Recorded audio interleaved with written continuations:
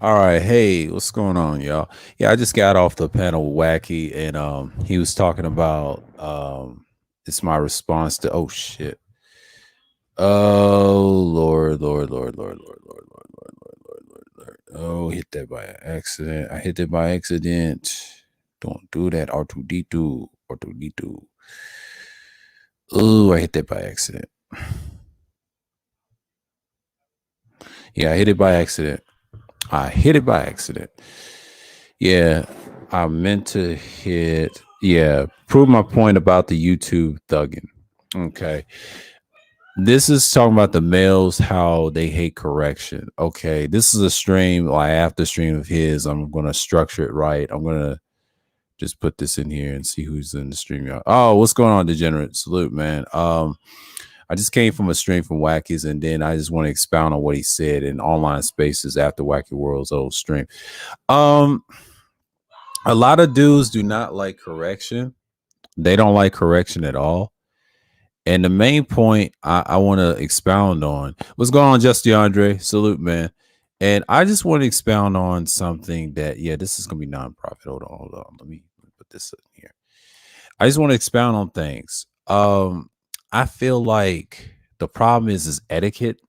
And what I said on that panel was very accurate what I'm saying. And a lot of brothers like that. And then he was talking about this guy named Big Truck, like always interrupting and everybody else like him. It's kind of crazy. You got people, what's going on, Tampa? Salute. And you just have guys just acting crazy all of a sudden. You know, they just want to prove that they're right all the time. But it's kind of despicable. But you expect that from us men, you know, especially black men. It's getting out of hand, and I've noticed that in the sphere too when I start in these spaces and things like that. It was a nice discussion, you know. um Let me see if I put his in the community tab. Hold on, let me see if his videos in the community tab. I know he's live right now, but yeah, man, because I want to do this to stream and just a response into what I've been seeing in these spaces, and man, it's getting annoying. And I know he said it was on Melly's channel and things like that, but yeah, man, I gotta say, man, it's ridiculous, and they can't take correction. And that's basically what I said. And basically, I'm just like, yeah, I'm just here to hear a man say it. Yeah, they can't handle the correction. What's going on, Queen? But yeah, man, it's just like you get tired of it after a while. After a while, you be like, all right, bruh, what's the point? You know, a lot of people just gonna answer and get emotional about it. And a lot of dudes just get like that sometimes.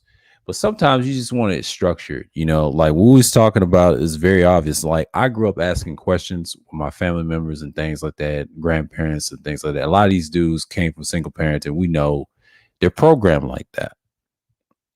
And it's just shows you the illness of their etiquette. But see, it's how they were raised too. We hear this all the time in the spaces like, oh, they grew up with single mothers and things like that. And, you know, it becomes a problem. And what you see is the after effects of the problem, right? So, you know, I just want to make this clear. I have no issue um with anyone. The sad part about it is it's just like he's absolutely correct. You know, guys like that be screaming and yelling and just doing all types of nonsense. But yeah, I am doing my own thing. But I'm saying like the correction, it's just sad, you know, like it's just like what DS once said, you trying to help the brothers, and he had a good string too. He said a lot of them just don't want to be hurt. And I was gonna mention that in the Wacky string, but I didn't. But I won't put it in this string in context. That's all I'm saying. A lot of hurt dudes, emotional, they get antagonized and things like that. And a lot of times they show their female emotions, they get emotional and they get like that, and they can't handle criticism. Criticism is hard because they can't handle it from a man. A lot of times they get in painful situations, they get upset. Like last night, or I would say early morning stream, it was an overlay to the Hannibal. That was a good stream by the fellas that came through. But for me, I'm just saying, like, man, correction. What's going on, man? Dude acting crazy right now. But I'm just saying, I was in that stream, man. It's kind of crazy, man, because a lot of dudes are emotional. But I'm just gonna say it like this: a lot of times They just ain't built for those conversations. Like I know he likes to cut off people and they started arguing, but I've noticed that like was saying about Loud Truck or aka Big Truck. Yeah, he is kind of crazy though. Like I don't talk to dudes like that on panels. He's super emotional, act like what they say, you acting like a female, all this stuff. But I think She We Here was on that panel, and I just like he said, like we said it before, man, we just ain't got time. He did the Maxwell. He was early on the panel, then he left. I stayed on with Soul and Black and Juan G's, Jalen the Storm, and all them guys, man. And that's just what it is. And that's just like, yeah, I'm good, man. I'm just like helpful to thank people like, yeah, just coming through and things like that. But I have no issues with nobody. But for me, I'm just saying this is getting out of hand. But you get to a point, you just like look at it like this. Like a lot of dudes, they just not really built for it. And I'm just not, going to argue with people all the time, especially on no panels for 6 to 8 hours or 12 or 11 hours. I'm not going to do that. Just going to have a civil conversation and we're going to be good. But yeah, it was a civil stream and things like that. I know Third Ward is over there and chilling and things like that. But I had to do this after stream. But he's absolutely correct. We all make great points. What we're saying is a lot of dudes is just wasn't raised right. And just like what Diaz once said earlier in the stream, he said, I think the problem is they do fear something. They've been hurt, have a lot of sad stories and things like that. And it's bottled up. I know they support the 10 Life Values and they have some good streams. I mean, this is something I've noticed in these spaces with the magazine, the fresh and the flimsy flab or whatever you want to call them, and the Albas. And I knew they were Canadians, but it's a shame that they mentioned that. But shouts out to 21 Studios for exposing them for being frauds that they are. And it's sad too. And I know people love them to death. And that's going on right here. Yeah. Yeah. What's going on, Shango? Salute. And oh, ain't nothing. I was just on the stream. I was on a panel, man. And I think my man Wacky got in it with Big Truck. And he didn't like what he said. And they got in an argument. It was on Melody's panel. But you know how it is over there. And he had to cut loose and make a stream. So I had to hop on because I did an outside stream, talk about the situation with the OnlyFans thing, because I know that's going to be a heads up for October. If y'all want to do content on October, y'all can talk about that and try to celebrate. To me, I don't care. I'm just going to stick to me and be evergreen. So that's the whole point. Yeah, the conversation to know where they don't care. Exactly. I agree. Noah out of there straight. Yeah, that's true. That's true. And it's just like, man, I can't believe it, man. Like these dudes get emotional over there, and when women nowadays, it's just crazy. But yeah, just like I said last night and early this morning, it's just like people just ain't built for it, man. Like it's a distraction, like me and Justin Andre talked about last night, and it's gotten bad, man. It's got super bad. And you get into these moments, you'd be like, yeah. This is one of those points. But Sullen Black, he's a good dude. He had some good points when we was on the panel and talked about they just need like that correction. A lot of it's ingrained in them. And once they're ingrained for good. And they get to a moment that they can't help themselves. And the reason they're programmed like that, they always want to be right all the time. And I hate that with a person in general. But men in general like that. I know females are the same way the majority of the time, but men have those feminine traits. And a lot of times they're programmed to think like that. It's how they was raised, how they was taught when they was young, and it's hard. Sometimes you got to break that habit. Now, I understand a teenager from 15 to in the 20s, I get it. But once you get to be 30, you got to mature and say enough is enough. You know what I'm saying? Like once you get 30 and up, you can't do that. You can't do that, especially when you get older. You got to know when you're wrong all the time. And that's the thing. And that's the hard thing. Yeah, blaming on the Rona. Yeah, that too. But it's just sad. I don't argue with niggas all day long. They act crazy all day. But it's just sad. Like the etiquette is gone, lost, and it's just funny to me. I try not to get mad at certain people, but I think this is a good thing to start. We had a civil stream. We was talking about him and Big Truck, and it's just crazy, man. You can't have a real civil conversation, and that's why I always go on Kudos panels and study the chaos with certain people that like to derail and stuff. I'm guilty of some of that too, but I'm trying to be better. I'm better on structured panels versus his. His is more loose. And I said this on Wacky String. I said the top three that is structured, if you want to listen to, is Wacky World. He's number one. Number two, Gold Professor. He don't allow no foul language. And number three is, I hate to say, BGS. He'll drop everybody down if he has to. And number four is a tricky one. I'm going to say Art of New Style because he's doing good.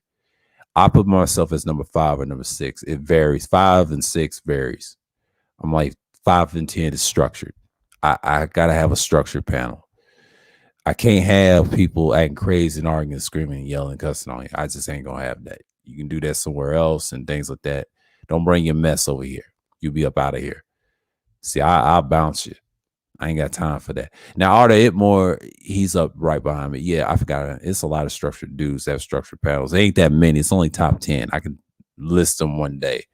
But when you have structured panels like that, it's good. But see, Melly's a woman. I know she runs her panels loose because they taught her a certain way.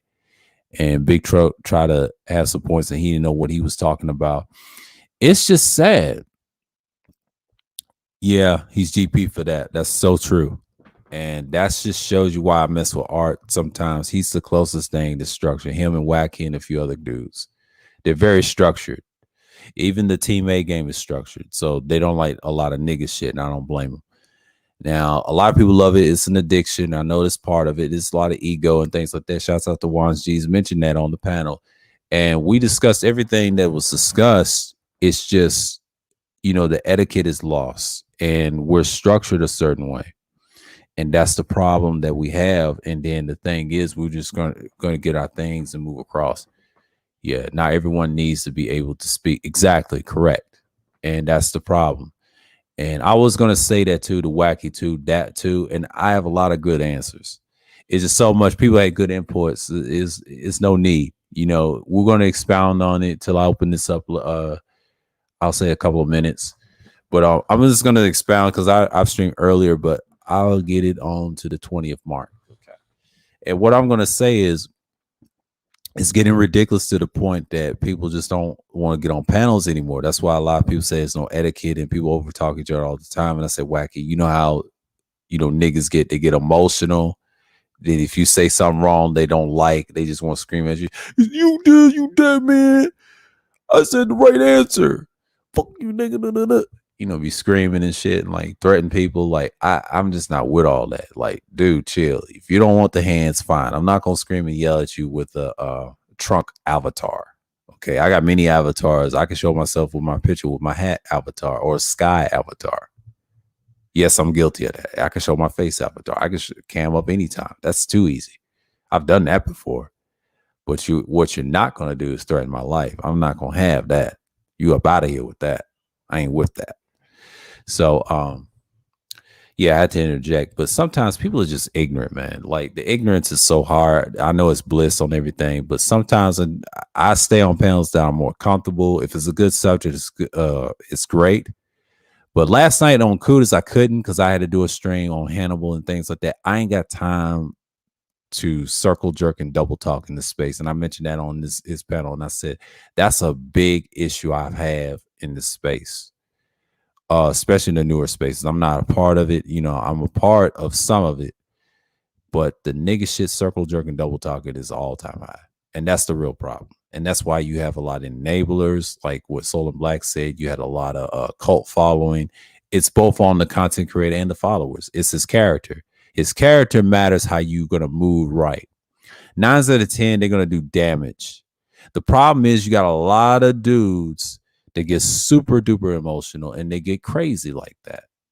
I don't get why dudes get super emotional. Like they just want attention. Like, how females like, please, give me some, like a kid, like, please. And they'd be like, ooh, it's shiny. Wow. I want it. I need it. That's how these niggas act. And this is crazy as hell. Yeah, that's exactly. And that's why Shango, yours need to be structured. That's the way to follow it. Shake my head. Dre, this shit, sir, is saying is fact. Yeah. Over 3 hours going to be some dumb. Yes. Yes, you said that early last. So what's going on, Third War Salute, man? Yeah, we said this last night, man. I feel like I enjoyed last night's and the overlay of early this morning's panel. Shouts out to Justin Andre and Rashawn and a few other guys that came through, Broke Genius and Cage. It's a pretty good thing. I'm really enjoying the fact that I could say, yes, this is a big problem and we got to deal with it, man. Like, we can't cry about certain things, what's going on here, man. I mean, people are just super damn emotional. They want to cry about shit and they want to get emotional. And it's just a shame, man. You just got to look at them side-eyed sometimes. Sometimes you just can't get mad at them. You just learn to walk away and like, all right, I'm done with the conversation. And you got to be that way. And this is great. So when you're dealing with individuals like that, you just know what time it is.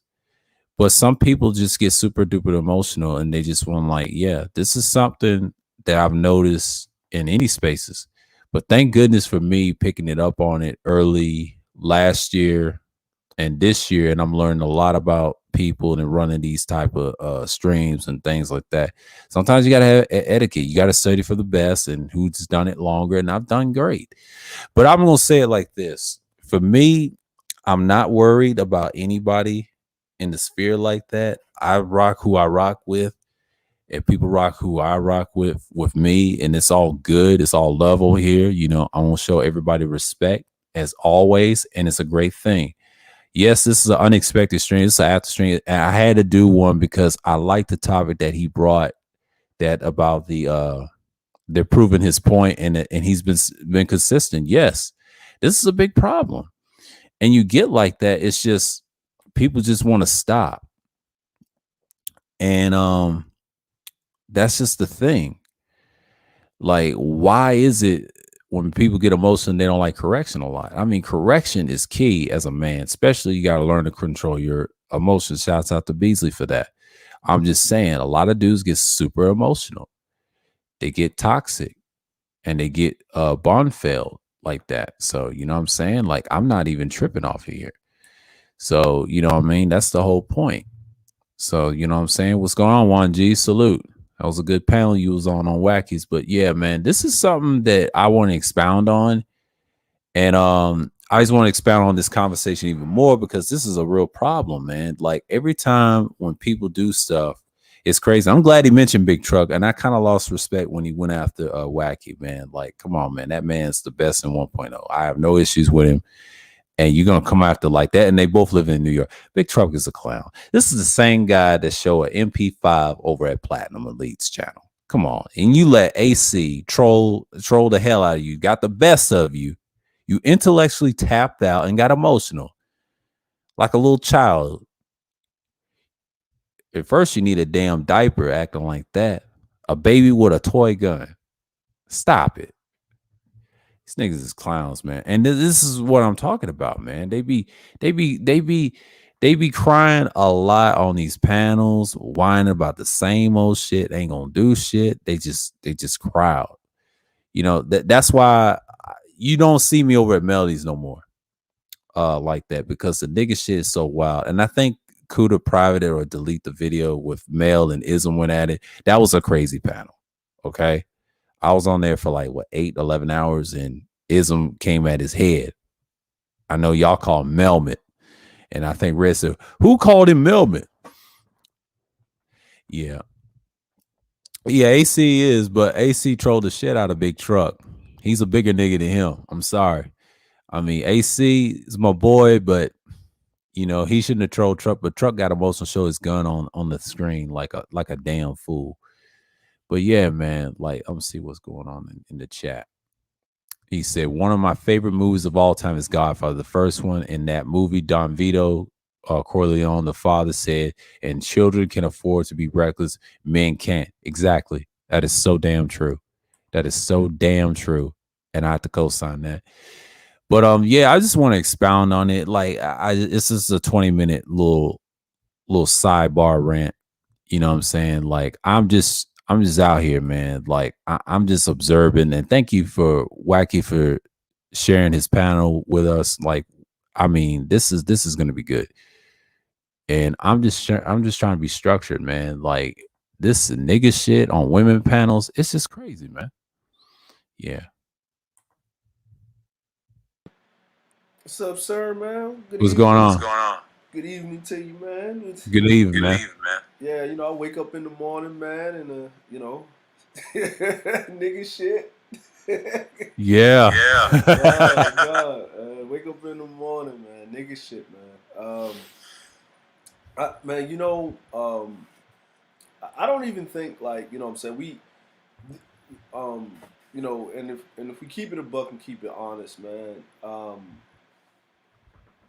What I started doing because I had a conversation, man, with a lot of this stuff, and you talking about like y'all was talking about the 1.0, 2.0, 3.0, and I was listening to Third War and them over there, Wackies, and he was saying, a lot of the guys were saying, man, they tired of the disrespect, so they don't really consider themselves, even though they're in the space, they don't consider themselves part of the manosphere, right? Hmm. And I agree totally with him because I wouldn't have known all of you, BGS, the four pillars, what I'm saying, of the space, other people that's outside of it, Kuda. I wouldn't know none of y'all, what I'm saying, if I wasn't in the space, but I don't consider myself uh, part of the space because um, I was raised different, you know, like, it's like no matter how much you in your emotions, if you're raised a certain way, I'll give you a perfect example. Like when BGS is on the panel, right? We was on BGS. Right. Right. This is back in the day, like 2018. You know what I'm saying? Coliseum, right? Right. Right. When BGS, everybody's going back and forth, right? And what I'm saying, everybody's having their thing, and somebody come up there and say something stupid. It's kind of like the barbershop, right? You get in the barbershop, Right. Right. Right. chop it up and whatever. But when the owner of the barbershop, the OG of the barbershop, usually the older man, right? He ain't got to cut nobody's hair. He's got to, you know what I mean? Because he's running the barbershop. He's sitting in that chair, and when he say, all right, that's enough, everybody shut up, you know? And when I started to see, like, when BJ was like, all right, let me get in here, I would just mute up, right? Yeah, that's what I Everybody, do. that's what I do. Yeah, everybody else keep going back and forth, keep going back and forth, man. And he'll have to raise his voice, and then he have to pull everybody down. Right. Right. Right? Or he say, "No, I'm gonna talk to him." That means everybody got to shut up, right? But see, what happens is that loss of manhood, and what we I think a lot of things that we're forgetting is that a lot of these men are going through the maturation process of understanding what it is to acquiesce to people that's in charge. It's nothing wrong with that. Because everybody can't be alpha. If everybody was an alpha, nothing would get done. Hmm. There's alphas and then there's situational alphas, and alphas even know when to allow someone to take the lead. Like it has nothing to do. Everybody wants to prove that they have this bravado and this manhood, but you prove that in your adolescence, when you start getting that testosterone boost between your 12 years and your 25. And a lot of these Facts. men are remedial when it comes to the growth and the maturation of being men. And if you're remedial in that and you're 27, 28, 29, 30, 31, 32, 33, 34, 35, then the problems in life that you having with the opposite sex, because that's mainly why they're here, right? Yeah. Yeah. Because it always goes back to that. That's why I always type in the Marsha thing, right? Like, Hmm. because that's what it sounds like. Like, the same. Like, okay, so what is the solution? What is the solution? Like, what the solution is? I think what needs to happen is that before we talk about your problem with the women, let's talk about your problem with yourself. Let's talk about that first. Or a Mm. woman is not going to respect you if you don't get the respect of other men. You don't get the respect of women and then men respect you. No, you get the respect of other men and then women respect you. This is just what it is. Absolutely. Absolutely. Yeah. Yeah. I'm Yeah, gonna I'm read gonna third read third ward's little ward's little comments. comments. As a As man, a if you man, can't if you can't admit when admit you're when you're wrong wrong or misinformed by something, and then around somehow your ass and throw a temper tantrum like a child, you ain't no real man. You're a sucker. Facts. Yeah. And what else? Okay. What else? Okay. I found a few tracks. Okay. Okay. Now. All right. What's going on, Sir Anthony? Salute. Thanks for stopping by. Yeah, just like you said, your adolescent years, I had to learn that when I was like 12, and I had my first erection when I was 8. And see, I was, up in there. And then I would say like 25, I realized that in certain things I've changed in my late 20s too. When I had that job, my first job as a barista, and learn how to communicate, man. Best experience of my life. And then what I've learned something, I will say in my 30s, I matured more when I came back in these spaces, man. It's just, I learned a lot, but see, I was raised different, I was raised by older folks, even though my parents too, because they had jobs too. They was careers people. And my mom didn't become a house mom later on when her mom died or whatever, taking care of her. And I was like right around in my teen years. And she died when I was like 15. That was years ago. But rest in peace to her. But yeah, I had to learn all that. At those days it was hard, but then I understand to grow into it. I had to transition to who I was as a man. So yeah, that's why I'm not as disrespectful on panels like that. I've always had etiquette. That's why I try to preach. And that's the thing. When you're 30, Hey, sir, you sound like you was gargling underwater. I thought it was me, but oh, my oh, my fault. fault. oh, there you go, there you go. You good now? You good now? Yeah, I'm Yeah, good I'm now. good now. Okay. Okay. Yeah, All yeah, right. All right. yeah, Yeah. Yeah. Oh, my fault. What's going on, Soul and Black? Black? yeah. Yeah. Yeah. Yeah, maybe I think maybe you might need to go on the stream yards and turn down your input because sometimes stream Hold yards on. be doing that. It'll have you Yeah. speak. Yeah. Yeah,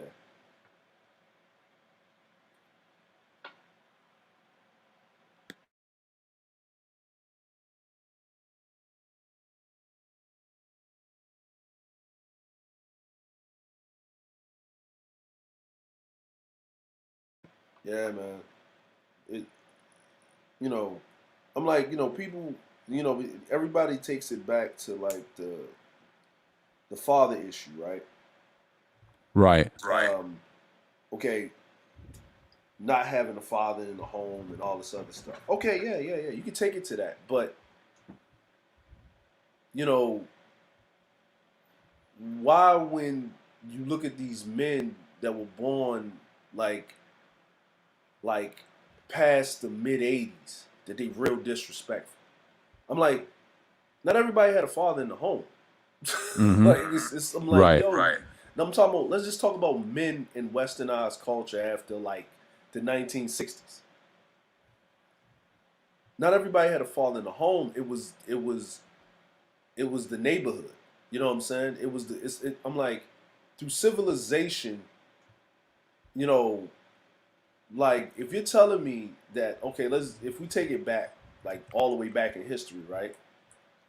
When you was 14 years old, you was considered a man. You know, most people got married, most women got married like if you talk about like the pre-boomers and all of that, they got married at 15, 16 years of age, enlisting in the military at 16, 17, 18 years of age, right? And if they made it back, they had like 6, 7, 8, 9 children, but a lot of the men didn't make it back. So why was those children or those men still raised with respect and all of this other stuff? Because it was always a village effort. It was always a community effort, a neighborhood effort.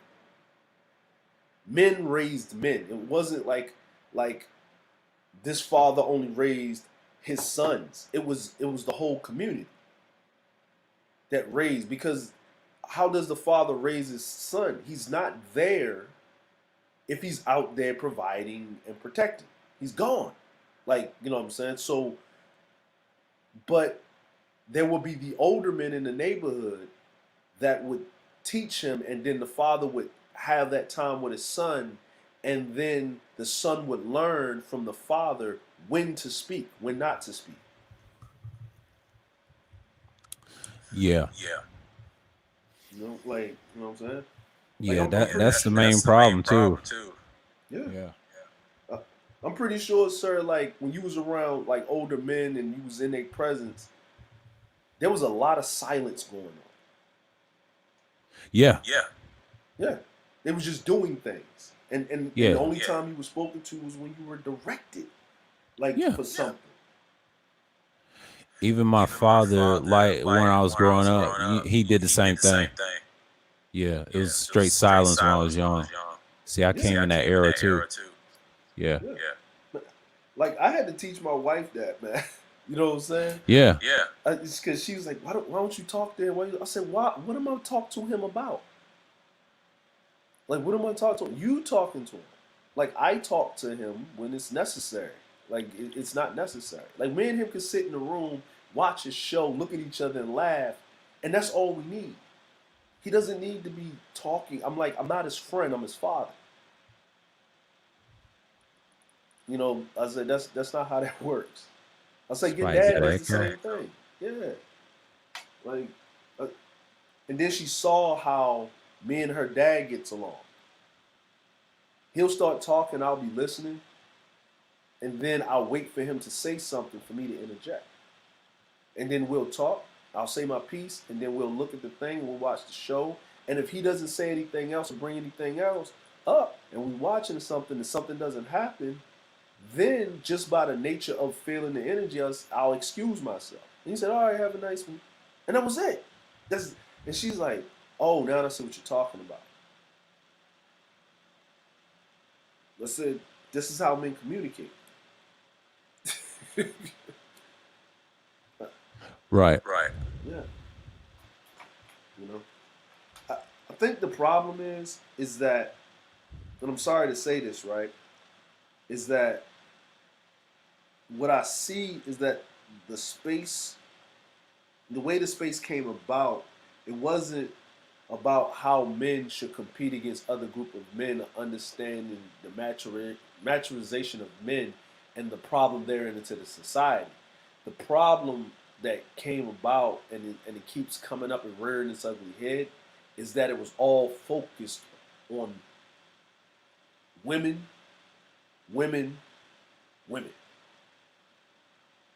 That's it. That's it. I'm like, women are maybe a tenth of the issues that men have in society. Because, you know, the laws and everything are enforced by men, made by men, enforced by men, and that's the end of it. Correct. Yeah, man. And that's the real issue, the problem. So you know how it is. Yeah,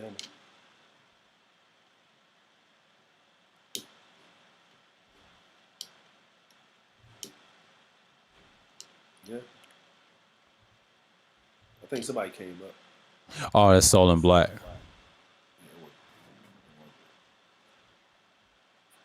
Yeah, Yeah. I was just expounding on the conversation we had earlier with Wacky. So, it was a good conversation. So, yeah. Yep. yeah, bro. Like, if you wanted to go in and say something, bro, That's why I was quiet. I ain't would have like if you was No, ready to no, jump no. in. I'm just saying, like one of the things it's just that's how I grew up, because when you have etiquette like that, especially with males, and you just started building a foundation, and normally to it. Yeah. So, I think that's what's missing, and I think that's what these guys are looking for. Oh, Solar back. Go ahead, man. If you wanted to jump in, go ahead.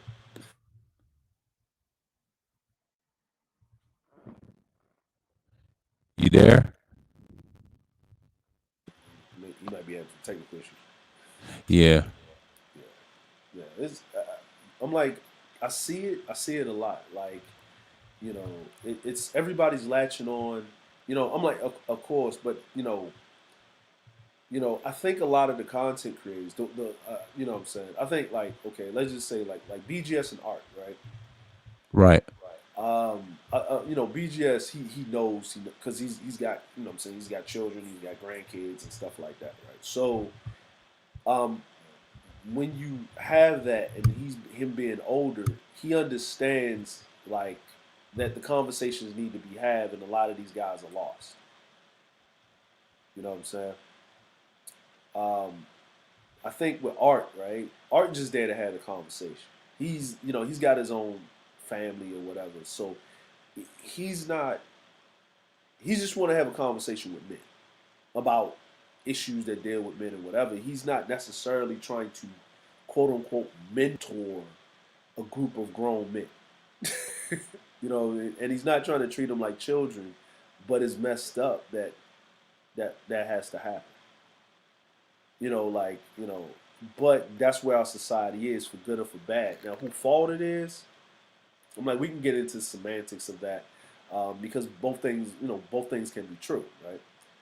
Um, but I always say this: at what point does personal responsibility not come into play? Like people have to want to change; they have to want to learn, and the only way that they can do that is if you incentivize them to do it. You have to incentivize them to change, and you have to de-incentivize the behavior. And sometimes they just gonna have to be left down in there in the chat, typing away angrily until they come under subjection. Absolutely.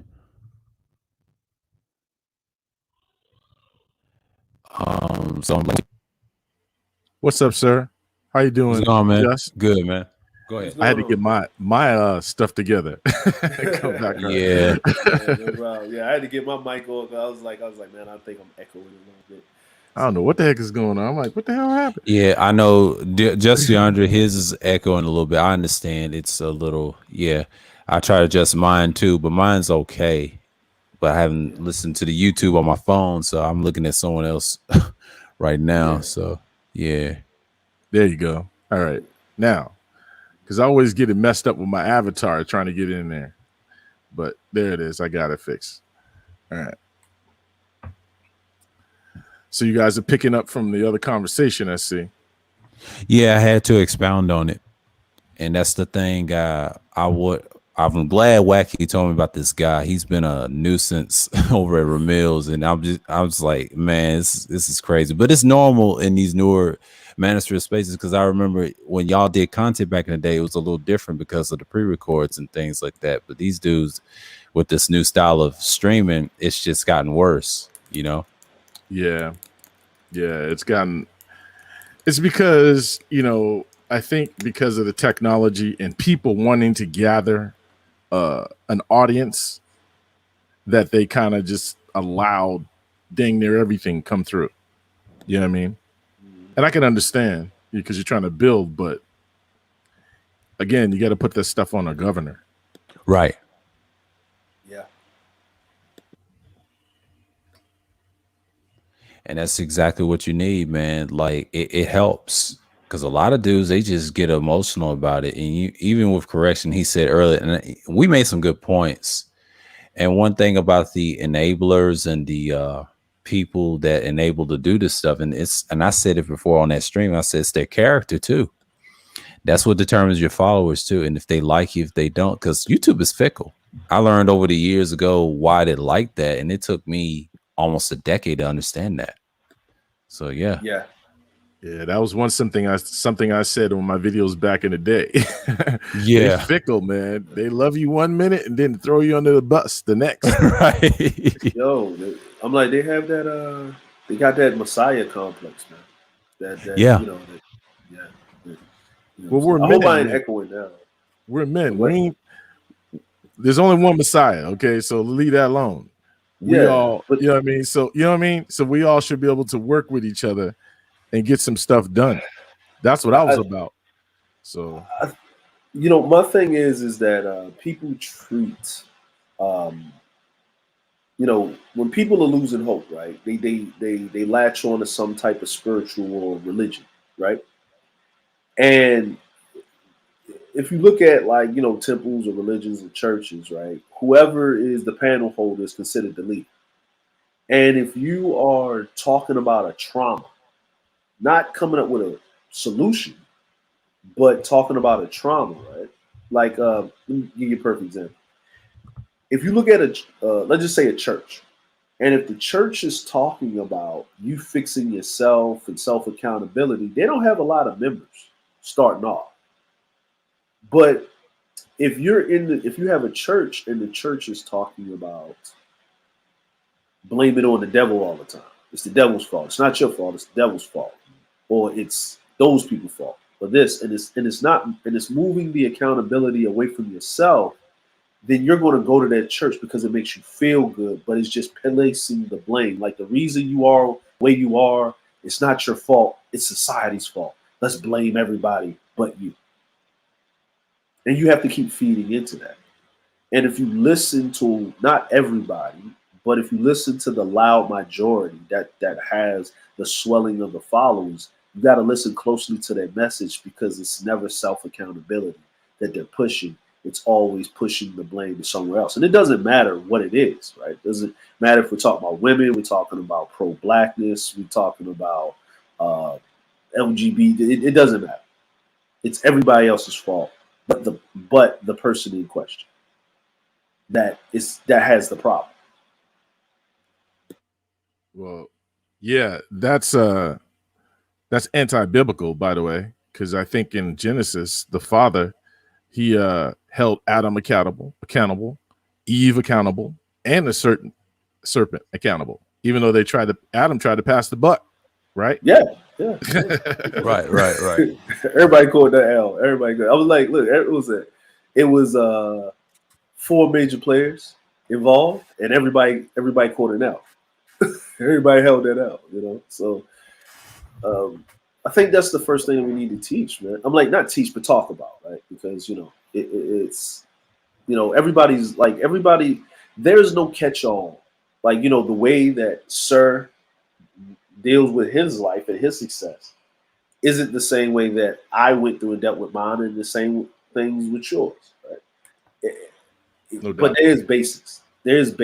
You know, like, everybody believes in a, you know, I'm not one to be really on the spiritual structure of whatever. I say, look, me personally, you know, because I'm not that huffed up. I usually say, look, man, if you can pray to a rock and be a better person, pray to the rock. I don't care. I really don't care. If you can be a better person, pray to the rock. You know what I'm saying? I don't care, because you know, because it's all about what you as a person, are you taking personal accountability? You know, like, if I get into something and it's a problem, I'm past the age of blaming it on that. I first look at me, like, man, what did I do to put myself in this situation? Well, that gives you the opportunity to fix your mistakes. There you go. I mean, you learning from it. It's supposed to be a time when we all learn. You know what I mean? Well, learning doesn't end, as far as I'm concerned. Until you die, you're going to be learning. Yeah. You're still going to be learning after that. Right. Yeah, so true. Depending on your belief system, right? I don't think the rock, but if you're praying to a rock, I think it's pretty much over when you die. Yeah, you're pretty much done. You're gonna learn about that rock, wouldn't it? Right. Yeah, just like the good old scripture said, the Sanskrit, man. Like, yeah, man, knowledge is power. Like, you're gonna learn. You learn when you get older too. That's that wisdom. You're gonna learn, and you're gonna be real strong, right? Right. You know what I mean? Like, you know, I think what it is that people have a natural disposition. Certain people, like, I've met people that are just respectful people regardless. And then if you listen to their background, where they came from, you're like, man, how are you that respectful? Like, if you listen to what they've been through, right? Mm-hmm. And then you see certain people that they're just totally disrespectful, but then you meet their parents and like, why did you turn out like this? Like your parents are like paragons of respect and the way they carry themselves. Then you meet their siblings if they have any, and they're respectful. But what happened? Well, they just had a predisposition to be disrespectful, but they were unable to do that. They never got punched in the mouth. Mm-hmm. Like I'm sorry to say it like that. Right. Hey, sometimes that's how I grew up. Yeah. Sometimes you got to get that lesson. Bop. Yeah. Wow. My mom, right? I never understood when my mom did this when I was younger, but when I got older, I did this. I understood it. My mom had the one-time rule. Like the one-time rule. My mom would tell me something one time. And I was like, and then she would come up to me and pop, right? If she had to tell me a second time. The second time was after she popped me and told me again. And I asked her one day, I said, Mom, why do you do that? She said, because you're an only child and you're a man. And in life, there is no second chances a lot of times, especially for men. Women, we can get all the chances we want because we're women. And the more pretty you are, the more chances that you get. You're a man. Real talk. That's real talk right there. Like I was like, oh. And she said, you're only child. I'm not having no more children. It's it. Dang. She stopped. She stopped. Like I was like, she had me and that was it. My mom didn't have me until she was 25.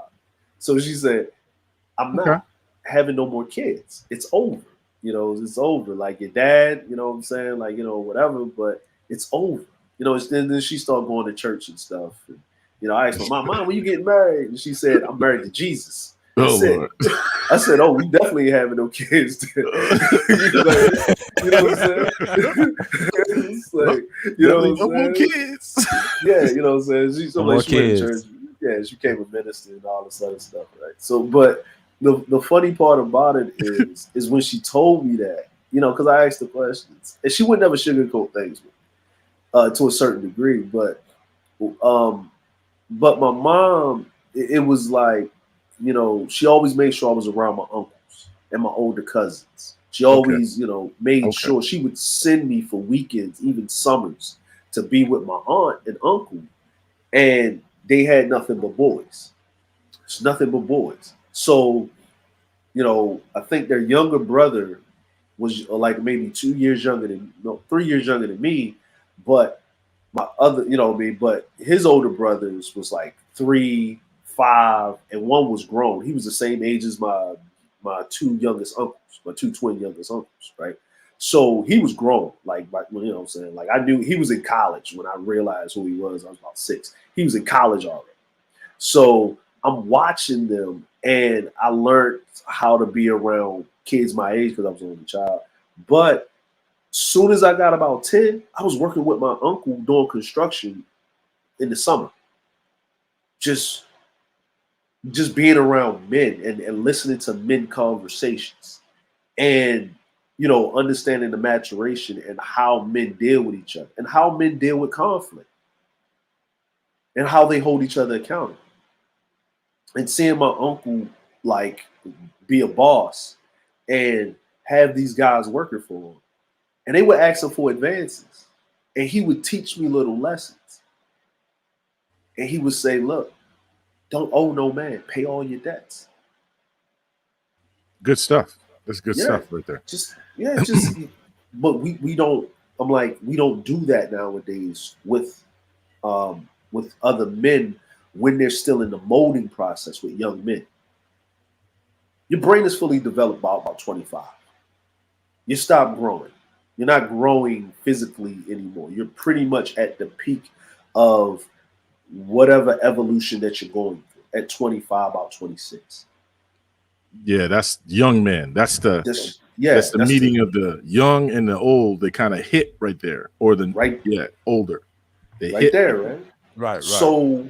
So if you're coming into the space if you're coming into the space, into the, the quote unquote, if you're coming into the manosphere, right? And you're listening, and what you're listening to is the traumatization of a man that walked the road arduously, right? And the only thing that you're hearing is it's fucked up. You need to take down this red pill, right? Like the young man hasn't even taken a blue pill. He's not even injecting himself into society. Yeah.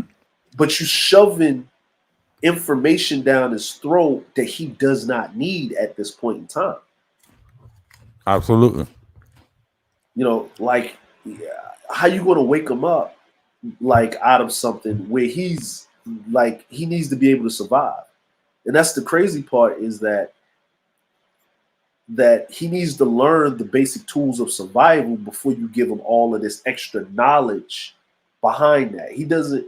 He needs to make a spear, and he needs to hunt.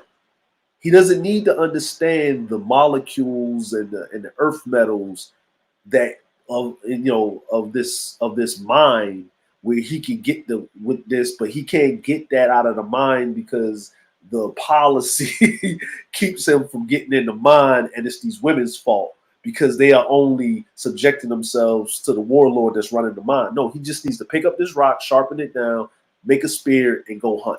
He needs to be able to survive himself first. He doesn't need to worry about the women right now. Just basic survival of himself. True. And that's the problem. And no one gives that pretext. No one sits up there and say, listen, this is for men that have been through the muck and mire, that have mastered the art of survival of themselves and want to move up a step. This is where you're failing at.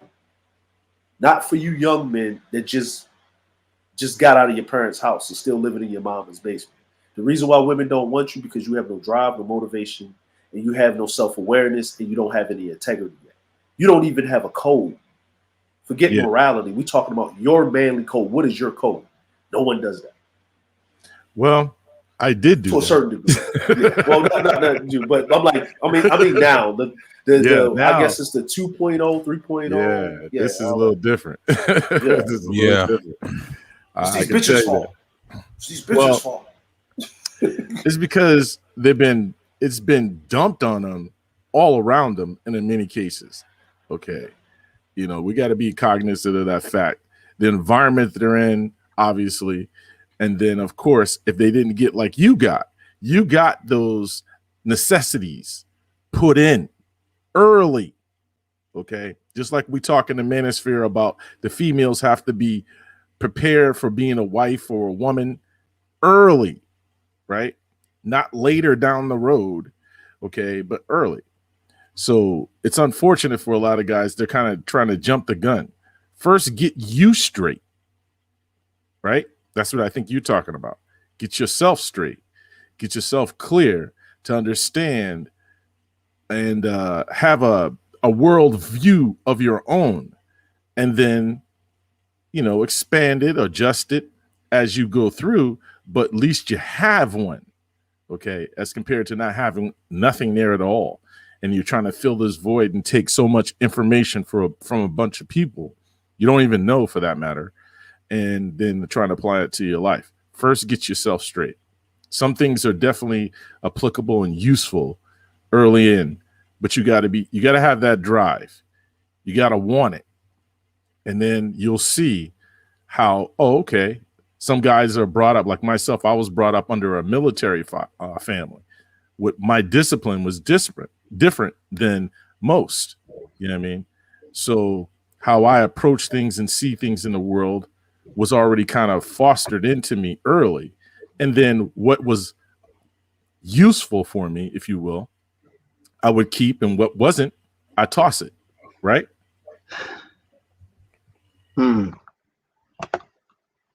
Right. But what's going on, y'all? What's going on, Rashawn? What's going on, man? What's up, man? Nothing much. These males don't really like correction online. I do agree. Yeah, but online is probably the best place to take your correction because nobody really know you, right? Yeah, true. Right. I These mean, days, what's man. what's the problem with taking correction online? Oh no, no, no, no. I mean, I was just agreeing on the title. I mean, it is Yeah, I true. put it together. And reason I say that, and we know offline you can respect correction for men. You know, most people they lose that now, and since online it applies the same thing offline, like in a public, public places.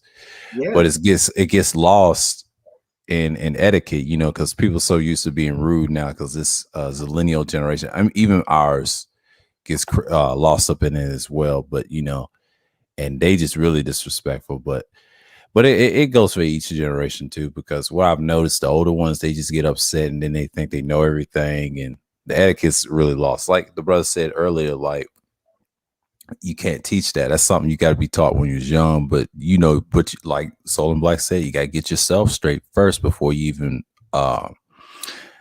self-ready or something like that. But I think DS1 said it best. He said the internal value, that's what you got to work on yourself, that 5 value system, like the internal 5, the 10 life value system. And what he said in that stream, what I saw in the afternoon, I really enjoyed it. He said, the reason those boys, and this is relatable to what Wacky's saying and his incident with Big Truck, and what you have these guys, they're scared and they're afraid to ask for help.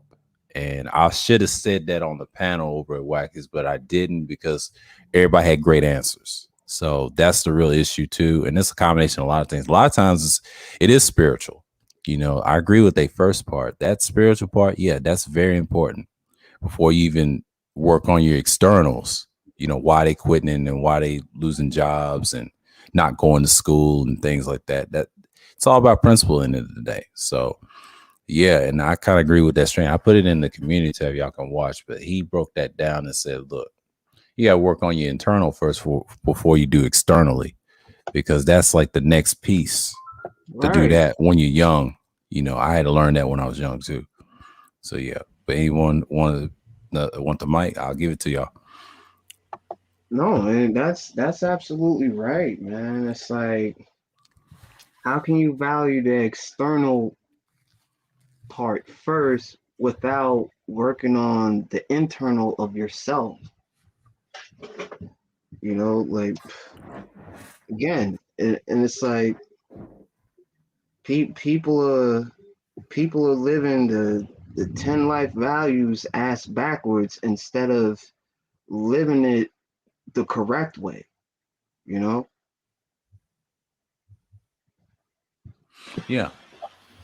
Yeah. I would say, oh No, go ahead. Go ahead. no, I would say that find your internal peace first. Find your internal peace, then work on outside. That's the same thing with your self-esteem. You got to get that stuff straight inside first. Therefore, when all these darts and everything are coming at you, you can just knock that stuff off and keep moving. Right. Yeah. Yeah, man, because like once you value yourself, you know what I mean? Like, who can stop you? Only you can. Same thing with loving yourself. You got to love you first. Yeah. You know what I mean? Never mind trying to get external love. If you can't even share love if you don't know what it is for yourself. Yeah, that's Mm, true. People are not used to being happily. People are not used to being alone. Even they use the internet as a way of what I'm saying, of being around each other. If not physically, it's emotionally, mentally. It's like the call line. When we were growing up, we had the phone. When you couldn't be around your friends, you called them up. You sit on the phone all day, right? mm-hmm. Get on the 3-way. Get the whole party line going together. Fall asleep. Fall asleep on the phone. You know what I'm saying? Like, you know what I'm saying? I Man, you remember sleep. that. Go to sleep, nigga. No, I'm up. Nigga, go to sleep. You know what I'm saying? I know you're not sleeping on the phone. Yeah, you up there snoring. Man, he's snoring. No, he's snoring, Real man. talk. I remember that. but if Yeah. I miss that's those what days, man. but that's what we used to do as teenagers. But now let's transfer that. Look at these panels. Isn't Mhm. it not the same thing? It's just with better technology. Like, Right. how would we turned out if we had this technology back then? Probably almost be in the same shape Yeah. because we had 24-hour access to each other. You know, Well, I don't know. Okay, because our values were a little bit different. a little bit different. Yeah, they were a little bit different back then. So I think we would be. I think we would do better, actually. Yeah. I would have done better too because I was born in the late 80s. Yeah. But see, I didn't grow up with it. I didn't grow up with it in the cusp of the smartphone era. See, technology, if you think about 2000, it wasn't that great. I'm sorry to tell y'all, but it You wasn't. had to have money. You had to have money. Yeah, you had to have money. AOL. Yeah, we had computers when I was growing up in the 90s. Like my father always built computers with this white friend named Larry. And I'll never forget in Tennessee years ago. I live in Georgia now. And I realized things back then in the 90s, we talk about this all the time. It was different. See, he's an older boomer. See, he knows that things change over time and tech changes. And now you see how fast it is. You'd be like, wow, Yeah. it ain't what it used to be. See, the millennials got it easy than we did Yeah. because we Instant, don't. man. Like, look, like, think about it like this, and this is what I mean is by access. When your parents would put you, my mom, well, we would call it punishment, right? Like basically, Right. yeah, you were grounded. You know, like they got to a point where ass whippings didn't work anymore. Like, you know, it doesn't work anymore. I'm like, they did, but it's no need to be beating on your kid after a certain time if you're not using it correctly, right? So you start taking away things, and you could actually ground your children correctly, right? You can't talk on the phone. What? Like, you know what I'm saying? Like, that means you basically have to think about what you've done where your rights have been taken away. Because this is what happens in life. When you mess up, things are taken away from you. You pay the quote unquote stupid tax. True that. Nowadays, you can't, with all this technology, because of safety and school and stuff like that, you can't cut your kids off. And children are smart. You know, when we was in school, and I was in school in computer class, I wasn't paying attention to what the lady was talking about that was teaching us. I was over there in the DOS program playing Prince of Persia and Guerrilla Warfare. Like, you know what I'm saying? Like we hit that Control Alt Delete, type it in the DOS program, and I'm in the back part of it. You know, did I know what I was doing? Someone just showed it to me, and I'll get to play video games. You know, even though even that, right? And you know when I stopped doing it? When the teacher made me stand outside the class for a week. Shut you down. While everybody playing on the computer, right? Like, and I'm saying everybody's doing the thing. And then she brought me into the class and she told me, who taught you this? And I said, I went over a friend's house and they had the game and they showed me how to load the game. So I tried to figure it out. And you know what I'm saying? And then it did it. And she's like, do you know that is like, I was going to teach that part over here. Like, you're like, you know, way advanced, but you don't have the basics. So she said, look, we're going to do this. I'm going to let you back in class. You do your work. And in the last 15 minutes of class, I'm going to give you extra credit if you walk around and show everybody the controls to get into the DOS program. All right. And then y'all can play the game. I said, all right, cool. Right? Yeah. That sounds good. I stood outside of there for a whole week looking for the 45 minutes standing up outside the computer class, right? Where I could have just been sitting back chilling. What's going on, antisocial? Big mad. Yeah. And what I mean is that I'm raising children in this age where I had to, and I'm in Japan, so they technology, like everything y'all getting, y'all behind, bro. Y'all way behind. True that. Y'all way behind. True, right? true. So true. That's true. So when my kids had to go to school and I had to punish them from stuff, you know, I had to do all types of extra Mission Impossible stuff. You know what I'm saying? Because I sent my oldest son, he did something, I punished him, but he needed his cell phone because he's going to school. because it's it's a priority that the kids have a cell phone when they go to school and whatever. For real? So yeah, it's a priority because you got even little kids that go to even little children that go to kindergarten, elementary school with the backpacks. They got a little cell phone on the back, and that cell phone is basically if they get kidnapped or something, it's got a I got GPS in it. It's got a GPS. Plus, they send homework and they give updates, or whatever. They've been doing that since like 2004. Been doing that since 2004. So he was up there talking to his friends or whatever. He ran up the bill by downloading like ringtones and stuff and all this other stuff.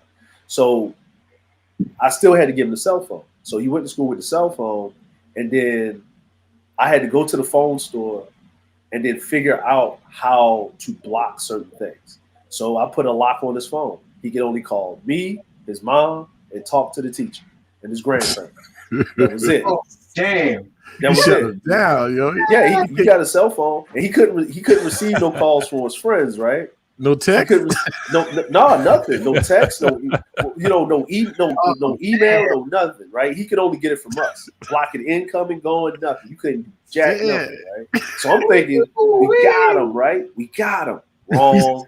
So this is what he did, right? I'm talking about it was genius because my wife told me what happened. Oh, what he did was he called his uncle. He called his uncle. Oh, had dang. his cousin, you know what I'm saying, pick up the phone and then three-wayed his friends. Right? Oh, Three-wayed his friends. I was like, my wife told me what he did. I was like, she was mad. I was laughing. And she's like, why you laughing? And I was like, it's genius. It's genius. Like, I can't listen. She said, why do you laugh when he does stuff like that? I said, because I know he can survive. He'll figure a way. Like it's you know what I mean. So what I basically did was I said, all right, we got to figure out something else. So what I did was I went and I got him a prepaid. There you go, son. You can get free income and all you want to, but ain't no, you know what I'm saying? Like, once the minutes go out. Once the minutes go out, you know what I mean? Because we can still call. It's a wrap. Yeah, I remember that. Yeah, you can't call out. You know what I mean? So, right. And he was talking to girls too. So, you got to call the girl because she, you know what I mean? So I was like, yeah, see, there you go. He's like, come on, Dad. This is low. And it looked like a Nokia too. I made sure it was old. I remember that as my first track phone. Yeah. I made sure it was old. Man. Too. It was years ago. I had a single. It was big, old. Yeah. It was old. It had a spinning screen. He went from he had a Sony Ericsson, right? He had a Sony Ericsson flip phone, right? But I remember those. Yeah. But it was an MP3 player, right? So it had it looked like a small MP3 player, right? It looked nice. It looked like, you know what I'm saying? It looked nice. And then you would see like it had the light up screen and everything, had the apps on it. He was looking real fly, right? And he came to school with that long thing, and I made sure he got that when the old people got that leather case over the he had the lanyard on it too. I said, you gotta wear it around your neck so you don't lose it. It's like you ain't gonna do it like that. Yeah, you gonna do it like that. I'm like, you know what I'm saying? Yeah, I had to do them like that. You know what I'm saying? No, they were clowning him, right? Yeah. Like the first day he had to walk. He was getting clowned. Like he was getting clowned. He didn't like it at all. Like he learned his lesson. He like, all right, Dad, I got it. I ain't gonna do it no more. I was like, no, you still gotta go to school for the rest of the week, homie. I said, he said, Dad, why I gotta be embarrassed? I said, yo, my bank account is embarrassed by you running up my bills. So I gotta pay the cost of your stupidity. That's what it is to be a parent. But you're a man child, so you're gonna have to pay the cost of being a man. And this is what happens when you do stupid stuff.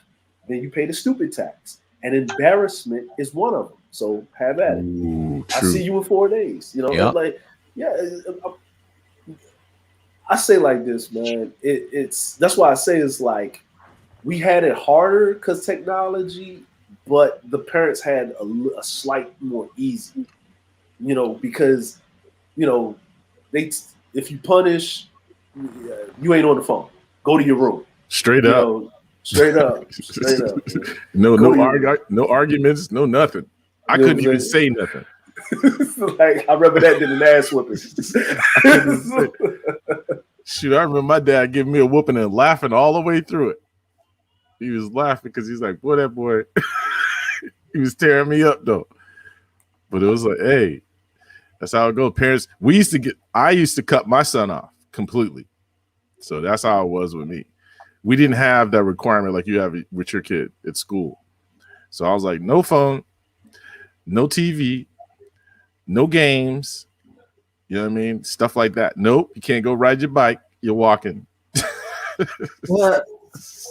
None of that. That was normal. None of Yeah, that. that was normal when Shut I was down. growing up. Yeah, they used to take my games when I was like almost, I would say 13. I was like 10, 11, or around 12, around sixth grade. I was bad then. I was showing my ass at that age too. Going on Oh to it. man. Yeah. I remember those days, but see, I had boomer parents. That's the difference. A lot of these dudes my age, they probably had Xers and some boomer parents, but the Zillennials, they got the Gen X parents because it's a little different, because some of them did grow up with discipline and some didn't. And I mean, it's just the way it is. It depends on where you're from, because a lot of times it's how you were raised and how you was brought up in a system. And like I said earlier in the stream, like they're programmed to think like that. A lot of those kids, they have problems. They have problems internally instead of externally. And I brought up DS1. Shouts out to him for the share, him and Wacky. It's just like they said earlier in their streams, like, yeah, they have internally problems. It's spiritual mostly, and some of it is it's like the 10 life vows they try to promote, which is good though, Yeah, give them some. and it's your appearance is another thing too, and that's very important. See, our appearance is poor as well, and that goes along with the wealth and all that stuff. And I'm like, yeah, that's our problem as a collective as black men. But you got to look at what you need to do spiritually, because 9 out of 10, that can take you a long way. And once you work on those key principles that they're talking about, which is true and it's much needed, and we ignore that. So a lot of his ego and pride, like he said earlier in the stream of Wacky, what Wanty was saying, but 9 out of 10 is something wrong with him internally. That's why he's he's afraid to get hurt again. That's all it is. Yeah, it's a defense mechanism. It's a crazy defense mechanism, and and because that wall is flimsy if you know about people. It's easy. How should I say it?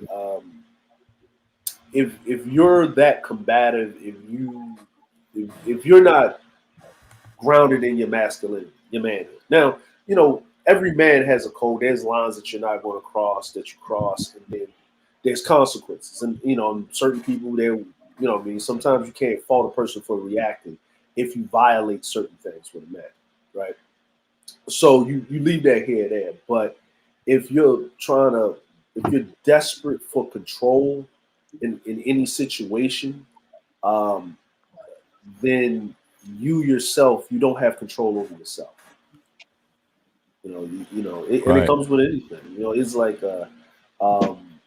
it's like you learn that as a child. Like you learn that growing up. And what I mean as a child, as your maturation, you learn that growing up. I think the first thing my mother always taught me, she said, I think I was, I liked this girl or whatever, a little thing. And then me and her said we was going, we was boyfriend and girlfriend. And then she was out there sitting on like the step with another dude and ran off with that dude. You know what I mean? Like that. And I was like mad and stuff. And my mom, she pulled me up and she said, "Boy, why you mad like that? Unball your face." Right? I had my face all scrunched up. And she's like, "Unball your face. Come here. The puppy love. Come in the house." Huh? Yeah, the puppy love. Said, "Come in the house. Come here. Come in." Right? Puppy love. She said, "Come here." She said, "You mad?" "Yeah." She said, "You hurt?" She said, "Yeah." She said, "All right, then go upstairs. Go in the bathroom. Turn the water on. Put it on your face." Right? Mm-hmm. Get all of that out. Right? Go down in the basement, punch the punching bag, get all of that out. And then come back and see me in 10 minutes. You got 10 minutes to act out. I'm going to let you ride on that. And when I came back, and she said, "Now sit down." And I was like, "Okay." And then my uncle came over. And she said, "Now you're going to go upstairs You're going to put on your best clothes and you're going to go with your uncle. And I was like, okay. She said, yeah, go put on your clothes. He's like, yeah, you hanging with me, nephew. I said, all right, huh? And when my uncle, he said, I'm going to be in the car. So she said, I'm going to tell you this. You don't own anybody. Nobody owns you. If you was married to that woman and she decided to walk out the door, she still has that option because you don't own nobody. The only person you can control is yourself. She said, I'm your mama and I can't even control you. I can only put you in situations where you may abide by those controls, but you ultimately have to control yourself. Do you understand? And I was like, I don't. But she said, well, you will. I'm just telling you this so you'll figure it out later. And I went out with my uncle, and me and him had a man to man. He said, heard you had your little heart torn out your chest. I was like, yeah. He said, okay, well, guess what? And you know what he did? He rolled down the windows real slow. He said, that's her right there? He said, yeah. So he took me out. He had his girlfriend or whatever at the time. She had a daughter. And then he came back. He came back. He said, so me and the girl was talking or whatever. We was just having, just cool. And he said, now walk down the street with that little girl with you, right past in your good clothes, and then come back to the car. And I did that, and I came back, and then the next day she was in my face. And I was like, what the hell? Right? And the only girl was in my face. And I was like this. And I looked at my mama, and my mama said this. She was in the window. She said, hey, little heifer, take your ass back down the street with that nigga you was with. She said just like that. And I looked at her like this. She said, no. She said, come in the house. Come in the house. She said, come in the house. She said, I looked at, she's like, no, now. And I came in the house. She said, shut the door. I shut the door. She said, if somebody walk out on you like that and quick to throw you away and you quick to bring them back, then you ain't a real man. Ooh, good lesson. Good lesson. You're going to stay in the house the rest of the day and you're going to ignore her and go about your business. She chose to be with that dude. Exactly. The only reason why she was messing with you, she said, I'm going to tell you about women. The only reason why she was messing with you and coming back to you, she saw you as a possession because she wanted you for attention. She only was messing with you because she wanted the other dude anyway. But when you popped up with somebody else that looked equal or better than her, and you jumped out of that car so that you had something, she realized she made a mistake and she wanted to come back because you hurt her pride. That's why she in your face. Don't never let nobody do that. I think my mama told me that. You know what I'm saying? She taught you how to deal with women. That's it. She did. She taught you how to deal with women. And we need more of that today, Lord. Yeah. Yeah, we do. Yeah. Sure we do. We do. Yeah. But here's the crazy part, right? My mom was a single mom. She didn't do it by herself because in that whole story, she needed help from my uncle, which was a man. She did the explanations. My uncle did the follow through, the actions. It's a team sport from a man. You got this. You were raised by the village, in other words, so to speak. But that's how we was always raised. Like, the reason with these young men that are coming in wanting this information, and you notice they're getting more volatile as they come into the space, right? More volatile, more like you're hearing this anger and this seeping, right? And then if you look on the other side of the spectrum, they're actually killing people. But we're not going to talk on that. But the thing is that it's going to get worse unless the elders or the pillars of the space, or there's an alternative group of men that were in the space, they see it, and then slowly build it up where the village has to raise you. So you don't pass that on to the next generation of men, and it's going to get worse and worse. Facts. And worse. Yeah, man. That's what I was trying to stop. See, what we're seeing now, I tried to stop that. But it's just one of those things because I don't control it. The space is not controlled. Even some of us from 1.0, we saw it, but we couldn't control it. We can't because it's a broad spectrum out here. So it's like, oh man. What we did was we moved over to our own site, and that helped a little bit. You know what I mean? Having our control in that regard. We can govern it a little bit more. But right now, YouTube is too big, too vast to do it. YouTube is cracking down on both sides really hard. Yeah. They sniping because it's a societal issue and a problem. Right over here, it was a guy in Japan. Like you would think in Japan, like no, it's a nice patriarchal system, great. You know what I'm saying? They have family values, people, whatever. But it was a guy that walked up on the train, right, and start stabbing women because they were too happy. And then they start seeing, he said they were too happy. So he walked on the train and started stabbing women, right? Because they were too happy. And then they started looking into why he did it. Right? Because they didn't kill him, they arrested him, beat him up. I'm like the police restrained him. They didn't beat him up. You know what I'm saying? But they restrained him. And they started looking into it and start finding this this underlying community, this underground community of red pill raging Japanese boys, right? And then they started connecting it, and now it's becoming a problem. Listen, this 3.0 red pill San Bernardino killer thing, like the guy that shot everybody up, killed like a couple and a girl. He was in England. He did it with a shotgun. A shotgun. He was in England. Wow. Said I'm an insane. He was on YouTube, and then they had the Reddit and they had this whole article. I was reading it. And the problem is that these social media platforms like Twitch and all of them, when you can't type the word simp and all of this other stuff and incel in the chat, you can't do it. Right? They're doing a lot of things now where they notice, okay, this is a problem, this is an issue. We have to figure out a way to fix it, And these guys are basically in their head. No one's holding them accountable because the only thing that they're hearing on a 24-hour news cycle, when they're diving deep, where there's a panel, like if I can't be on this guy's panel in the US, I can hear this guy's panel over in Europe.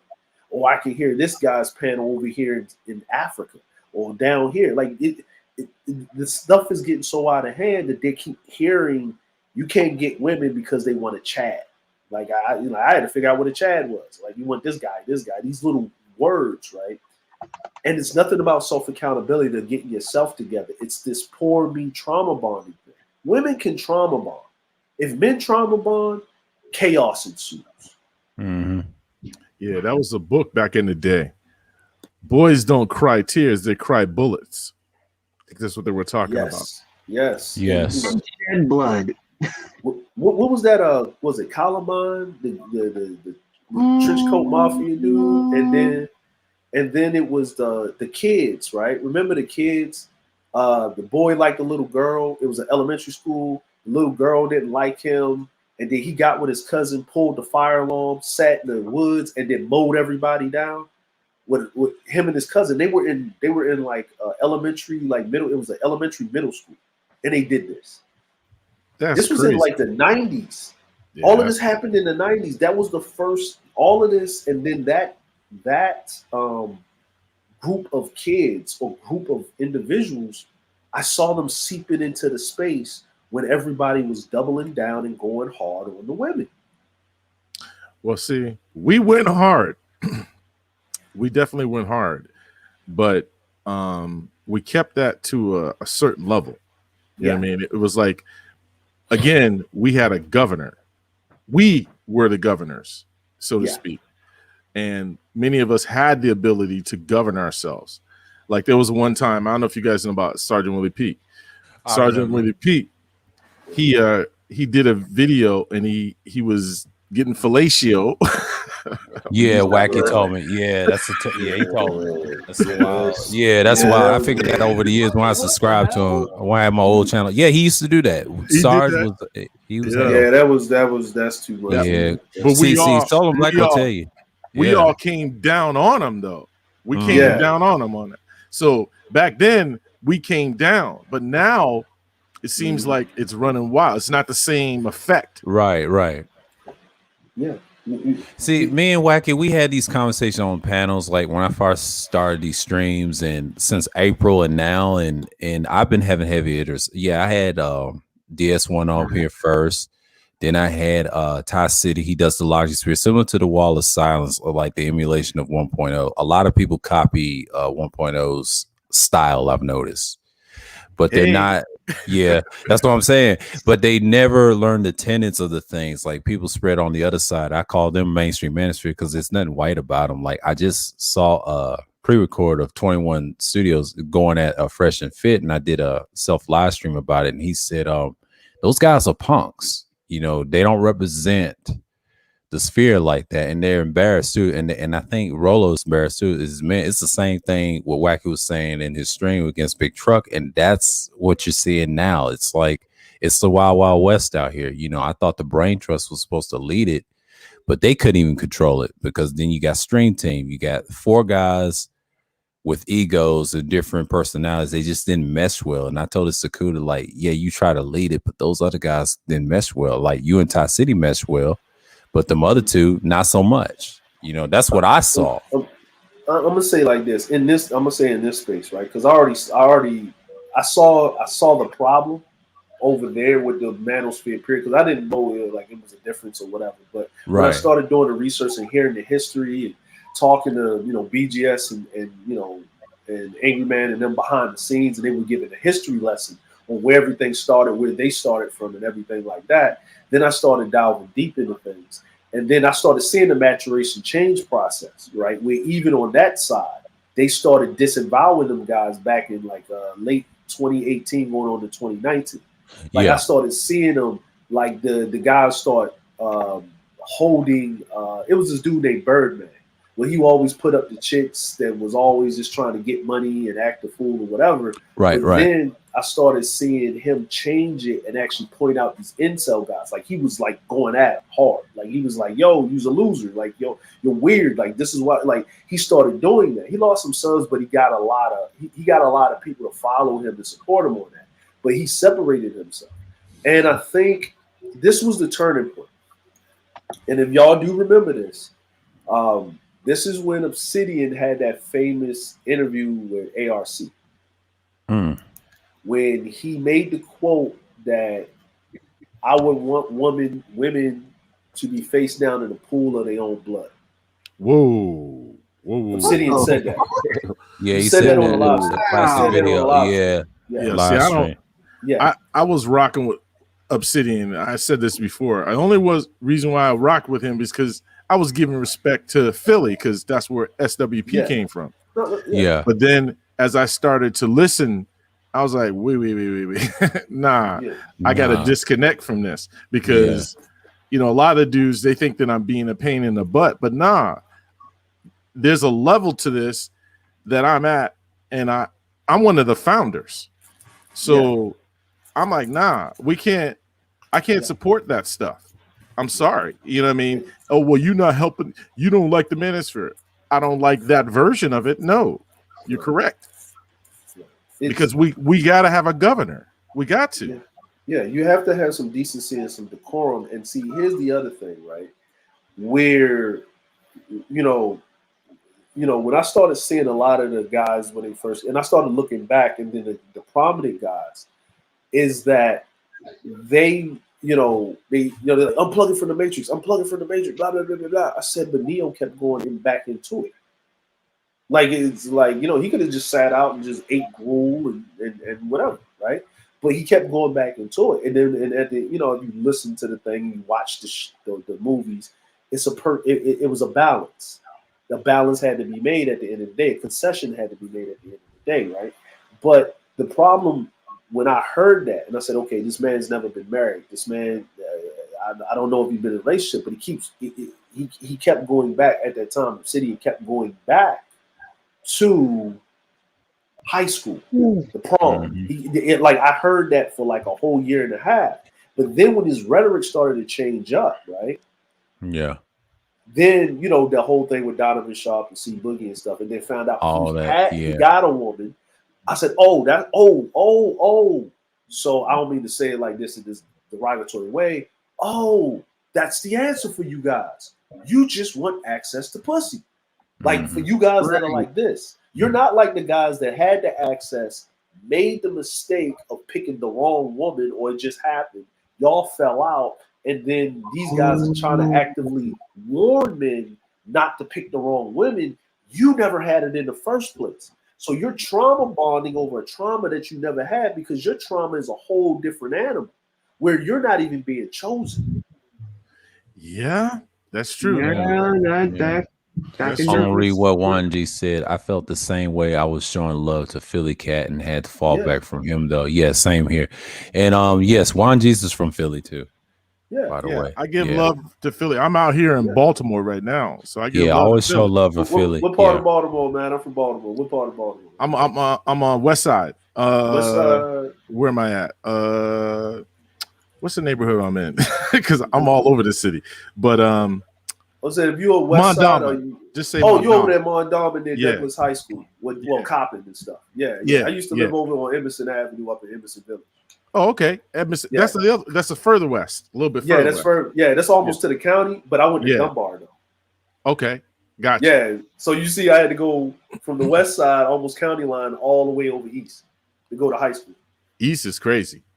Right. Yeah, that's what C Boogie and Charles Faulkner is from. That's what. Baltimore.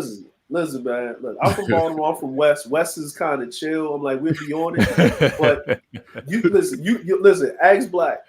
Don't go hang out on North and Greenmount at any time of the day. Nah, that's not necessarily a good spot to be chilling. Now it's worse. It had moved over from North and Greenmount to 33rd and that's Greenmount. Normal. That's normal. 33rd, 32nd, Bethel, Lafayette. North really? Sorry, Anthony. I didn't know you was from Philly. Okay, you got two Philly brothers in here in the building. Yeah, okay. But you know what I'm saying. But you know what I mean. But now in Mondawmin, see, this is the crazy part, right? When I went home and I was driving around, this is 2016.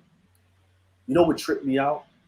I saw white people jogging around Drill Hill Park Reservoir. Oh, that's where I used to live. Yeah, I used to live Arkentrolley. Right next to it. And I was like, I almost crashed my car. I'm like, why is white people? I was like, this white woman going to get killed over here, right? And then I had to talk to my man. He said, nah, bro, it changed. Yeah. And I said, so did the small hats, the Jesuits, move down from Pimlico into Mondawmin like they wanted to? He said, they kind of took it over a little bit more. Like, what's happening is because I do real estate here. Yeah. So I own a lot of stuff around here. So what happened was we were filtering out because we were doing a lot of renovation. You know how it is. Yeah. We were doing a lot of renovation and stuff like that. And we were just not letting that kind of element in off the new stuff we were putting in place. We just stopped that. Yeah. And that was, I used to say this as an investor, we also have a responsibility to help out the community. Now, I ain't got any problems with black folks, but I got problems with that crazy stuff. You know what I'm saying? So I ain't letting that in. I'm sorry. Because we have enough of that, especially in Baltimore. Oh, no. And, you know, it is. And you know, would trip me out over there by the harbor when you get on the other side of McCormick, because it looked like Manhattan over there. I was like surprised, right? You get over there. What fellows' point is, all of those houses over there used to be $300 homes. Now they're like $3,000 a month rental properties. Shit, they're $1 million now. They see, like, and that used to be. We used to call that white trash neighborhood. That was the white trash neighborhood. That was like the southeast. The southeast, southwest Baltimore was was like black people. Listen, I'm gonna be honest with you. If you on Martin Luther King Boulevard, if you down in Southwest Baltimore, over there in Southwest Pigtown and stuff like that, right? Washington Boulevard, going down there by Washington Boulevard, we didn't see like a color barrier in Baltimore because the black people were actually living better than the white folk, even poor, right? Like Uptown was all right. Uptown was like you go up there, like New Psalmist got that damn compound up there in Irvington and Emerson Village and all of that. There's nothing but black folk up there living nice. Real time. Nice. That's true. Like you know, Yale Heights and then you get to Baltimore County and Woodlawn and You know what I'm Catonsville, saying? stuff like that. Catonsville, like Yeah. you got to go. Shit, even Anne Arundel County. My aunt and them live off of Dorsey Road on WBA Road around the corner from the Braxtons. Oh, okay. Dorsey got Yeah. you. Yeah, in Queenstown. You know what Yep. I'm saying? She got that land over there and stuff like that. Like you see the by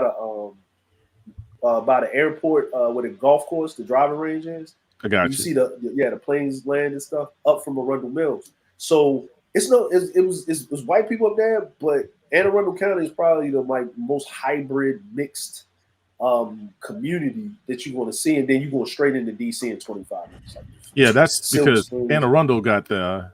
What's that? That's an. Well, it's not that. Well, it's a little bit further from Annapolis.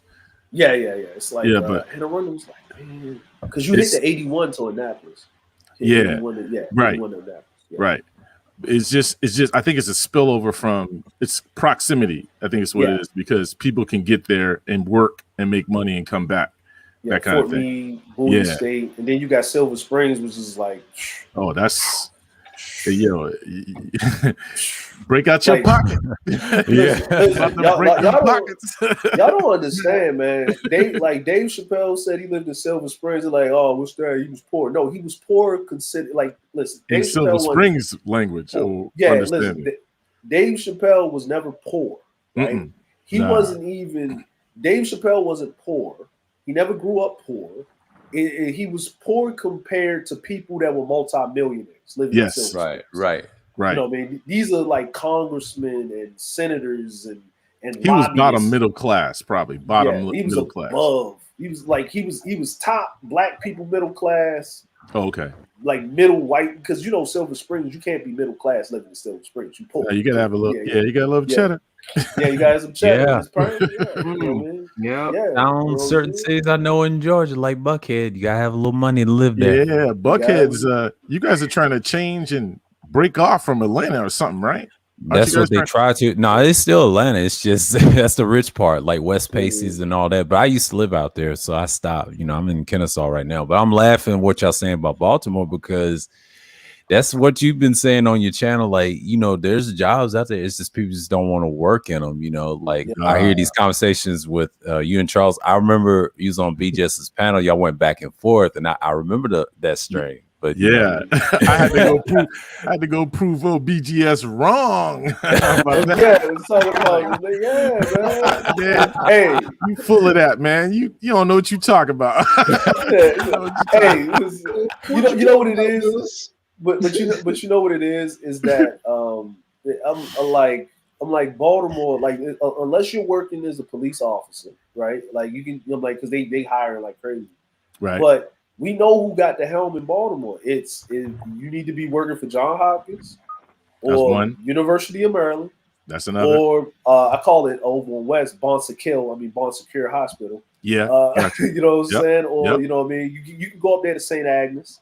Yeah. You know what I'm saying? If you go further up, you know what I'm saying? Or what you gotta be is you gotta be in some infrastructure. You gotta be working in some engineering, some infrastructure. Something like that. Baltimore is a blue collar town. City. It's a blue collar city. It's a blue collar city.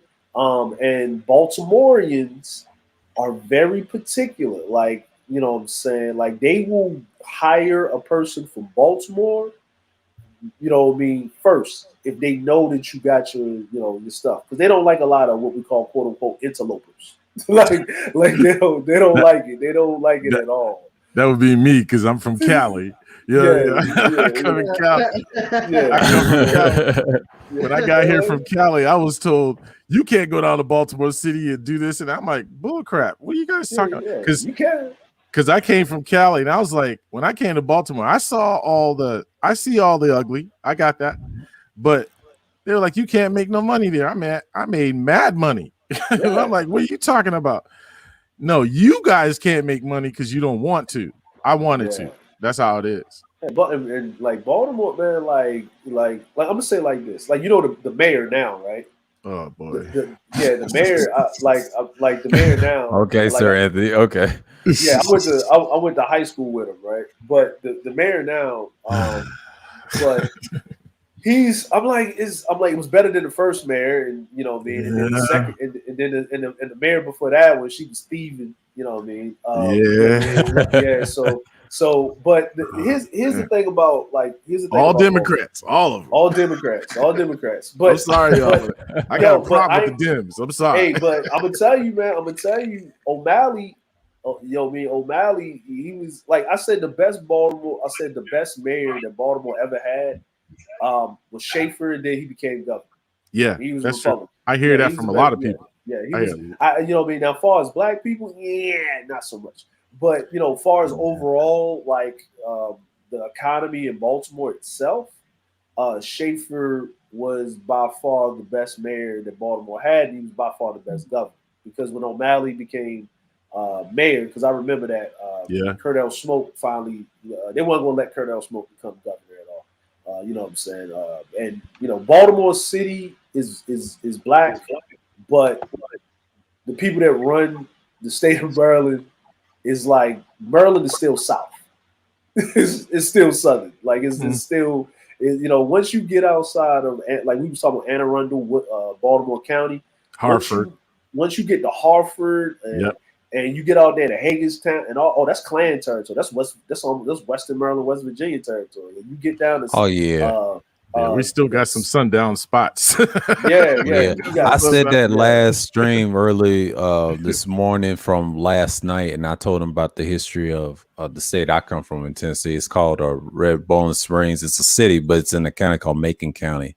And how they got their name about the runaway slaves and used to kill them and eat them. That's where it came from. And my father was telling me that story. I said, "Damn, really?" I said, "Yep." And they even told me about it. It's sad what they did to blacks down there too. But that story remains like that. But that middle part of Tennessee is rough. They always trying to say is east or west. I said, nah. The Klan took that area. Yeah, in the central part. Yeah, it's rough. It's conservative to this day. And my dad, we always talk about it back home. I said, yep, it's very conservative to this day. I know they voted for Trump because I know how they act and they're passionate. And that's why you see a lot of red spots, because once upon a time you did have some races on the Democrat side too was wide open in the blue too, but they flipped to the red for a specific reason in the 80s. It's different now because things change over time, but that state has always been conservative. They have a hard time to try to make it super liberal, and they can't because of the history. They're not going to flip like that. I'm sorry, racist as it is, but that money, if you want to live in Nashville, whatever, you got to make that money to survive out there. It's kind of like you going in Chicago somewhere, but I had to get out of there years ago, like at 19, and go to had a difference of living in Atlanta like for like decades, and after that I live into a small city now, but it's better. It ain't like what I'm used to, but it reminds you of home, a little bit of home. But I'm familiar with that state. But yeah, there's some sundowns in the northern part of the central of Tennessee to this day. So they ain't playing. I almost moved to Tennessee. I almost did. Yeah, you lucky. I'm gonna tell you another place people don't know that's like racist as hell in the motherfucker. Right? Like I'm like people should know, but if they don't know, I'm gonna say it. Boston is racist as hell. Oh, no, still is. Yeah, I lived there. Racist as hell, man. Boston is racist as hell, man. Like, and I didn't. Listen. We pulled into Boston. Like, I was in the Navy, so we pulled in during Fleet Week, right? That's Navy, like they celebrate the Navy anniversary. So we walking around, and they told us to wear our uniforms. So we wearing our uniforms. We walking around. I'm walking around looking like I'm off a Cracker Jack box and shit, right? So we walking around in our uniforms, right? And we got our whites on. And gotcha. we get pulled into a bar all of a sudden. There's all these white dudes there, right? And I'm just like, what the hell? Right? Because my man was walking by, and the door open, just pulled him in. I'm like, yo, what the fuck? So we opened the door, and white dudes and shit. And what's going on? And these dudes like, hey, you sailors, come on and drink. So we drinking and shit, having a good time, man. I know we got fucked up. Like it was great. Like, we ain't paid for shit. Right? And we 18, right? So we like, oh shit, right? I was like, first, man, we can't drink. If you could die for your country, you can drink. So we drinking shit, right? No so doubt. We come back, staggering and shit, you know what I'm saying? Whatever comes back, everybody missing their uniform, pieces of their uniform gone, whatever, right? Trouble. So next, I'm like, they already knew this was gonna happen because our commanding officer, he was actually changing commands. So he's from Boston, you know what I'm saying? So we there, and the next day we go out in our regular our regular shit. Yeah. Go to the same. Nope, one letting us in. Nope, one nothing, right? So we had this. We went up to Ruggles and shit. Martin Luther King Boulevard, Malcolm X Avenue, hang up there and shit for the rest of the day. All So these we Martin can't. Luther Kings. Yeah, right. Martin Luther King Boulevard and Malcolm X Avenue, right? You know what I'm saying? Like, you know what I'm saying? Like, yeah, right. It's just like, you know what I mean. So we go back, right? We go back, and then they was asking us questions, and everybody was like, all the black people was like, "Hey, man, can we just wear our uniforms and shit?" And the CEO, he knew what he was doing because we didn't want to go to Boston. We was supposed to go to Panama. We supposed to go to Panama. Like, we would rather go to Panama than go to Boston. But this bitch ass motherfucker, I was just saying like that. You know what I mean? He didn't want to like drive or fly back home. So he took the whole ship. We actually craned his BMW onto the flight deck of the ship and craned it off. Right, using that taxpayer money, man. Yeah, what you talking about? So I'm like, and then we had to walk around with our uniforms on, like, basically, you know what I'm saying? Like, we got a whole bunch of free shit. We got to go to the baseball game, the Red Sox game for free. We got all this shit, but if you was walking around black, and I saw the black people just walking around, I was like, yo, this shit is like. My man, like, man, this look like that shit on Glory and shit, nigga. Like, when they was running through town in the uniforms and slaves, they was like, we call New England, because I lived in New England. I lived in Massachusetts. That's what Boston is. That's in Mass. Yeah, man. You know what I mean? Yeah. And I used to go up there, and man, I was like, that was a place where I saw the most kind of. This is what they call undercover. They have blatant, but what I don't like up there is they have what you call the undercover racists, the backstabbers, the quiet ones. They don't really advertise that they're racist, so to speak. You don't find out until they stab you. In other words, they kind of slick about it. Those are the ones you got to worry about. But we call New England up south. That's what we call it. Yeah, it makes sense. Yeah, because they want some stuff. Now it may have changed. I think it changed. They got a black governor or whatever. Yeah, it's changed to a little bit, but it was. I still got a bad taste. I don't even like Boston Market. I don't even like that restaurant either. I know exactly what y'all saying. Me and Wacky talk about Boston a lot. Like, I know he's from New York, but he said, yeah, but in the rural areas of New York can be racist. I believe him because it can be, because in the city it's separate, but when you get in those rural areas, I say, damn, it's just like what Malcolm X said. If you're southern of the Canadian border, it's still the South. And I agree with him right there. Yeah, southern of the Canadian border. He said that in the speech. He said that in the speech. Yes. Yeah. Because that's north to them. Yeah. Listen, I'm gonna tell you this is some racist shit that was told to me, right? This is some racist shit. Now, here's the crazy part, and this is how racism works. This is the craziest part, right? All right, I'm in Australia, right? Aussies. Yeah, we in Australia. No, we straight. We was in Australia, man. We was in Brisbane. We was in the bar, man. We was having a good time. Australian dudes come over and stuff. They from the rugby team, big ass dudes, man. Right? So they come over. We up there taking shots, drinking and stuff. They know the Navy's in town, and they talking about. They don't call the women like women. They call them Sheilas. Like, hey, mate, you gonna get some pretty much Sheilas, mate.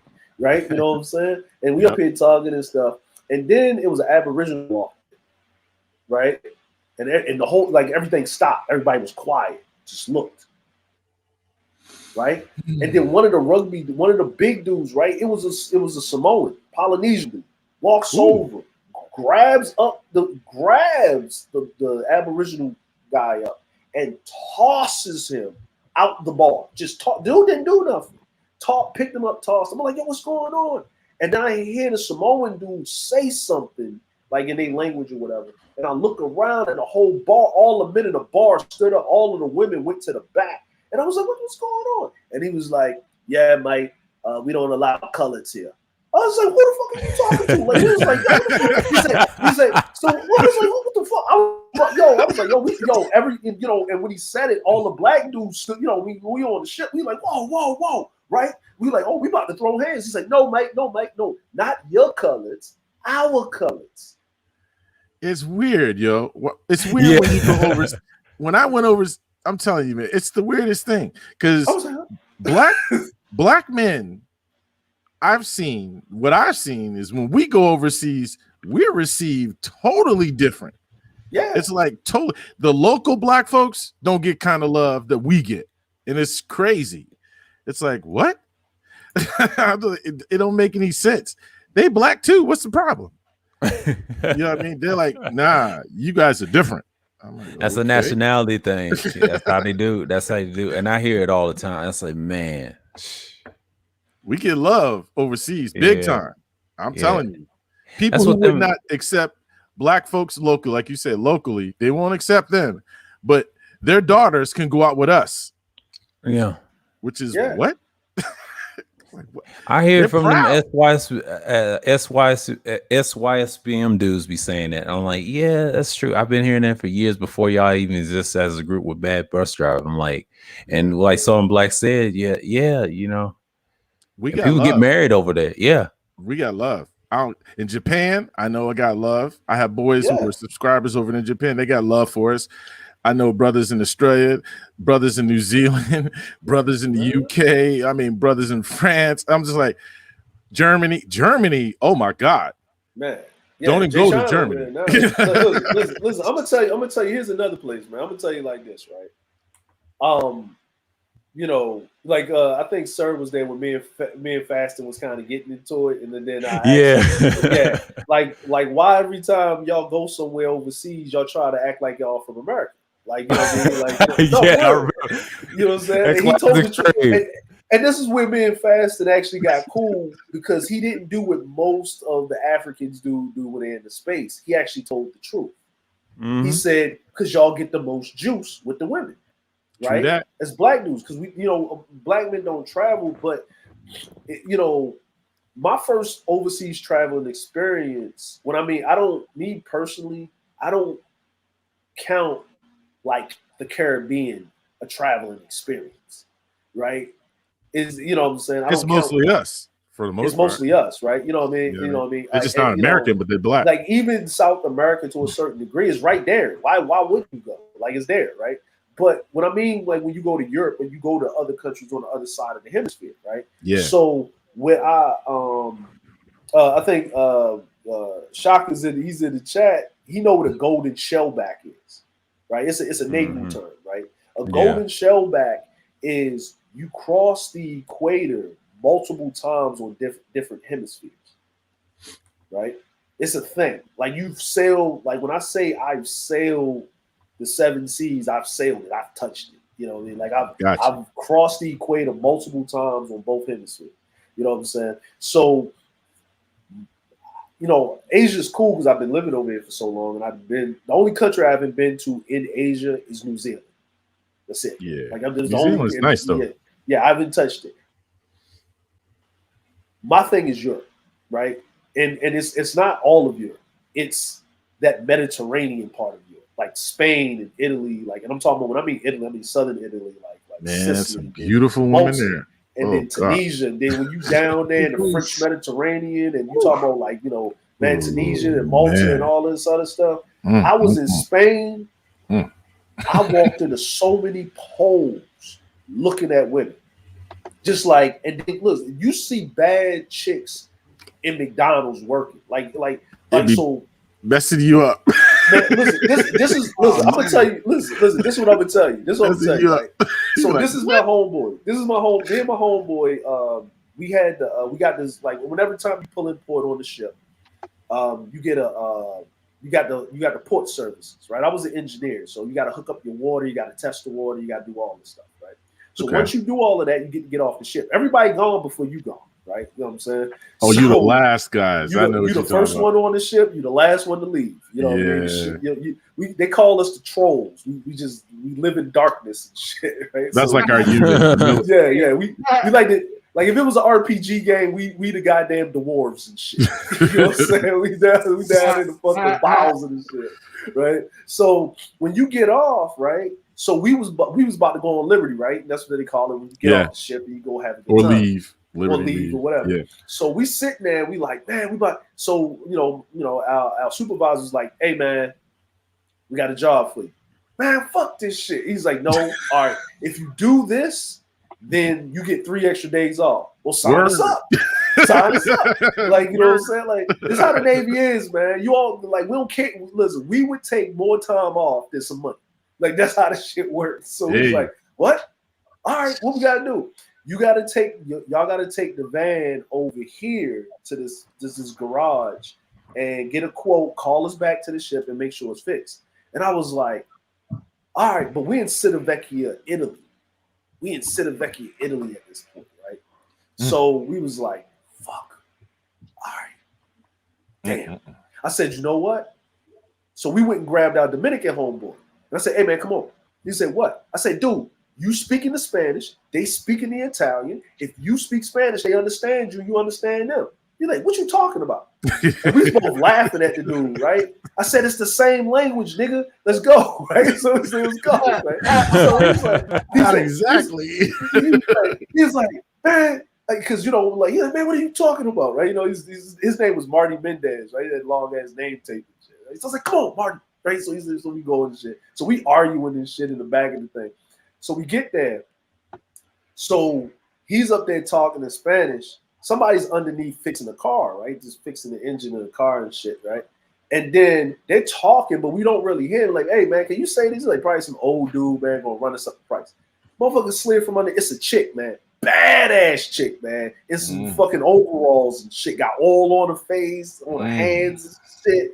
But she's still bad, though. Like, this is bad. But we like, so man, my man, like, and Marty talking all kinds of shit because he's looking around. I'm like, Marty, shut up, right? And he has to turn. So we turn his head. He's like, oh, shit. So this motherfucker go into Rico Suave mode, nigga. Like, you know what I'm saying? Like, hey, right? Yeah, that motherfucker. And she was like, and she looked past him, right? Are you Americans? And it was like, yeah. Right, so your friend is very rude. Like, yeah, he ain't mean nothing by it. We try to get this thing going, right? So, and she's like, oh yeah, this is wrong. We can fix this. This is how much it's gonna cost. So we call them back at the ship. They bring the money and shit, get it fixed. Old girl takes us out, let us meet all her friends and shit. It's like every time we went out. Now I ain't gonna talk about me, you know, waking up. You know what I'm saying? We got you. Like, I got you. You know we got you. We got you. Yeah. I'm gonna just say this, right? In 2001, New Year's Eve, we went to the Vatican for mass. Then we considered Vecchia was 25 minutes away from Rome and 45 minutes away from Pisa. So we went to Rome, we went to mass. Then we jumped on the train. We took the express train. We paid the extra 1,000 lire. Now when I'm saying lire, there wasn't no euros. It was lire in Italy, pesetas in Spain, Deutschmarks in Germany, francs in France, Deutschmarks. And we went to Croatia. It was Croatian dollars. I forgot what they call it when we went to Croatia and stuff. That was another crazy. But when we went there. And we're like, we're at this square that's outside the Leaning Tower. Like the Leaning Tower is like a couple of blocks away. Okay. So we're in this square, and you had to pay 5,000 lira to get in, which is what was at that time with the exchange rate was like 25 American dollars. So we paying 5,000 lira to get in. They handle us bottles of Moet and shit. Like Moet, Black was over there, so he knows that Moet is like piss over there. It's like Coronas in Mexico. Isn't that crazy? That's like Heineken. Wow. That's like Heineken. Like Dom Perignon in France is like pissed at him too. It's crazy, right? So we over there. We think we big boys, right? Because they got my wet. So we over there. We two-fisted bottles, two-fisted, right? Like So we two-fisted bottles. You know what I'm saying? But it's free. You just pay it, and it's all you can drink my wet because.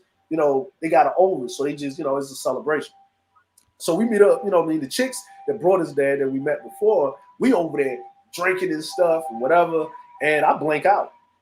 I blacked out. I was so drunk, I blacked the fuck out, right? I blacked the fuck out. I ain't never had one of these moments happen, right? I blacked the fuck out. I wake up in the morning in the bushes with some chick, pants down, sun in my face, leaning tower to the right. She laying on the nigga lap. She done passed the fuck out. I think I'm going to jail. I think I'm going to jail, right? Because this is the first thing. Black man wakes up, pants down, white girl in bushes, overseas. I'm going to jail, right? This is all I'm thinking, right? You know what I'm saying? Like, you know what I mean? Like, only thing she got to just yell, what's this in Italian? Right? I'm thinking this in my head, right? And my man was like, my man had to give me the recap. My nigga, you was the nigga. Nigga, you was full bottles, and you snatched up a broad. You ain't snatched up the broads we was with. Oh, girl got mad at you. You was with this bitch. You had 2 bitches licking on your face. I said, what? He's like, yeah, man. And he said, this chick over here. And then I said, so who's this chick? He said, look at her. This chick, the mechanic chick. She got mad. And then you got the chick. And I said, it don't count. Because I don't remember none of that shit. Real talk. And it was like, and he was like, man, whatever. So I wake up, I was like, yo, you good? And then she was she's talking to me and shit. She was like, yeah, we're gonna go back to my house. We're gonna cook you breakfast and get you cleaned up and all this other shit. See that? See what you just said? That's crazy. Whoa. That's crazy. Because when I went overseas, I kid you not, the treatment that I got from the females is unreal. It's unreal. It's like they make you breakfast. They even bathe you. You know that? Yeah. I'm like, but see, I heard stories about that. Yeah. But here's the other thing. I'm like, what? America. And listen, the Mediterranean. listen, but here's the thing, right? With Quest is probably a test for this, right? This is how they do things in Europe, and that's what I say Europe is. And the reason why I tell most dudes, if you're going to travel, I'm like, the Navy was taking me wherever I was going, you know, because I was free on the dime, free. You know what I mean? Nah, nigga, I put in work. Nah, nigga, they owe me reparations. You know what I'm saying?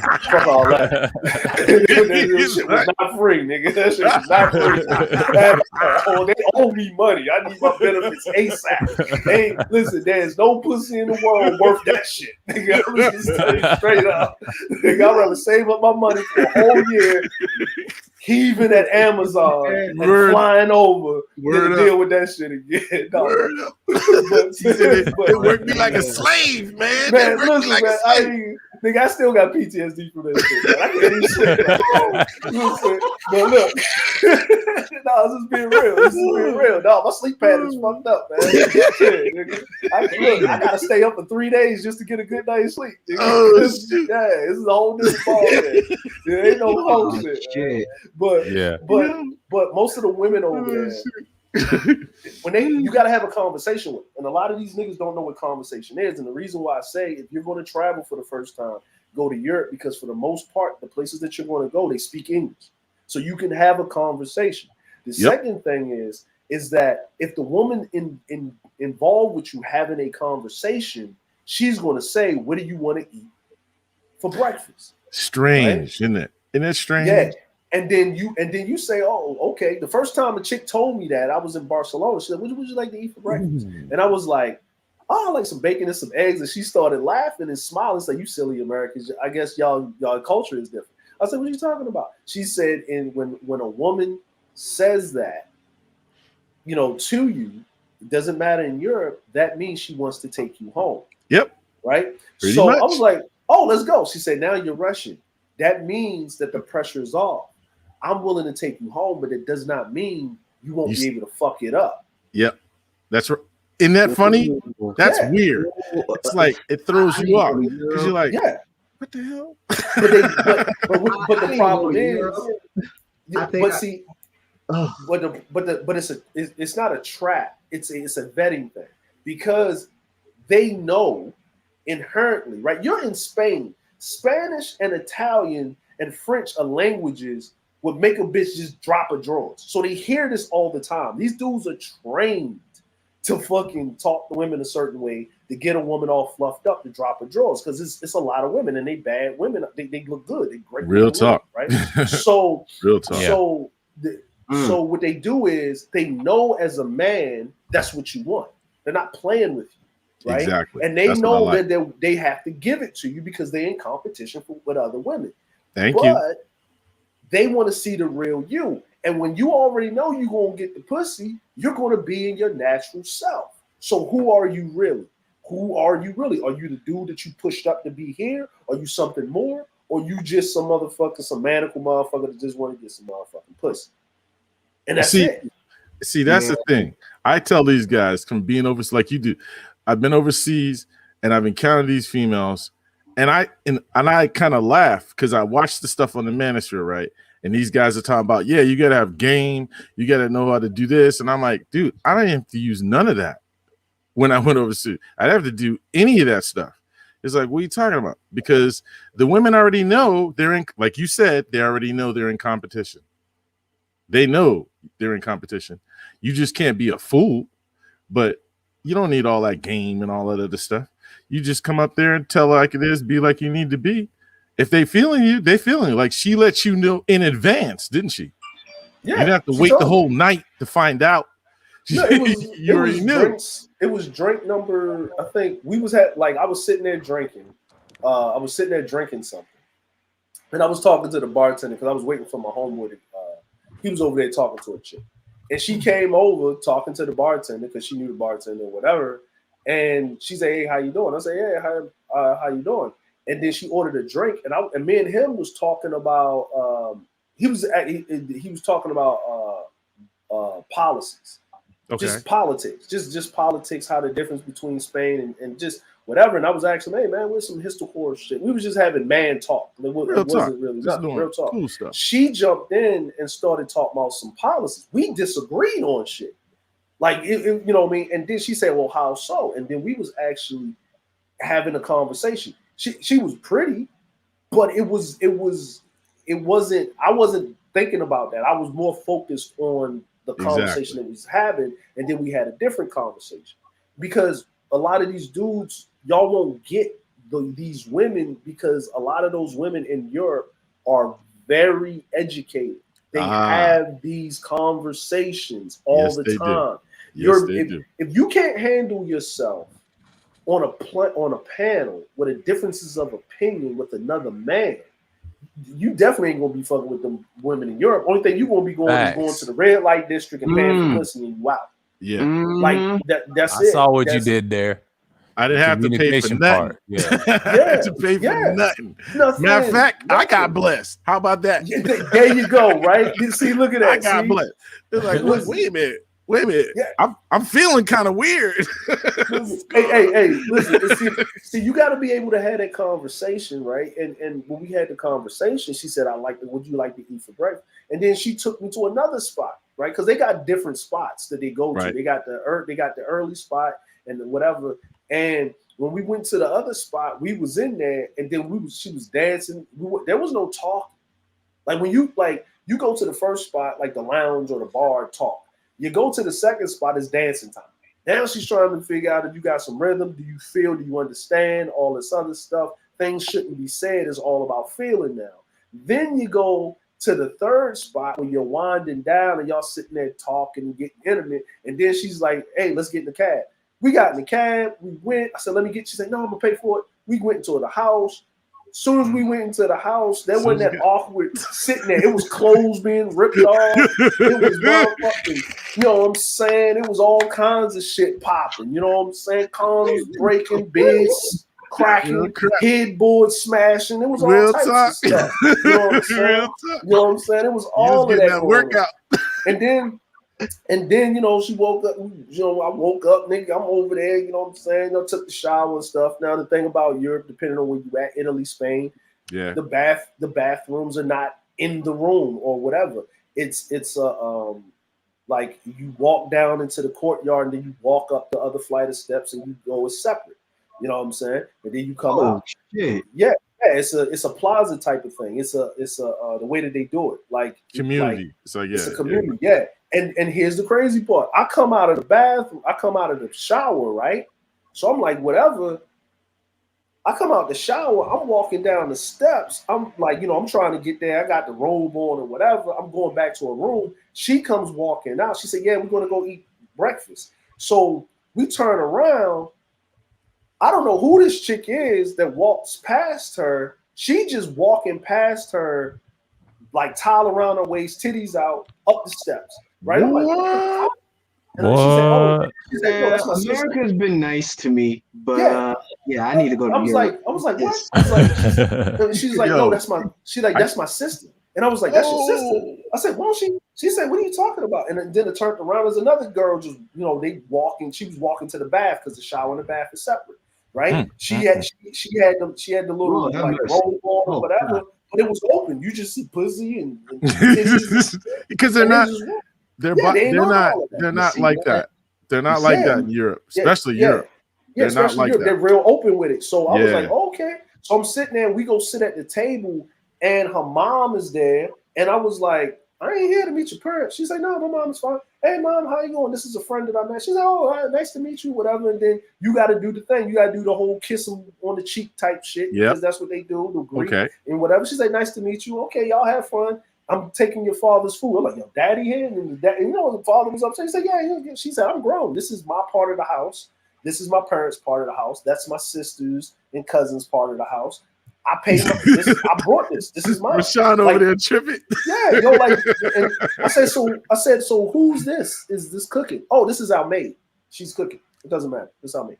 So I'm still like, okay, so we sitting there eating, and you know what I'm saying? And whatever, the shit was good. The shit was good. I'm like, it was the best food I ever had in my life in the morning, man. Like, you know what I'm saying? It was like my grandmother stuck her ankles in this food. You know what I'm saying? We sitting there eating, and they drinking wine in the morning and shit. We drinking wine. Cool, yo. Yeah, they be chilling. Much cooler than you think. Much cooler.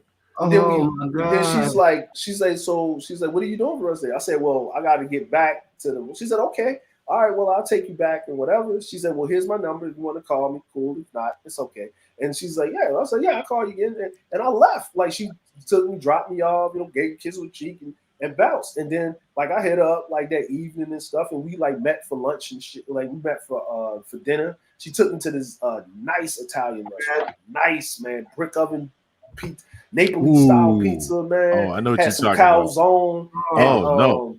And she gave me a shot of limoncello. Yeah. She gave me a shot of limoncello, man. You know what I mean? Then I went to Sicily and I decided to drink a whole bottle of limoncello. And then I figured out there ain't something you don't want to do that, yo. Yeah, no. I was but the thing about Europe is that just slow down on that, yo. You know what I'm saying? Yeah, me and my homeboy sat down on the curb for about an hour, and we didn't move until we saw some bad broads walking by. We had to lean on each other to stand up to catch up to the chicks. Like but that was in Sicily. But you know what I'm saying? But the thing about Europe is that it's the closest you're going to feel to some type of parallel to America, where you can move around and understand what's going on.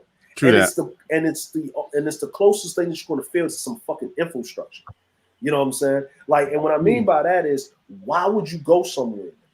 Right? Your first trip overseas should not be a third world country if you ain't got no. Don't do that. Yeah, if you ain't got no street smarts, I'm good. Yeah. You ain't a Pookie or a Ray. You should not be going to no third world country first. You should be going somewhere where they have some structure and they have some government stability. Like, you know what I mean? Like going like the Spain, Italy, go to France, Germany, Switzerland. And when you go there. Oh, don't go to Switzerland. Ooh. Yeah, I heard some stories about Switzerland. No. It's not bad. I'm just telling you, you better be prepared. That's what I'm trying to tell you. Okay. You go, you might. I'm gonna tell you, in Switzerland, you could see. Let me just say this: there's one place in America similar, somewhat. It's Colorado. Okay, when you go to Venice, Colorado. Okay, kind of similar. But when you go to Switzerland, expect to see some of the baddest. I'm sorry to say this, but some of the baddest white girls you see in your life. Listen, man. I can believe that. Yeah, I can believe that. Yeah. Okay, so Switzerland. Listen, I'm gonna explain something to you. Switzerland is like it's a whole bunch of what's Ice-T's wife walking around. Coco's Coco's, right? Yeah. You know what I'm talking about that. But they don't. But they don't need no surgeries and shit. They just come out of that bitch ready to go, right? Ready to go. And, you think she was born black, but she wasn't. Yeah, like James would have had fun. listen, no, Yeah. I'm gonna just be honest with you, man. I was walking around Switzerland, man, and I was like, "There's a black woman mad right now because you stole her body." Like that's all I was saying in Real my head. talk. It was like, yo, why are they looking like what's up What with the- these Amazon looking bitches, man? Like, Oh my you know what I'm God. saying? These broom helder Swiss miss looking bitches. Like I was like, look, Somebody listen, lied yeah, to me, man. yo. Listen, Oh, man. fucking Like, lied to me for real.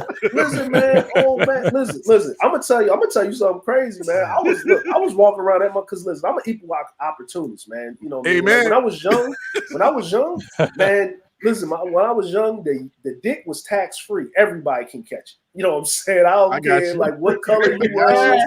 I don't give a fuck. You know I what I'm get saying? Like, man, look, I was in that motherfucker. I was going. My man was like, man, I don't know, man. I'm. You know what I'm saying? I'm like, you what? I said, nigga, you gonna be dry dicking this motherfucker. You over here with this pro-black, like I'm Yeah, okay. I was You like, go look, ahead bro. and do that, homie. I said, look. Go ahead and I do said, that. you know what I told him? I said, hey fam. I said, hey fam. He said, what's that? I said, hey fam. He said, what? I said, I'm gonna help you out. He said, what's that? When you turn the lights off, You can't everybody's see. black. It's right. Everybody's black. can't see Everybody's black, nigga. I said, he said, all right. I said, but yo, we going to Africa next month. So you Calm can down. so you can make up all your transgressions there. Like you can throw yourself on the mercy of the pyramids if you want to, nigga. I don't care, nigga. We going there next month. You know what I'm saying? It's like, Well, what's the all spot? right. Now, see, you've been overseas, so you know. So, Yeah. what's the spot you hated leaving? I mean, you really like mourned. Man, listen. I was like, I don't want to go back. Shit.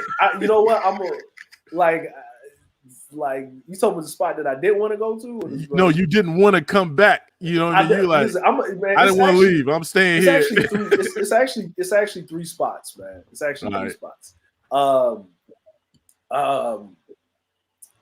What's the spot where they do the running of the bulls in Spain? That's Italy.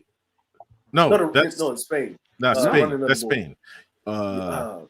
Barcelona?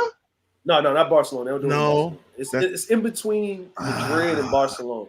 I know what you're talking about. I can't think of the name right now. Hold on, So this is what we did. We went to Catania, right? I think that's what she said, Catania, whatever. Okay. And they had the tomato festival. Okay. Right. So we participate in that. Listen, man, ain't nothing like picking up a chick that's bad as shit and dunking her in some fucking ripe tomatoes. Beelining bad broads with ripe tomatoes. That's what you do. You dress up in white and you throw tomatoes at each other. This is some cool shit. They be having fun, yo. They really do be having fun, yo. Why do you go to Europe? Fuck this. You know what I'm saying? So then we went to the so I'm there, right? So the chick was like, they got the running of the bulls, right? Immediately, me and my man said it at the same time. We ain't white. We don't do that shit. Like, you know, we said it. Like, we just said it. They's like, no, we understand. He's like, yeah, they got the running of the bulls, so let's go down there and check it out. So we get on the train, we go down there, check it out, right? We get the hotel room, right? Get the hotel room, you know, whatever, have a good time. It's the night before, yo, all right, everything happens. We already know what's going down. Smashing, back breakings, all that happened, right? So the motherfucking the housekeeper's banging on the door, just banging on it, beating on it like the police, right? Immediately, I'm just being honest with you, niggas, we going to jail. That's the first thing we thinking, man. We got these damn white bitches in here. Massa gonna hang us, we going to jail, right? That's the first thing we thinking, man. So she banging on the door. So they open the door, right? She in there talking in Spanish. Senora. And she's opening. I said, what you doing? We underneath the covers and shit. Hold on, bitch. Like, what is this doing? Right? And they say, no, you have to open the windows, right? So they open the windows up. And they starting to run it. We seeing these motherfuckers running down the fucking the streets, because the streets in Europe are very narrow. So we was just running down the streets. The ball is coming down, and I see motherfuckers like, oh, so motherfuckers is jumping out the way, and they jumping. And if you got the windows closed, they ain't got nothing to grab onto. so they can get out the way of the bull, right? So I'm sitting up here, we watching these bulls running over people, goring motherfuckers. This chick's running too in this motherfucker shit. Getting fucked up. We sitting there, man. The chick's sitting there. And I'm like, man, look at this shit. I'm looking out the window. She come over there, man. And I'm watching these motherfuckers get ran over by a bull, getting some head. I don't want to leave. I want to be right here. This is the greatest experience ever. I'm seeing stupid motherfuckers put their life on the line to prove they manly here while I'm getting some head from a chick, watching these motherfuckers get ran over, right? So that's Spain. You know what I mean? Like Spain. Ibiza, Spain, the world party. I ain't want to leave. And I would say if I had to narrow it down, I say Seychelles. Okay. I've never been to those places though. I haven't been to those. Seychelles. Yeah, Seychelles and stuff like that. But you know what I'm saying? Like Europe, for me, Europe, and I don't know why, but Europe for me is like this thing where I can eat all the food.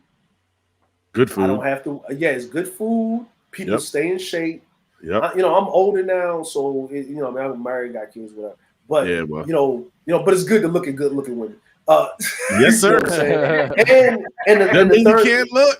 You can't look. But the third thing, the fourth thing with that is I can actually, like, I don't have to buy brand name clothes. I can just go get them tailored and made to fit me. I want some jeans. I go to the motherfucking tailor. You know what I'm saying? However, everybody, people in Europe don't really wear, like, maybe in England and, maybe in London and Paris and those places. But when you talk about Italy, Spain, you talk about these other places, most men get their shit tailored to fit them.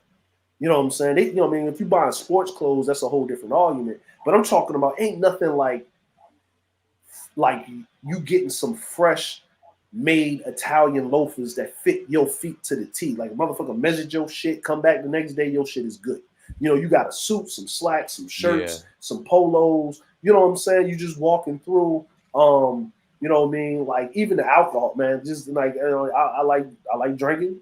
I like drinking good. You know what I'm saying? I like smoking on puffing on cigars. Like, and I ain't talking about them big ass motherfucking ODs. I'm talking about them little cigarillos. The slim ones, man. I smoke the slimmos. Man. Oh man, and you got some coffee, man. Some fucking Italian pure espresso, nigga. Man, it's fucking like they love them espressos. Man, come on, man. And then you know what I'm saying? It's Italian espresso. Man. Like, you know what I mean? Or seeing things, touching shit, like touching Notre Dame. I bet you they had natural lattes, didn't they? Yeah, man. Listen. Oh my God, I need some natural coffee. He just mad.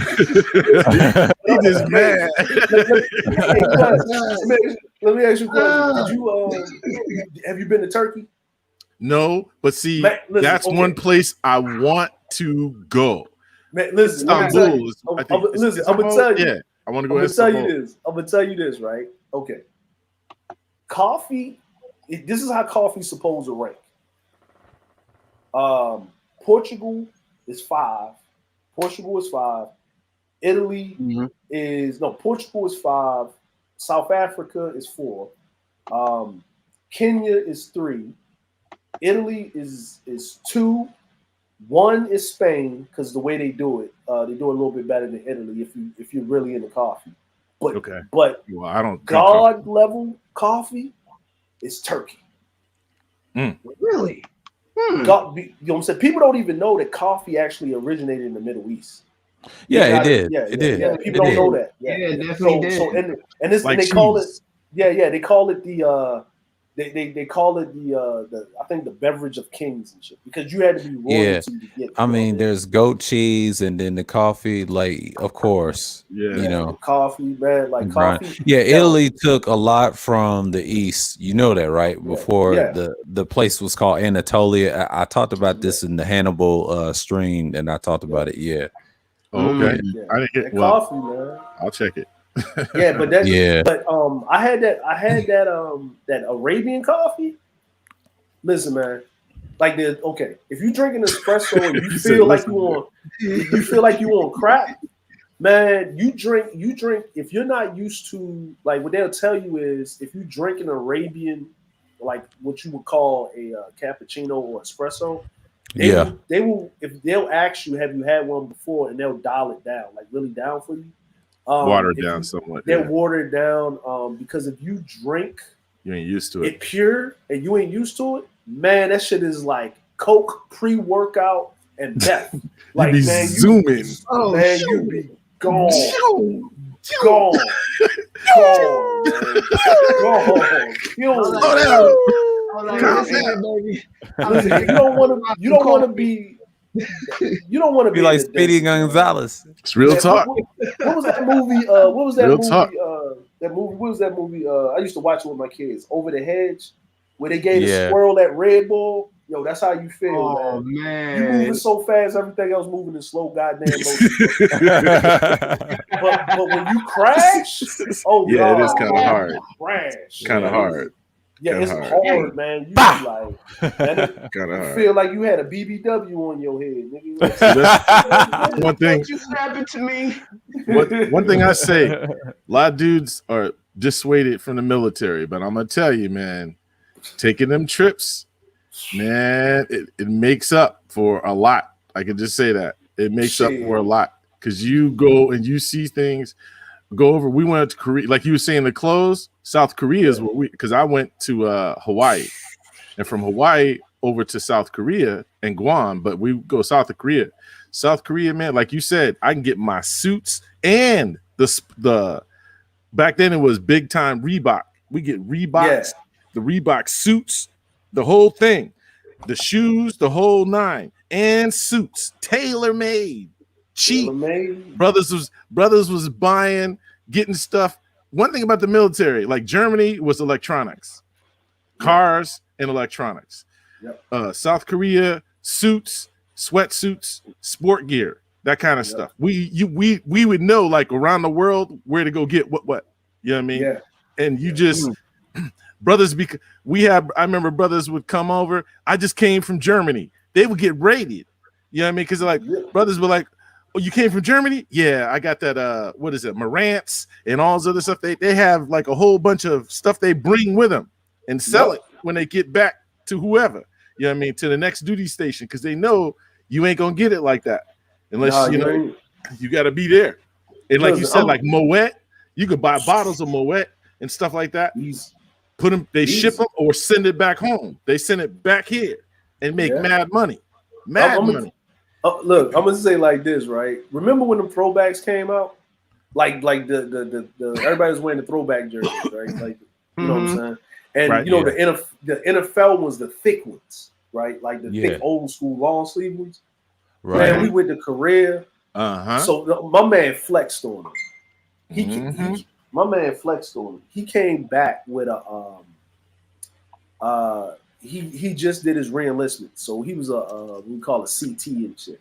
So this nigga got like I think he got like for 5 years he got $40,000. He did it in a tax-free zone.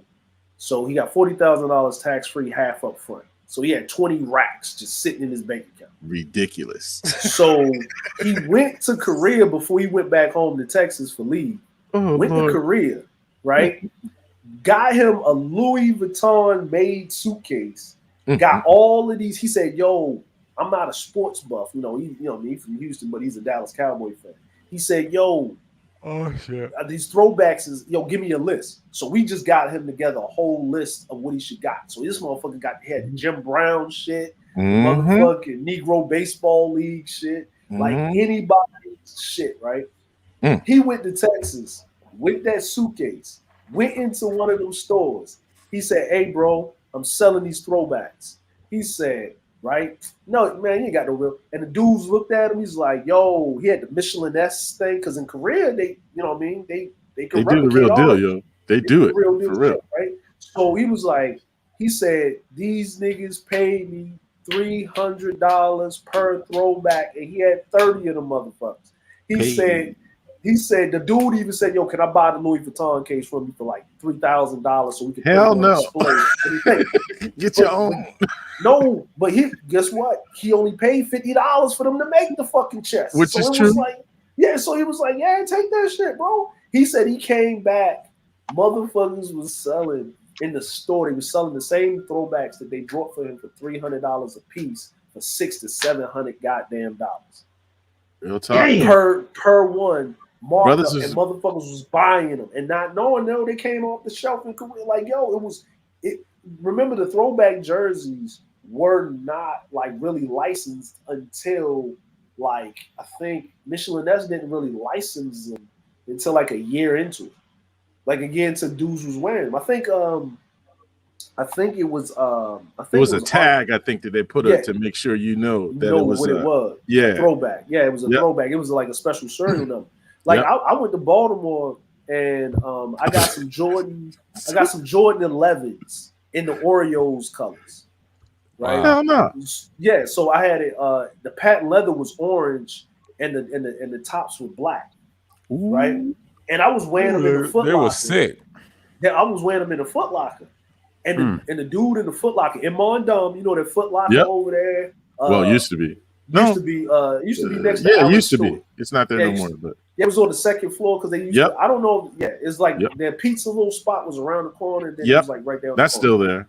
That's still there, right? And then the sub joint is down there at the bottom, right? Where the fountain is still there. All right. And the Burger King up from the Burger King and the Super Kings. All right, cool. So now, that's how you test to see if somebody really from where they from. Like you ask them certain questions. I know. Yeah. He knows he from Cali, but I was like when people say they from places, I know I know he resides in Baltimore. Yeah, he said he was from Cali originally. I watched his stuff. Yeah, I know when he say he from he over there by Mondom, he know. But from anybody else that come, I'm from Baltimore. Where you from? Oh, you know what I'm saying? Like, so whatever.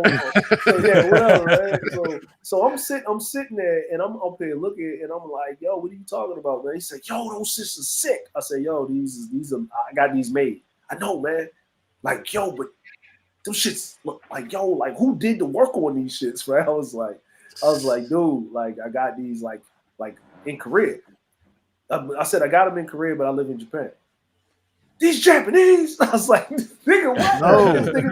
Nigga just heard Japanese, right? He didn't hear anything before that, right? So I'm like with my wife and my son, and my wife started speaking Japanese to my son, right? And then she was like, "She Japanese?" I said, "Yeah, man." Down where you from? They look like that over there. I'm not gonna get into semantics of watching. Dude, I'm from here. I was like, yo, what's going on, right? I'm gonna say, what's going on, man? He said, bro, real quick, $400. I give you $400. Crazy, isn't it? Off them, I give you $400 off them shoes. Cash. Like, just give me cash right now. This is the dude that work in the Foot Locker. I said, you gonna sell these, right? He said, yeah. My wife looked at me like, why you waiting to take them off? I said, I'm gonna walk out of the store. He said, bro, I give you $400, and what shoes you want in here? $200. You ain't got paid for it. I was like, all right, here you go, man. I said, bro, I was walking in these, bro. I only wore them twice. He said, don't even worry. We got a motorizer in the back. Somebody gonna buy these bitches. You know what I'm saying? He gonna make them look like new. You know what I'm saying? He was like, so then this what this nigga did, right? He asked my wife. He said, you Japanese, right? He said, yeah. He's like, write some Japanese on this shit.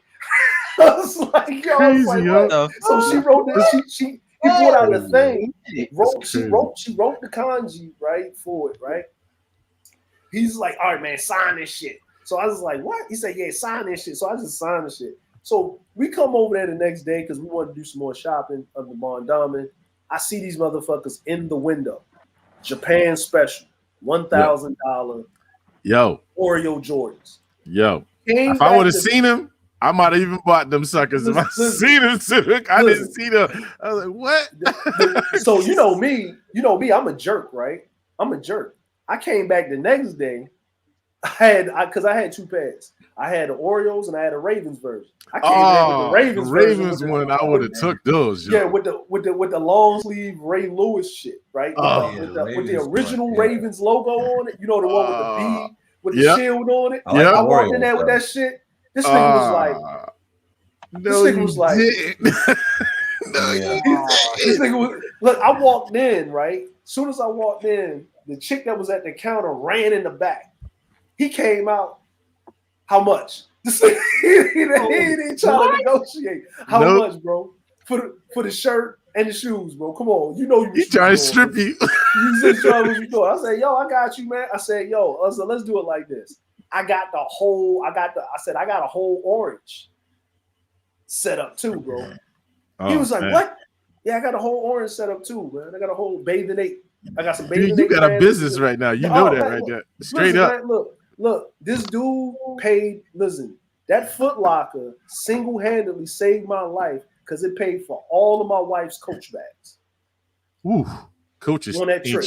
Ain't cheap. Yeah, paid for all my wife's Coach bags on that trip. You know what I mean? Because we just got married, so you know we ain't having no wedding. I said, you want a wedding or you want some presents? Hey. I'm like, you want to go to jail or you want to go home? Like, this is what you want. You know? So we just got married, and then she was like, fuck the wedding, shit. I get to get Coach bags and shit. She ain't stupid. She ain't stupid. No, see, America, you got to get married, and then you still got to get the gifts. It's like, hey, wait a minute. You know what I'm saying? And you know what? But you know text, what? Bro. It's like, dang, yo. So and that's the thing, right? Like, okay, so Jack. All right, let me tell y'all about like Asian weddings, right? Here's the thing about Asian weddings. Asian weddings do things, and you know when dudes talk about patriarchal shit and they want to be in the patriarchy, you always hear that in the space. You always hear that, right? Yeah. I want to live in the patriarchy. You always hear that. Right? So this is how an Asian wedding works out. If you are a family member and you're invited to the wedding, you have to kick up $500 a pop. Wow. You know what I'm saying? It's in place of the dowry. They replace it. Yeah, it's a different. It's not a dowry, but it's in place of kind of like it. Yeah. So both families have to do it. So the wife's family and the husband's family has to do this, right? Especially in Japan. Then the wedding, it's not a nigga wedding. You don't have pass up there damn near trying to get new members and you ain't staying at the wedding and all that goddamn long. It's a whole ceremony. You come in, you say they vows, you say I do, you leave, right? Then the reception is when it gets down. Yeah, right? they say rocking. It's like that's when it's rocking. Everybody start getting a little loose. That's when everybody get a little. So they do all the thing. You know how wedding reception, but it's very streamlined. So basically, you get to the wedding reception, then they come in because they the stars. They come down and they first thing, right? So my brother, my family, you know, what I mean, like, you know, my wife, she's half, you know, Scottish and Japanese, right? So when they came down, she came down. You know what I'm saying? How the hell did that happen? Well, you know what I'm saying? Her dad is from Scotland and her mom is Japanese. You know, that's how. Did he come from Scotland to Japan? I guess. Yeah. Oh, okay. Yeah, but he met her when he was on tour with AC/DC. So. Oh. You know what I'm saying? Yeah. Okay. So, yeah. So, that's the funny thing. Yeah. So when it came down in their first thing, because they had 3 changes of clothes, he came down with like the British whole garb thing, the red, you know what I mean, the red coat, like the military thing on, right? Okay. Like the Lords, the Scottish thing. He had the whatever, and I think she had a regular wedding dress. She had a nice, really wedding dress. So they sat there, they did the presentation of the family with the gifts of the money from each family. You know, my wife, we had to give up money and all this other stuff. Then when they did the second thing, it was the friends that was there. So if you're a friend of the family, you got to give up $300. They give like $300, like, you know, per friend that comes there, you know, represent their friend. So they changed their clothes when they're friends. So when the friend came, he came down in a kimono. She had a kimono, right? Oh, okay. And they received it. The third, when they came down in this new age kind of wedding dress, like she had a half kimono, half dress on. He had this like he had this top on with a kilt on because, you know, he's Scottish, right? He's right. Scottish, right? Gotcha. So he was there, and then, you know, then your childhood friends that, you know what I'm saying, or whatever, not your work friends, but your childhood friends and stuff. They give money too. They give like $250, $300. So everybody but it's still formal. You pour everybody, you go over there, meet the in-laws, and have conversation. Then you go to money. You be getting money when you get married out there. You get money. Now you go to your third you go to the third reception where the friends, because there's only so much space. The friends that's your friends, but you know what I mean, they're your friends, right? You basically going in the case of, you know, understanding the parallels. your nigga friends, right? They're your friends, but you can't bring them around everybody, right? So you know what I mean? So your rougher friends, right? The ratchet friends, you know what I'm saying? You got to keep them separate. So we as black folk like to try to put everybody together and hope no stupid shit happens. No, they got it. They understand. You got to separate these. So they throw a party for you. And then that's when you get fucked up. Everybody's just in regular garb, they flexing and shit. So my brother-in-law, he was, he's really, I mean, the fact, like my wife's family, they real mafia influence, my Japanese side. So they real Yakuza? Yeah, Yakuza influence, yeah. So so with be careful. So, yeah. No, I'm good. He said, I'm good. Yeah, I'm good. I'm in the family. So yeah, that's right. That's right. Yeah, I'm family. That's I'm in the family. You fam now, so it don't matter. I'm in the family. So that means if I'm in the family, that means I'm part of the family. And that's crazy. Isn't it crazy how they really like receive you for real? Yeah, like, and you in the fam. Yeah, I'm in the fam, but here's the crazy part, like, right? And here's another thing these niggas don't understand when they talk, I'm gonna get me a chick from overseas and get a bad bitch, and I'm gonna get me an Asian chick. No, nigga, I'm special. I was received in a family, and I keep my last name, and my wife takes my last name. Exactly. So I'm actually like I'm not even a branch family motherfucker. I'm like I'm a parallel main family member. Like dumbass. Like that's you're in a patriarchal a true patriarchal. Yeah, in the true patriarchy. Because I'm not Japanese, and if I come into the family, right? You know what I'm saying? And even if I was Japanese, I'm actually coming in lower standing. You know what I mean? So I would actually have to take the last name of my wife's family. It's whoever's got the most money, you take the last name. It's not because I'm a man, she takes my last name. No, you're a man without no money and you broke. So you taking her last name. You lucky. You broke. So I'm like, to break it down for you Bible people, you was Moses. When they found you and rescued you in the desert. Like he thought he was gonna get the pretty chick, and he had to marry the oldest one first until he had to work his way up to the pretty one. Oh, you talking about Jacob? That's Jacob. No, Moses too. Remember, he had to work extra. He had to work extra.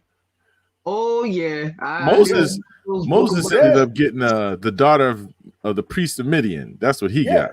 Yeah, but then Jacob had to go to the elder daughter, which was Leah first. I think it was before he got Rebecca. He wanted Rebecca. Okay, he wanted her. Yeah, he wanted her. Yeah. So, but either way, you niggas see that right there. I thought I got corrected, and then I accepted my correction. And right. The whole title of the show. It kept going. And just kept going. Yeah. And then that's like, we get on Wacky Show. Yeah. Yeah. Just like, say like, oh yeah. I was like, yeah. I was like, you know what? You're right. And then I was like, yeah. And it kept going, right? I just wanted to point that out. That's how you do it. That's how you do it. It's not that hard. We discussed it over Wacky, and that's the same thing. He was wrong, and Soul and Black provided the links. I had to put it out there, and boom. And that was it. That was it. And then we move on. Like, you know exactly. What I'm saying? Right. I ain't talking about this man's family. I ain't say I was going to pull up on him. Nah. I didn't say bitch ass nigga. I didn't challenge him to a duel. You know what I'm saying? He tripping, yo. I didn't go sound like hung. Like, you're right. They be tripping. None of that. Like, calm down, man. Relax. God dang. It ain't that serious, man. Calm down. Yeah, man. Like, y'all want to blow a cap or bust a blow a fuse over some dumb stuff. Come on, man. Calm down, man. Can we move on? Yeah. What did Sir Anthony said? Excellent example. Yeah, man. True that. See how that was? So quick. It was quick. Yeah, just quick. Good bringing it up too, man. You were aware of that. Caught that real quick. Yeah, caught it real quick. Like, you know what I mean? And you know, it's like you don't understand. Like, it's cultures. You're listening to secondhand information. You're not listening to people that been places, made connections with people. Okay. I can go back to these. Listen. Say something happens. Me and my wife split up, break up. Something happens. Whatever, right? right? And she said, rah, rah, and I'm like, rah, and then I leave, right? I'm not landing back in the States. I have so many other places to go. I can be broke, destitute right now, lose everything, get to a fucking internet cafe, send out 5 emails, and I'd have made connections with people all over the world where they will send me a plane ticket, have me at their place, spot. and in a month I'll be back rebuilding the shit that I'm building because I have built relationships with people. That's like my brother. My brother went to Sweden. He left here from Baltimore, went to Sweden, and he said, and I remember talking to him. He's like, man, I'm not coming back to the United States. I was like, bro, wait a minute, what about me? he's like, I'm not coming back, man. You got to come out here. He's like, but since I've been here, everything that I lost, I already got it back. Yeah. I was like, for real? He's like, yeah. He went to Sweden. He went to I think it's the university, and he started teaching English. That's what he was teaching. Yeah. And he's fine. He said, man, I got all kinds of stuff. I'm good. He's like, oh, well, dang. He's like, you need to get out of there. That's what he get on my back. He'd be on my back all the time. Bro, why are you still in the United States? You know better than that. I was like, hey, I'm trying to help my people out. You know how it is. I'm trying to give him okay. Yeah. He ain't hearing it. He ain't hearing that. Hey, listen, man. Listen. But I will say this. But you gotta because you travel, right? Yes, sir. And you've been places. Yes, sir. I'm not going back because I can't going back because the people in my family that I have that connection to, they either died or or they got their own thing to a certain degree, and the rest of them, I don't fuck with them niggas like that. I don't fuck with them. You just don't need it. I don't need it, and you just don't. But the other problem is that your brother's lucky with you is because you've been places you've traveled, and that he has that tether. So here's another thing about traveling. There's a difference between traveling and being an expat. Your brother's an expat. He's an expat now. He's an expat, right? Yeah. So I could have made way more money if I could trust niggas back in the States so I can reinvest that money like how our brothers from the continent do, or how the people from the brothers from from Asia does, or South America or the Caribbean does. Because at the end of the day, even though I'm in Japan, I'm still an American, and then I'm black. I look at it like that. Like when I'm in America, I'm black. When I'm overseas, I'm American. Yep. Then I'm black. Then there's a subtext to it. Yep. And I know I got all this knowledge, got all of this stuff, all of this information, all of these skills, all these connections. And when I try to reach back, and I did this for so long, when I try to reach back and try to help dudes or whatever, it's hard. No, you try with your family members first, right? Yeah, but it's still hard. It's hard. It's hard, and I get it. I used to get upset. Like, nigga, why you there? Nigga, pack your shit up and let's go. What? Nigga, what? I can't do that. Nigga, I did it. I ain't you. Why you can't be like me? And then you think about it. No, he ain't me. No, because I'm a 1%. Like I'm a 1%. Because people would rather live in dysfunction than the unknown. Yeah, but they don't. Well, let me put as you eloquently present it in your stories. Let me just tell you this: don't worry about the unknown. It ain't that bad. It really isn't. It really isn't. When you go overseas, you find out. Oh man, it's hard. It was hard. It's still hard for me to still be here. It's hard because real talk. Because because I know what I'm missing. Do you know what I'm saying? It's one of those things. If you didn't know what you're missing, no big deal. But if you know what you're missing, it's tough because it's like, and then when you're trying to talk, when we talk about sisters and stuff, I'm like, they just don't understand, man. They really don't. They really don't. Because I'm like, I told them in the beginning, I said, if these brothers get a taste of going overseas, you ain't getting them back. I'm telling you, you are not going to get them back. And I know that to be the case. Most of those brothers that go overseas, it's hard to get them back. No, it ain't coming back. It ain't coming It's back. hard. I'm gonna tell you. Look, I wouldn't come back to this state. Nah. Listen, man. listen. To deal with just American mindset of women, you don't want it. I'm telling you, it's hard. It's real hard to switch back. I'm like with I'm gonna say like this with black men, and I'm gonna say this right. There's nothing.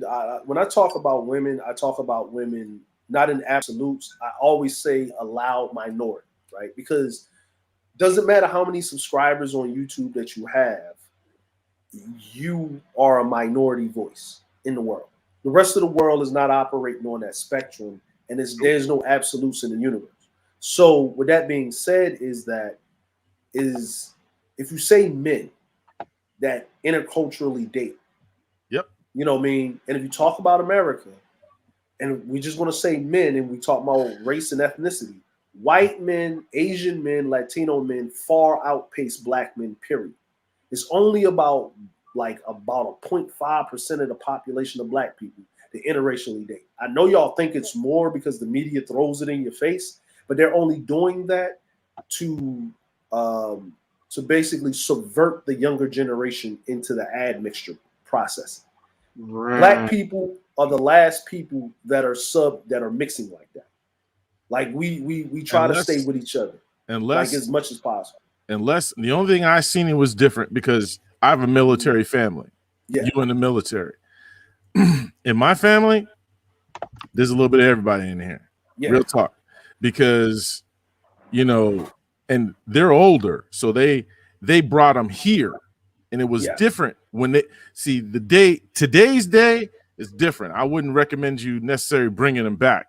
Nope. But back in the day, they could bring them back. You know what I mean? You see brothers with Japanese women, Korean women, brothers. In my family, I got a bunch. It's like a rainbow up in the joint. It's rainbow.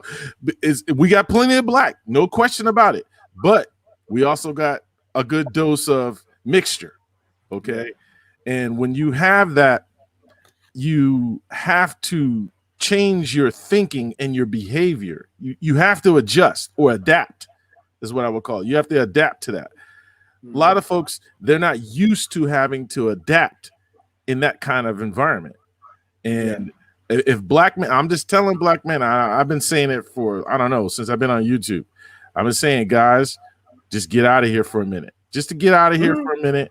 It don't have to be a lot, but take a vacation. I don't care if you take in one of those, what do they call it, Carnival cruises or flying some, get out just for a little bit, just to go see something else. And it will help broaden your perspective and view, and you'll be much fuller as a guy. I'm telling you, because it brings that benefit to you. And you don't know it until you experience. I can tell you, he could tell you, but experiencing it, man, but walking around walking around like a regular person, like walking past the police and be like, oh, I don't know where I'm going. Hey, Mr. Officer. Exactly. Can you show me where I'm going? You ain't gonna do that in the States. Well, see, that's the thing. When I went overseas and came back, and my perspective was different. Like, there you go. When I got, like you said, you don't walk up to a cop. I do. But I wouldn't probably did it before, but afterward, I came back. I'm not tripping on that stuff. I would see brothers deal with the same cop that I dealt with. He's cool with me. No problem. Can't stand them.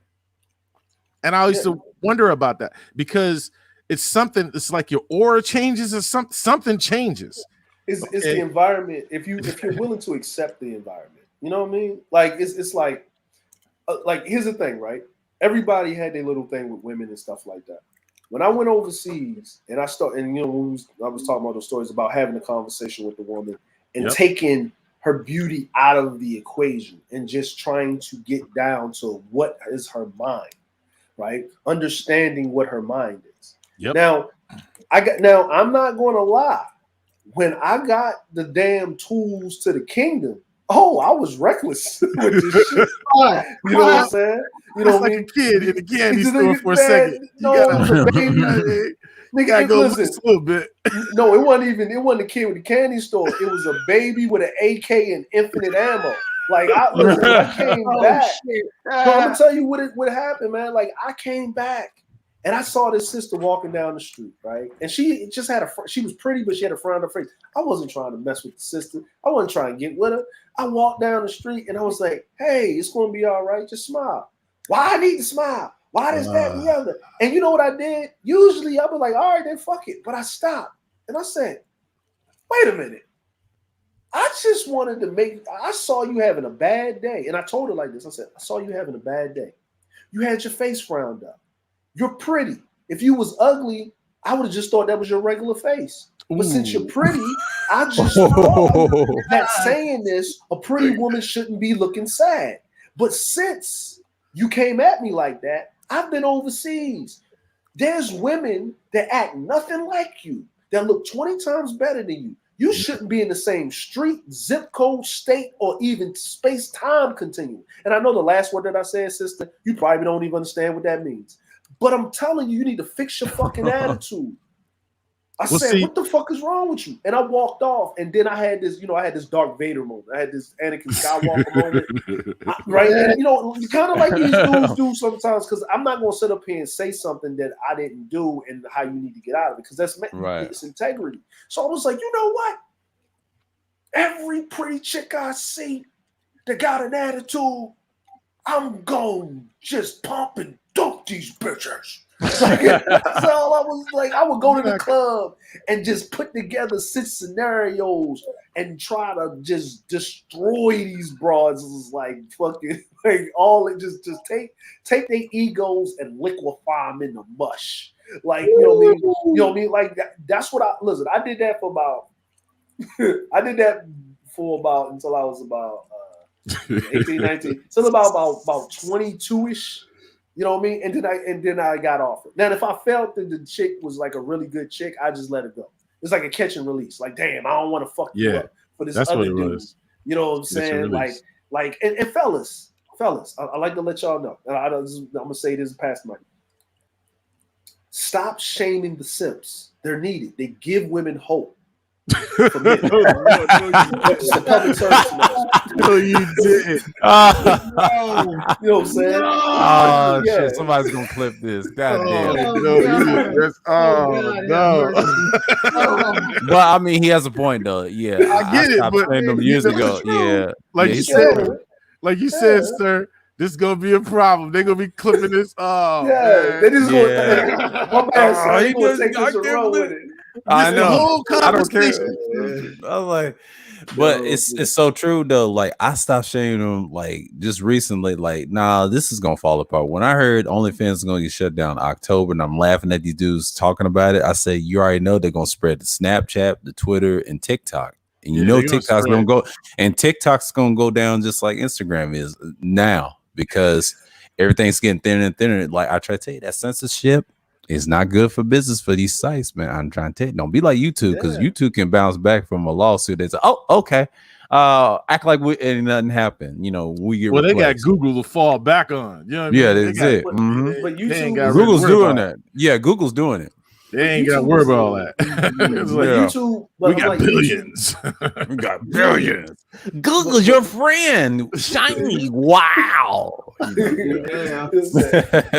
you know, YouTube is that thing, man, where it's everything on YouTube. Like it's different sections and communities. YouTube just cut off a community and keep on trucking. You know what I mean? Like, you know what I mean? Like they make money ridiculously, whatever. Like OnlyFans just makes money one way. Like listen, here's the crazy part. The reason why OnlyFans is the way it is because of a feminist. Rose McGowan decided to get her ass up there and show a pussy because she was empowered to. And that saw a cascade of empowerment of hoes. Like, look at that. See, I thought that's the thing. When they get the thing blew me away when I saw this. They use feminism to be a hoe. Yeah. Let me get this straight. I didn't think that that's what feminism was about. But I get it. You guys are gonna corrupt it as normal. Anything you give them, they're gonna go ahead and corrupt it. I'm just like, geez, man, y'all need to get it Think together. about it. Think about it like this. Think about it like this. Women, hold on, and this is a simple, and this is for the guys that have problem with women and you have problems not getting yourself together. This information ain't for you. This is you know what I'm saying? This is stable brothers. Yeah. This is postgraduate work. Okay, this is not for you. You didn't pay for this. This is the advanced courses. Okay, this is the undergraduate stuff. So you know what I'm saying? Like, oh no, bad. This is Rhodes Scholar work. This is Rhodes Scholar work. You know what I'm saying? So matter of fact, if you pay me a cash app of $97.77, 3 easy payments of $33.33, I can give you an honorary degree in how not to get played. But what I'm basically saying is this, right? Is that hoeing only exists if men participate, right? True. That's correct. So tricking this sexual revolution was the greatest pimp move. Think about it. Feminism was created by men, instituted by men, by incentivizing women to compete with other men while the top 10% could sit back and laugh. Yeah, in a certain regard, you're right about that. I feel you. It's a whole trick bag. And the problem is because think about it, right? If that wasn't the case, if feminism was what it was, why are women complaining about not having a man and being lonely and they want a high value man? I'm like, you're competing against them. So you are now the high value man in your life because you don't need one. Yeah, well, so they think. Hey, last time I checked, they can have. Look, I'm gonna say, I tell the brothers, the guy. You know, so crazy when the dudes come from overseas, they don't necessarily like our women. If you notice that, they don't want that. No, okay, they actually import their women. They bring their women with them. Exactly. That's exactly what they do. They're like, hell to the no. No, I'm good. I'm good. Yeah. I'm gonna get one. Give me that one from that village over there. You know, the one who was she was a cousin or such and so. Yeah. I like her. And bring her over here. That's exactly what they do. They're like, nah. Because they got Uncle Lou. Uncle Lou.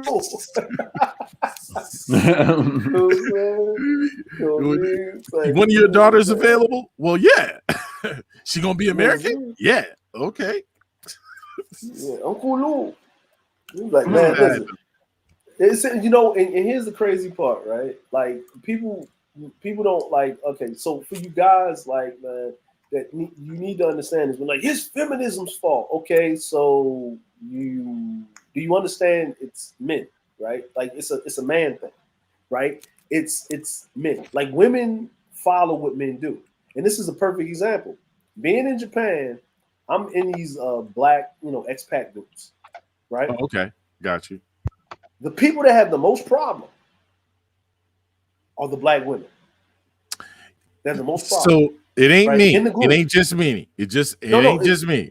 Now I'm in other expat groups. I'm talking about you see the same thing I see then. I seen every time I see when like you in the military, when we as brothers go overseas, we didn't have no problem. Problems. We ain't had no problem. The black woman in the unit, they got problems. But we ain't got no problems. All kinds of problems. It's like it be cracking me up because, like you said, I'm an equal opportunity employer. I mean, in that regard, I'm like, hey, I don't discriminate. I ain't got no problems. Well, I'm looking for a chocolate dude, and this. I'm like, look, there's a lot of dudes built like us, right there. They ain't chocolate. They may be brown. They may be peanut butter. They may be whatever. But why you not give him an opportunity? Because their mindset is all messed up. And I'm just like, okay, well, you go ahead and do that. For that. Like your boy said, you can make it up. You told them you can make it up when you go to Africa. You make it up when you go to Africa. and listen, I'm gonna say it like this. I'm gonna be honest with you.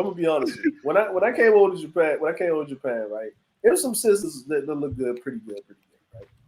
And it's also about proximity, and it's also about economics. And what I mean by this is, I got tired. Now I'm gonna be honest with you. I got tired of smashing down chicks that were built like 12 o'clock or 1 o'clock. Like Japanese women ain't built like the way we're accustomed to using. Like you give up certain body norms that you want. Unless you in Switzerland. Yeah, unless you in Europe, unless you're in Europe, or you down in Okinawa, that's a whole different ballgame. You know what I'm saying? Yeah, you in Okinawa or Guam or somewhere like that. Yeah, Guam, Hawaii. Yeah, or stuff like Australia. Australia. Like Thailand and the Philippines and shit. And all that crazy shit.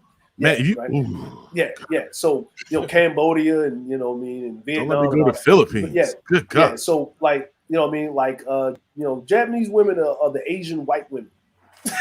In a sense, yeah. The way they built. Yeah. The way they built. Yeah. Filipinos a lot thicker.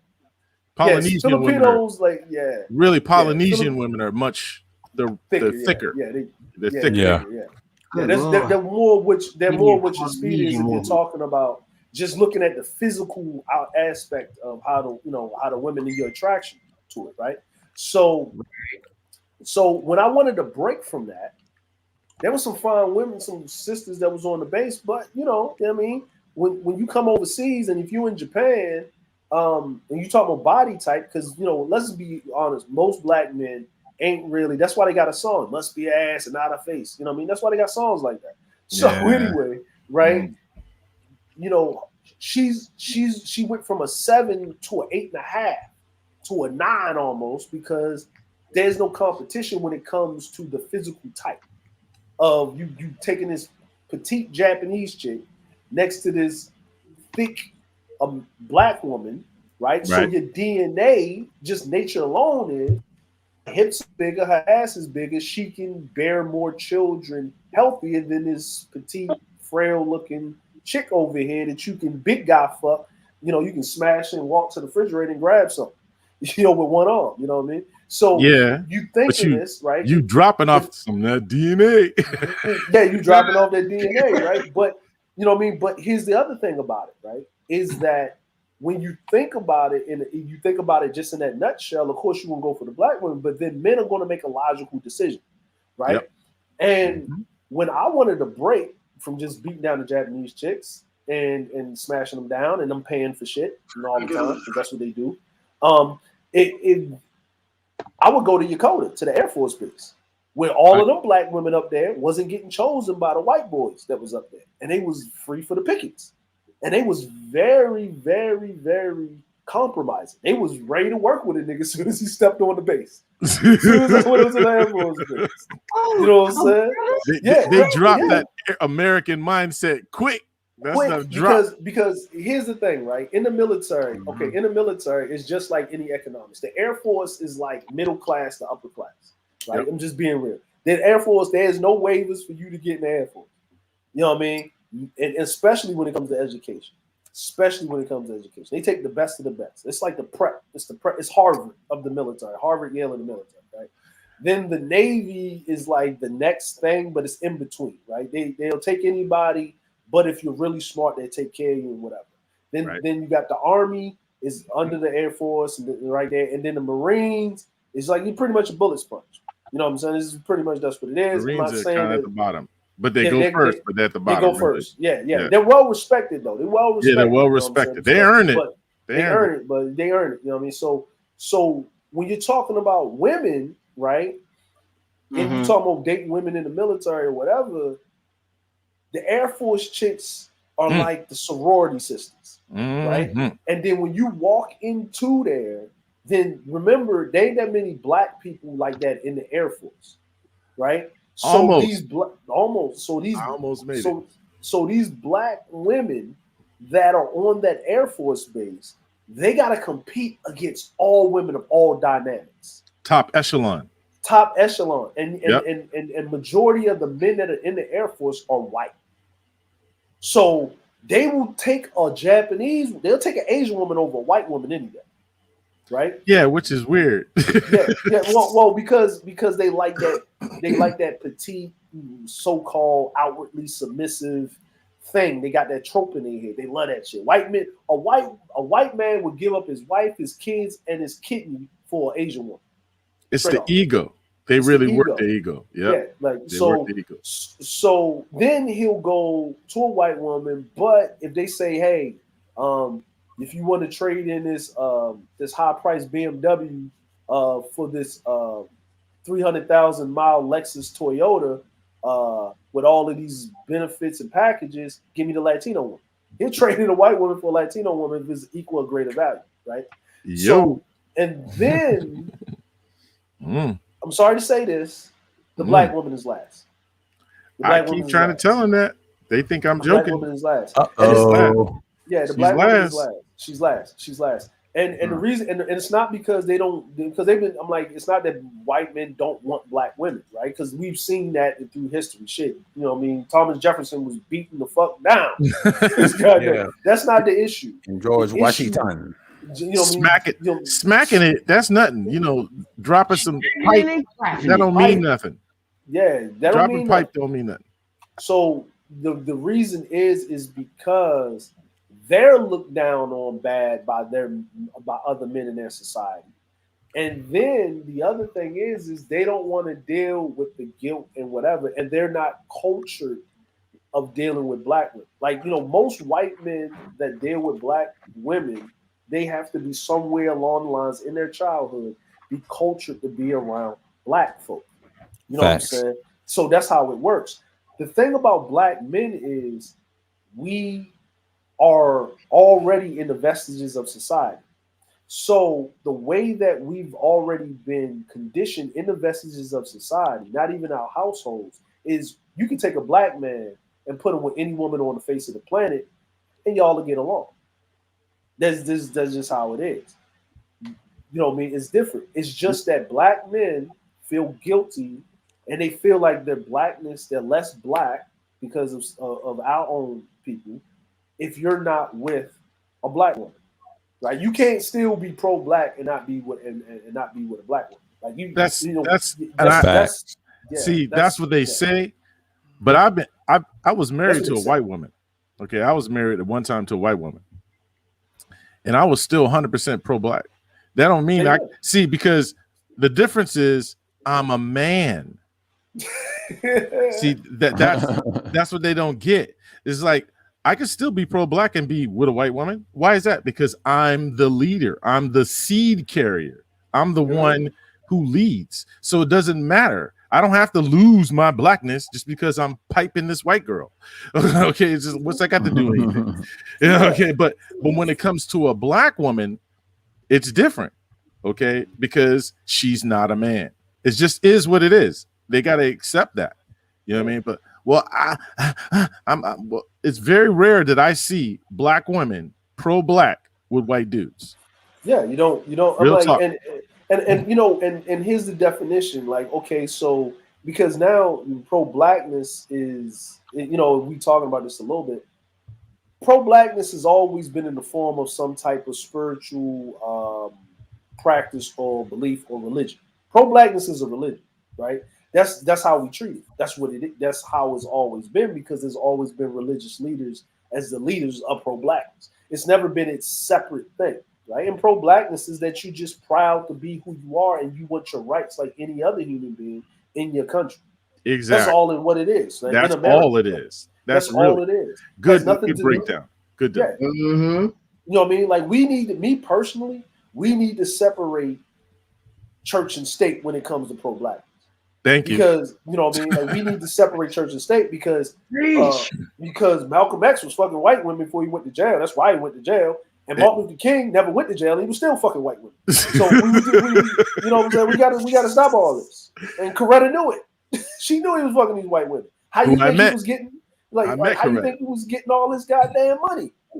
Like, you know what I mean? Niggas can't go out there and get their ass whipped and not be working and shit and walk around in them nice suits and take care of their family getting dog sicked on them unless somebody felt sorry for them. And guess and white women love a charity case. They love a charity case. Well, think about this. They're talking about George Floyd. Guess who his woman was? White. She was guess white. Guess who was out there protesting? A lot of white women. White women. I was like, yo, if they on our team, they on my team, man. It just is what it is, man. I don't make that distinction other than the fact, are you on my team? Yeah. Well, then you're on my team. That's it. You've gotten a seal of approval. You have the producer of the Manosphere here, Char Willie. See, they don't like to get this woman her flowers. You got Char Willie in your chat, sir. Char Willie. Oh, hey, what's going on? I don't know Char Willie. Sorry about that. My bad. Yeah, she's cold. Yeah, Char, like, okay, here's the thing, right? People don't know this thing about Char. Char been around since ever. Like, support news channels, modding their channels, managing their stuff, help building their platforms, and all this other stuff. She just quietly just sits in the background. That's cool. And doesn't say anything, like, most of the time. But she doesn't, people that know the pillars know who Char is. They know who Char is. But it's like, she deeply cares. Like, and if you ever had conversations with Char, she's a classic, like how these dudes complain they want black women to be. That's classic woman. That's the classic woman. She's the classic black woman. Just like classic Ruby, like Ruby. Yeah, like Ruby. In other words, we call her the diamond in the rough. She's one of the diamonds in the rough for the minority class of black women. She's in the minor group. Yeah, she's like they don't make a lot of those. Yeah. No. They don't. They produce a lot of it. And she's even. Like, she's even killed. Like, she'll hold both sexes accountable. Well, that's good. I mean? Yeah, she's not one sided. You know what I mean? But she understands where men need to have their space to have that conversation. She, you know what I mean? Similar to Danica. She like Danica. I don't know if you know. Danica's a little different. Danica's a little different. Danica, I know what Danica doing. Like, I know what Danica doing. Listen. I don't know what she's doing either. Listen, I know what Danica's doing. Just like how Simpson needed, we need someone to kiss the boo-boos and sing you back out there. You know what I mean? To kiss the to make you feel, give you some motivation. And there's nothing better than a pretty woman sitting up there online with some cleavage showing, giving you some motivation, speaking in a nice voice. You are a great man. You are not dusty. You know what I'm saying? Lord. Let mama hold on, come over here, boy. Let me get that crust out your eyes. You's mama's little boy. Yes, you are. You's a handsome man. That girl didn't deserve you. It's not your fault. Get out there and be great. That's what Danica does. I don't think it's a bad thing to a certain degree. You know what I mean? Well, some brothers need some motivation. They do. Yeah, but then they'll listen to Danica and not go out there and be great. They'll listen to Danica, then go to Cynthia G and run back to Danica. But mommy, she said I'm dusty. You know what I'm saying? It's like, you know what I'm saying? It's like that Trey Songz video and shit. You know what I'm saying? It's like the Trey Songz video, right? Like when he was that song where he can't help but wait, where he's up there trying to save the chick from getting her ass beat by the nigga next door. And shit. Oh man, like, that's what it is, man. It's like, think about it, man. These dudes will listen to a dude or a woman, motivate them to be better, build up their ego, take their ego, run in one of these divestment women's channels. Oh no. And get their ego stomped on, kicked, and then they'll run back and be like, she said we dusty. See, what we wanted to do from Manosphere 1.0, we wanted you to make sure you were solid because we weren't having it, period. Yeah, we weren't having it at all. We was like, sisters talking all that madness, smash, crush it down, destroy it. We ain't having that. Oh, you want to come up on my channel? Yeah, I'm gonna come on your channel and light you up, and light you up, and go about my business to the next one. But a lot of these guys ain't built like that. Like, when I listen to Nick, I say, yo, it's good to hear this, right? But then when I think her subs was jumping, right? It was out through the roof, right? Yep. Videos was popping. And she said, and I heard her one time, right? I was like, okay, she there. Oh, okay, she got the dreads going. She got the Lauryn Hill. Oh, she got the Erykah Badu vibe going. You know what I'm saying? I met Erykah Badu. Don't never look that woman in the eyes. But anyway, what you know, I was like, okay, I like this. It's that Angie Stone, like, my brother, you know what I mean? Okay, build it up. Okay, we going back to the Kings. Okay, I get it. The pro-conscious community. Okay, hotepping for cock. Okay, I get it. You know what I'm saying? I get it. You know what I mean? I said they need this. No, for real. I can for cock. You know what I'm saying? Hotepping for cock. Hotepping for pussy. It's the same shit, right? You know what I'm saying? Okay, I get it. She got the hair wraps going. Oh, she got the big crown right there in the cleavage. So you gotta stare at it, and she's in shape. She's thin. Yeah, she's earthly. She smell like body oils and sage. You know what I'm saying? Oh, you know what I mean? Black soap. Everything's earthly and shit. Oh, I get it, right? Just being in this woman's presence, I feel pro-black already. Oh shit! Oh, my chakras, they open. My pineal gland. Oh shit! You know what I'm saying? I'm standing on one of them boxes in Times Square yelling, "Read, nigga, read!" Like I'm shit. I don't know if I'm more science, temple, Hebrew, Israelite, Hotep, Kemet, nigga, get it, right? So I'm like, I get it, right? I get what she doing. You know what I'm saying?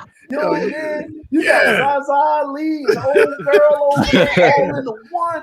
And then after all of that sister love, she reminds me of that old painting of that black woman with the fro that's naked in your uncle's living room. Oh, I remember that. You know what I'm saying? I get it. So I'm sitting here and I said, I get what Danika's doing. And I was listening to her. I said, man, this is good. This sister's on point. She doing her thing. You know, she ain't tearing brothers down. It's a necessary evil. But she's not really throwing black women underneath the bus. She's not being really harsh. She's actually offering some type of introspection.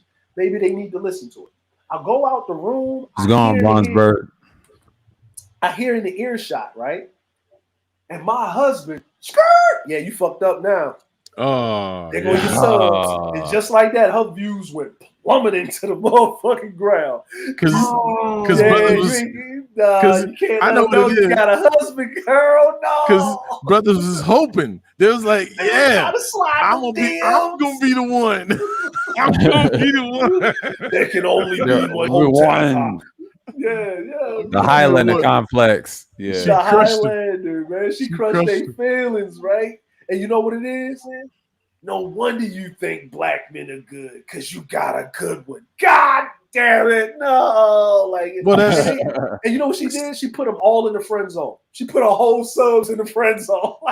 I mean, she married, yo. What you expect? She married. No, I was expecting it, right? Because I said, yo, there's no way this black woman in this day and age. Now, maybe back in like 2015 to 13 or 14, but now on an open platform with these many people watching her and with the sisters in there, but it was mainly dudes in there. I said, there was no way she talking like this unless she got a man. And none of these dudes, and I seen a couple of dudes that was in there like, yeah, Danica. I said, the way I heard this nigga talk on panels and type in chats, nah, this nigga, nah. He melted, huh? No, melted. And I was like, and you know what I said to her? And you know what I said to myself? I said,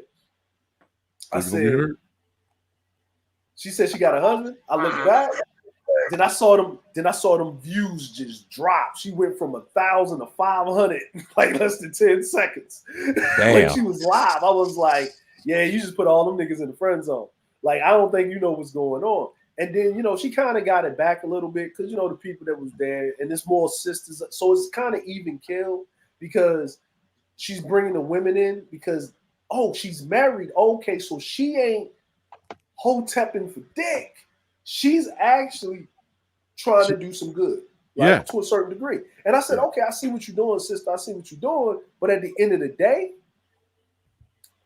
you're making money off of these niggas' shortcomings. Like, you know what I'm saying? And I get it. I'm like, you know, somebody's got to do it. Listen, look, there's necessary evils. I'm a businessman. I don't trip. But I will say this, right? You're not going to be able to fix these guys' problems because I never hear a lot of times, and this is just me, I ain't saying about you guys, but when these top people are talking and they got an audience, I never hear this. You need to seek some therapy. Oh, well, exactly. None. True. No, I have to admit, I was a little I am somewhat guilty of that because I didn't think it was as bad as I've been able to see it now. Okay, so let's put it that way. So when we first came in 1.0, we didn't see it that bad. But as the years have progressed, I'm like, yeah, some of these dudes need some therapy. They need some therapy because a lot of this is going to require some serious work offline. Let's put it this way. They're gonna have to put that a commitment in with a therapist. Seriously. You know what I mean? And then it's good for them. And we need to let them know it ain't nothing wrong with getting no therapy. What's wrong with that? It makes you better. Why do you get mad or have problems with something making you better? Better is good, right? I'm just saying. I think, you know, I mean, I understand the predisposition of black people not want to go doing anything in the medical field, where a lot of black people work actually in the medical field. But, you know, it's crazy, right? You work in it, but you don't want to go to the doctor. Yeah, especially in Baltimore, right? Especially in Baltimore. Baltimore, everybody a nurse, right? Everybody a nurse, right? I call it the single mama jam plan. The pack, the nurses scrubs, the little league or the AAU basketball league or football. You know what I'm saying? And you know what I mean? Like that's the single mama jam pack. Like jam pack, right? Yeah, listen. I ain't saying it like that. I went to a high school where, you know, I went to Dunbar and it was a charter school for Johns Hopkins. So most of the women that went to my high school, they got their nurse's license before they graduated. So, and some of them, not all of them, maybe 20 or 30% of them were single moms. Like by the time they were like 22 or 23.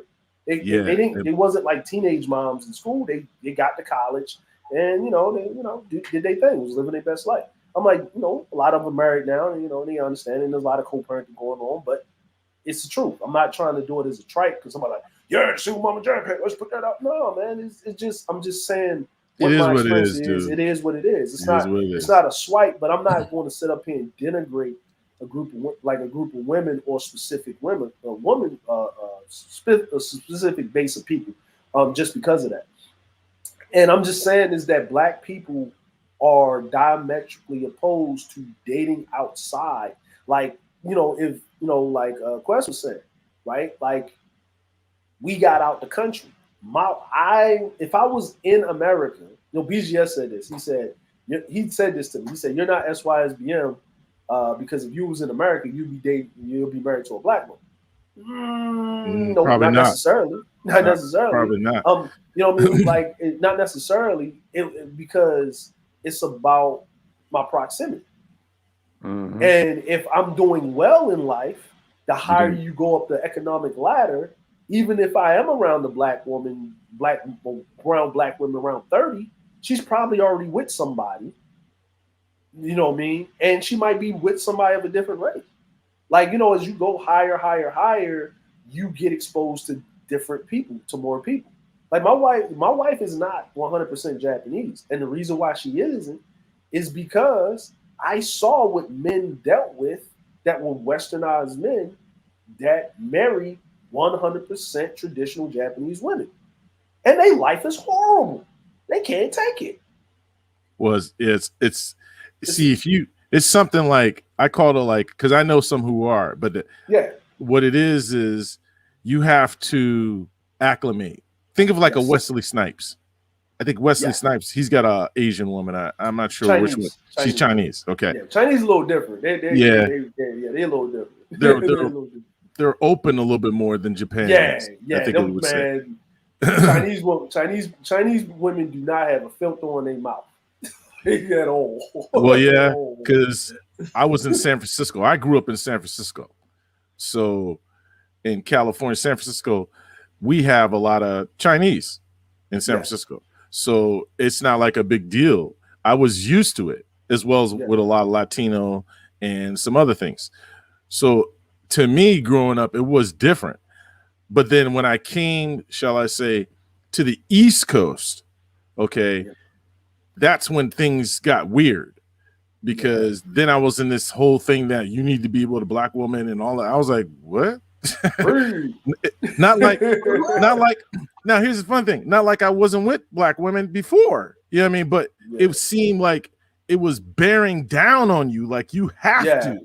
Yeah. And I was like, whoa, why do I have to? You know what I mean? You can't go nowhere, man. If she don't work with me, I ain't with her. That's how it go. You know what I mean? Yeah. We ain't got nothing in common. I ain't feeling her like that. She could be fine as all get out, but I ain't feeling it. What do you want me to do?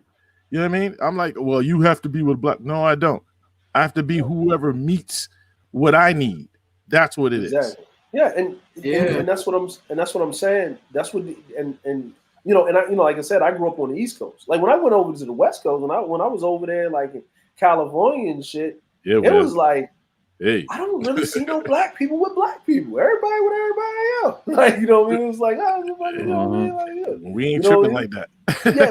but I wasn't, you know what I mean? But I said, this is cool. Like, I was like, it's cool, you know what I mean? And people, you can tell people was just as black or they was into they different groups as possible. Like, you know what I mean? I saw dudes sitting there with his little Latino chick and he over there with his homies kicking it and they just kicking in. The black girls was kicking it.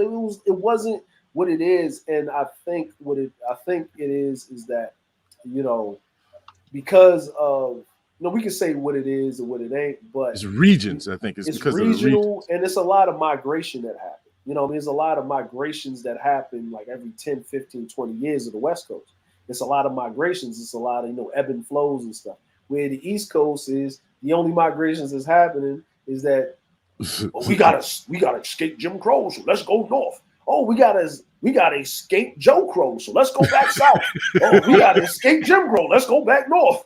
We gotta escape Joe Crow, let's go back down south. Like, you know what I'm saying? He right about that because that's exactly what I swear. He's right on that. I swear. Come from the West Coast to the East Coast. Then he had to go down south. Then I was like, what the hell? Did we go up south? I mean, go back up to New England. I was like, God damn, yo, what the hell? I want to go back west. It's crazy, yo. Then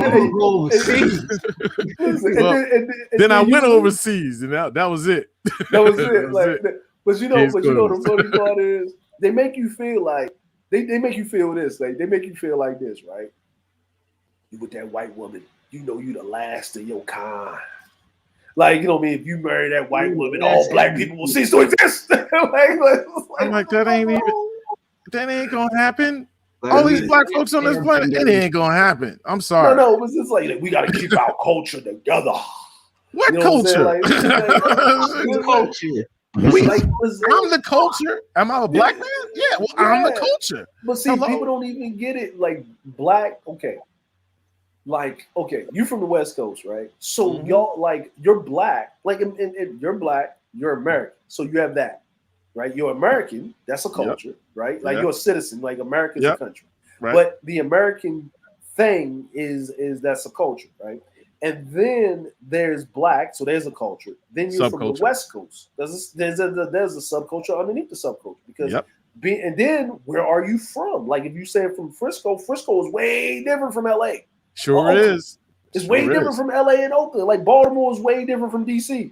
Yep. Like this is way different. Like they say it is the DMV, DC, Maryland, and Virginia. Baltimore is not included. Motherfuckers from Baltimore will fight you if you include us into that shit. Because that ain't got shit to do with us. Like, you know what I'm saying? Like we totally different.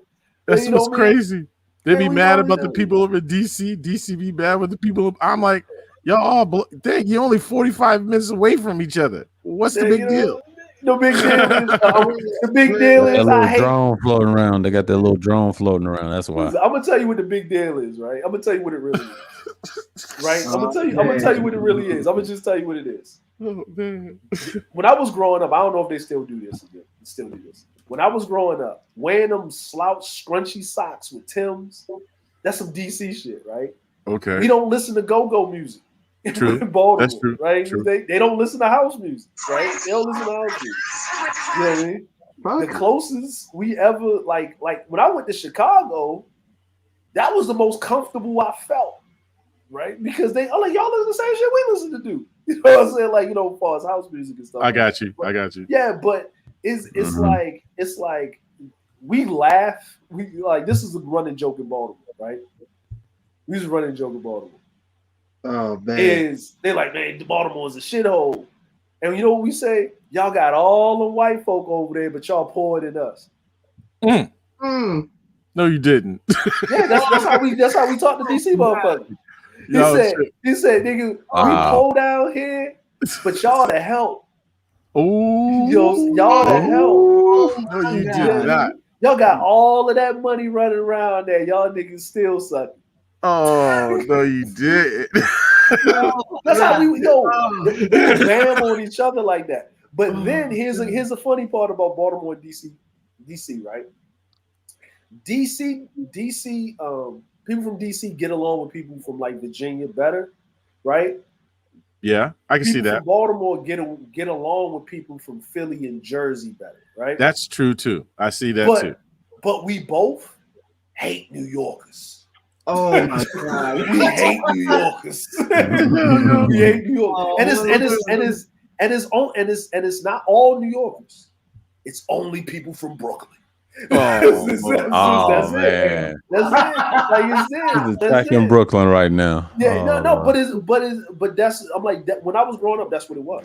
That's what it was. It was like now it's different because you got people from New York living in Baltimore and stuff like that. Well, yeah, so Baltimore's about to get an influx because we got the bullet train coming from New York down here. Yeah, it's coming.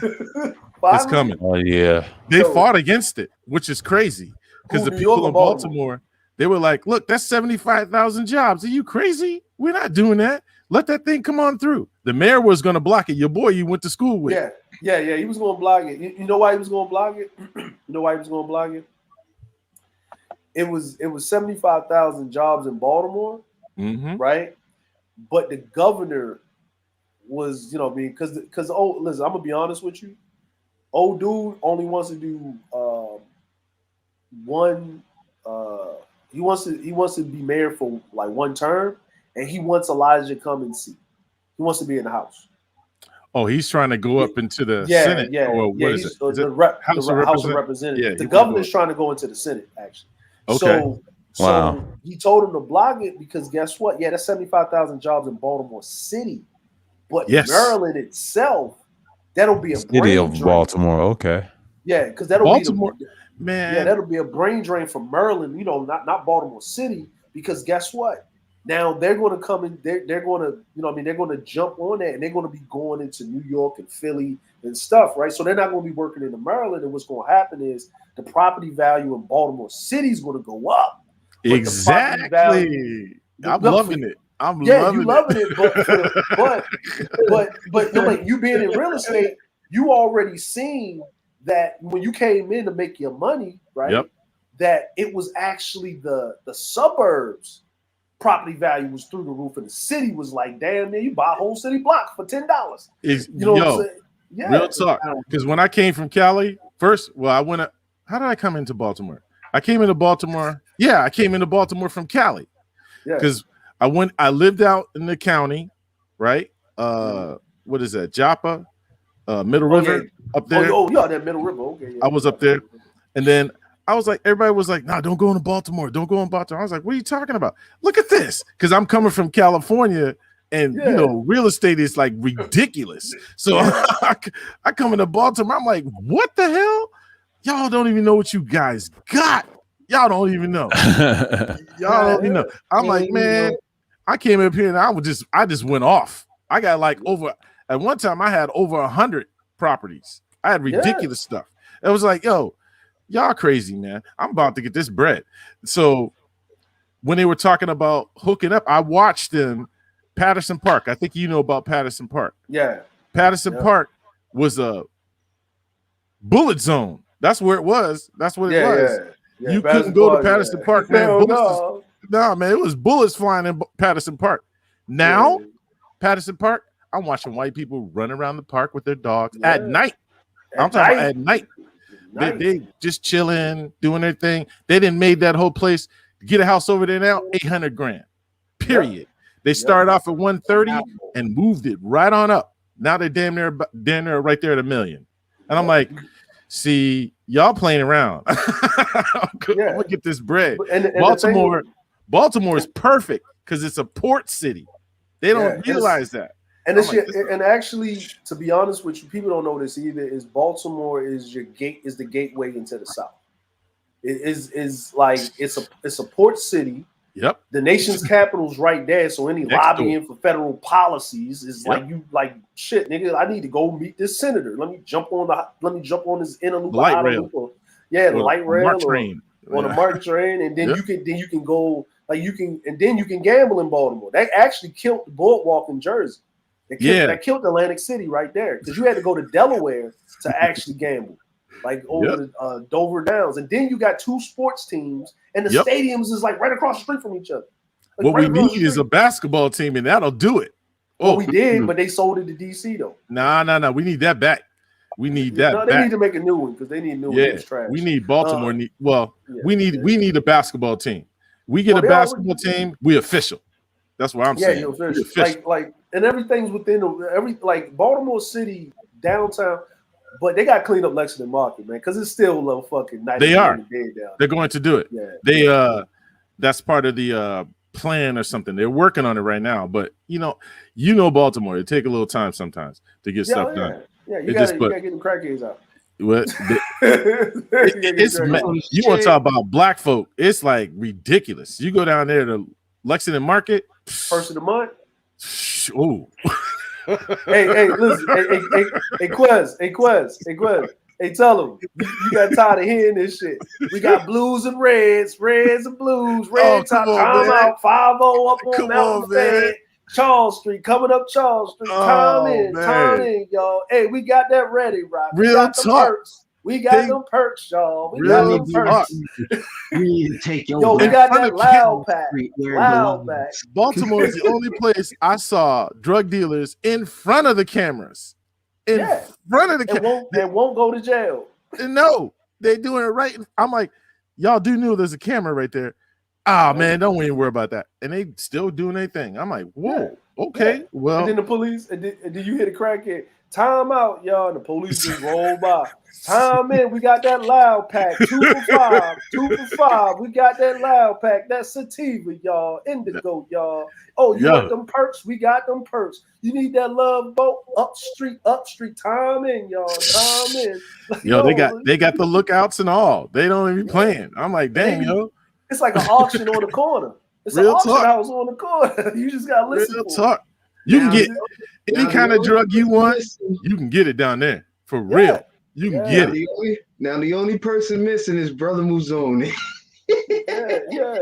But see, like even with the wire, man, like that was the Nation of Islam in Baltimore. They was just using Brother Muzone as just an example of how they actually secured the projects. And LaVan Hawkins was the one that brought the first checkers and turned it. You know that Burger King that's like on Orleans and Central, right in front of Dunbar. I think I know what you're talking about. Yeah, that's black owned. Yeah. And the one that's down West Side Shopping Center. West Side Shopping Center still there. Those used to be still checkers. There. West Side Shopping Center. No, West Side Shopping Center is still there. I'm thinking about Emerson Village. West Side Shopping Center is still jumping.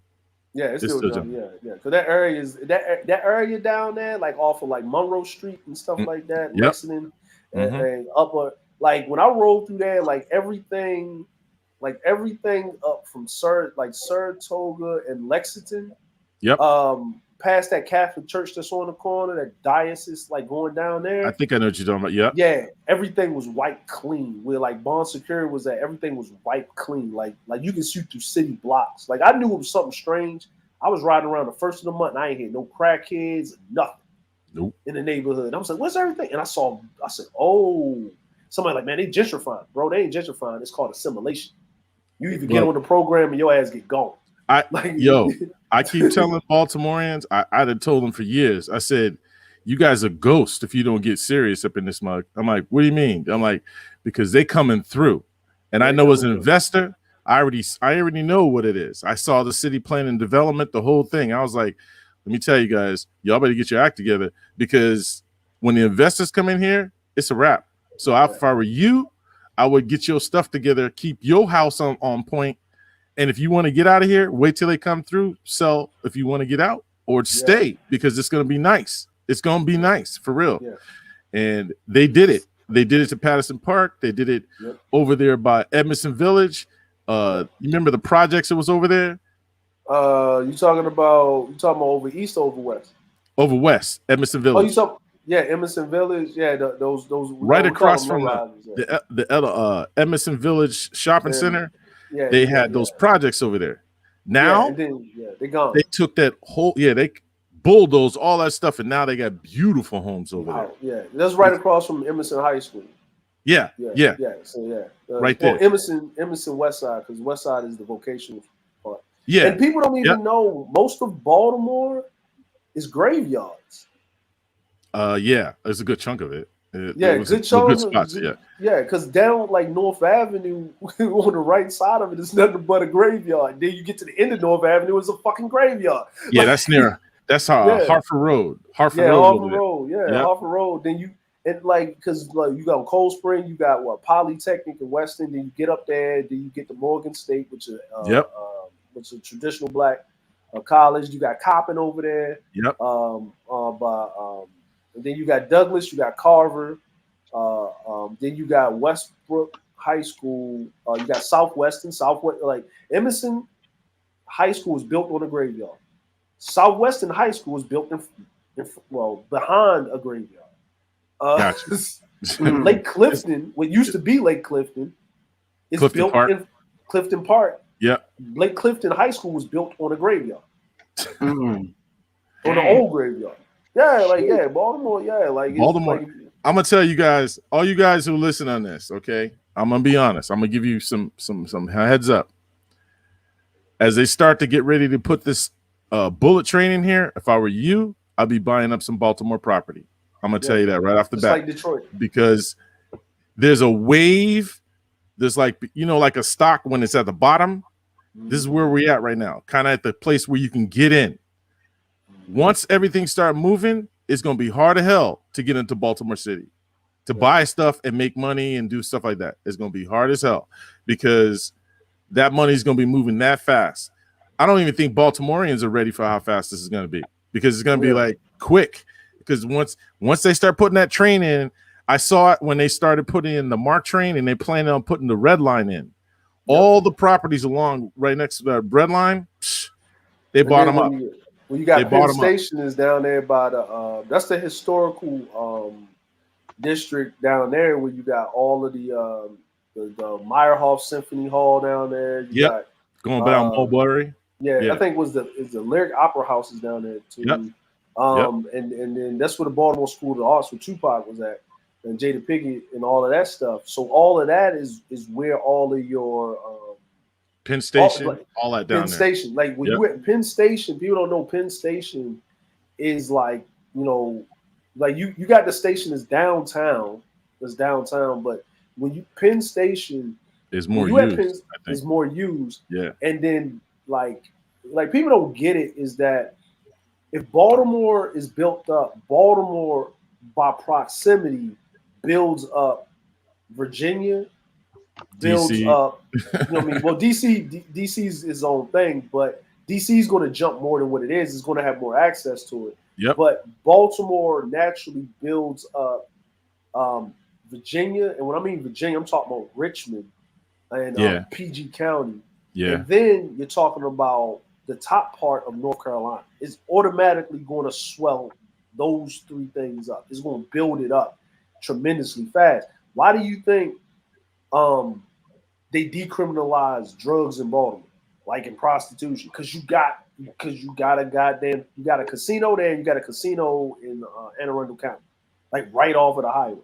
But it's going to get, the thing about it is, even though they decriminalize it, because the new money, basically that's what it is. New money is coming in. A lot of that's going to be pushed out. Yeah, That's what's going to happen. It's going to just going to go out to the outskirts until it can't go no anymore, and just going to have to go somewhere else. So it's going to fall off into the county somewhere. Well, But- what they're going to do is they're going to make a money stream for it, right? Because Yep. you decriminalize it, then the next step you just do it like Vegas, right? Because they're already pushing it nationwide that if you can smoke weed, if they make that federally, like, you know, remember everything can be a states' rights issue, right? Right. So Right. Baltimore can just do the same thing Nevada does, right?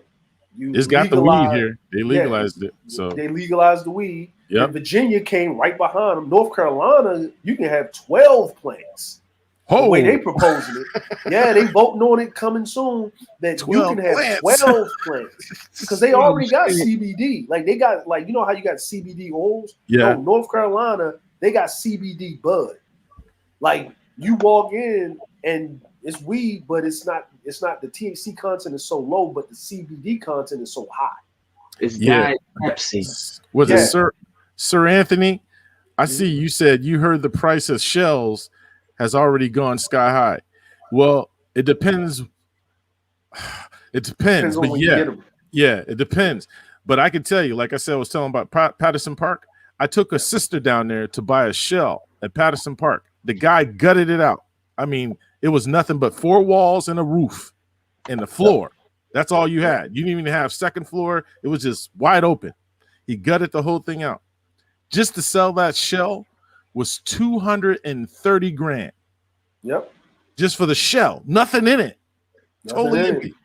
Yeah. So I was like, and she bought it. She bought the joint, hooked it up. Now that sucker's worth damn near $1 million, Yeah. just like Because- that. Yeah, because people because they're going to build up that side first. Because if you're talking about who got the most money in Baltimore, it's actually Johns Hopkins. So Johns Hopkins got the east side. University of Maryland has like the west side of downtown, a little bit across Martin Luther King Boulevard, up until I think is Utah Street, and then Bon Secure has That's further down. has Lexington over. So if Right. you're going to buy your shells, you need to buy them from the Bon Secure side. You know what Yeah, I'm saying? Because you can You gotta still, come- you you can still afford them. Yeah, you can Okay, still because afford it. let me see what happened. Now this is going off as 2016 of what I saw. So Yeah, but you still good because, like I said, the city plan development, they have the projects, so you can see how they're moving across the city. Okay, they're coming from the inner harbor. They pushed the inner harbor, worked at Canton, over there by Canton, all that, because that's where I used to hang out, Canton. But it was like, yo, when you Patterson Park, all of that, and they're pushing out. So now they're pushing out, and as you move further towards Edmondson, coming towards Edmondson Village and stuff, that's where you need to get them on the west side. The west side, the east side, that's John Hopkins, because I own property on Washington Street and Wolf. They're north and south. Yep. So I owned up and down those streets, and then the city came to me, and they basically asked me to give him to them because John Hopkins was doing a whole brand new thing up and down both of those streets. So I gave them about 30 buildings, 30 or 40 buildings right on up and down those streets, because it's just I don't want to slow down the progress. Right. I want it to get up, because living in Baltimore, seeing as our people are living, we need that money. We just do. Yeah. You know what I mean? Yeah. We need that money. So I'm just like, just don't slow it down. Let it go. Let's get built up, get this bread, because Baltimore, it'll become not like it used to be a blue collar. It's going to become a mix. Yeah, it's going to be a mix. It's going to be a mix now. Because the like you know everything, like you know everything on Orleans Street, right? Like how those houses look, like those townhouses look on Orleans Street, where it was like where those projects were, those low rises. We call it flag house projects, right? Them little ones. The little ones, right? They still there. They ain't going nowhere. They ain't got rid of them yet. Right? So John Hopkins, that was their first thing that they tried to do, and LeVan Hawkins was the first one to buy those. And then on the other side, right down Central, right, Yep. where that church is, First Apostolic. I think I know what you're talking about. Yeah. Right. The I know church is Central there. though, but I Yeah. think because we got a lot of So- churches in Baltimore. Good God. Well, like it's like new, like the churches you need to know is Bethel, right? Bethel. These are the churches you need to know in Baltimore, right? It's Mhm. Bethel, New Psalmist is, of course, you got to know that because it's got that big ass compound down the street from Emerson High School. Got right? you. And First Apostolic. The reason why you need to know this is if you're going to buy more property, right? First Apostolic on the other side, where that it looks like it's a middle school over there. They own that middle school and all those houses within it, 20 block radius on that other side of the street. See, that's you know what I'm I think I might have met the dude. One of those. I think I met one of those dudes owning some of that stuff or something. Yeah, that was it Bishop Cornelius? Yes. Right? Yeah, it's a bishop. Yep. Yeah, it's a bishop. Yeah. Yep. I'm gonna tell you this, Quest. That's my cousin. For real? That's my cousin. Yeah, that's my cousin. So that's what I'm telling you. You need to know who this guy is, right? Showell. That's the Showells, right? Cornelius Showell. That's my cousin. Does he wear glasses? I think. Yeah. Okay. He wears glasses. I think his son took over and stuff, right? So, but that's a traditional Black apostolic faith church. It's a historical church. We did a deal. We did a deal with him, and one of my mentees I trained. He made 50 grand off the deal. Yeah, but you know why he didn't want to do no more deals. He said, "You make too much money off." No, he's shrewd because he used to be an accountant. But guess what? You know that funeral home over there by Mondawmin? Yeah. First Apostolic owns that. You talking about the Monroe or the one Monroe? They own that funeral home. Yeah. Over in Mondawmin, like off of Mondawmin and shit. Yeah, they own that funeral home. Oh, the other one. Yeah, I know what you're talking about. Okay. Yeah. And then they partially invested into Coppin University. Yeah, they kept it open. Coppin is expanding. They're expanding. They kept it open. All up North Avenue. That's another place, you guys, if you're listening. Buy your property all up and down North Avenue. North Avenue. North starting Avenue. from, let me see. 30 Starting seconds. from, what's a good street to start from?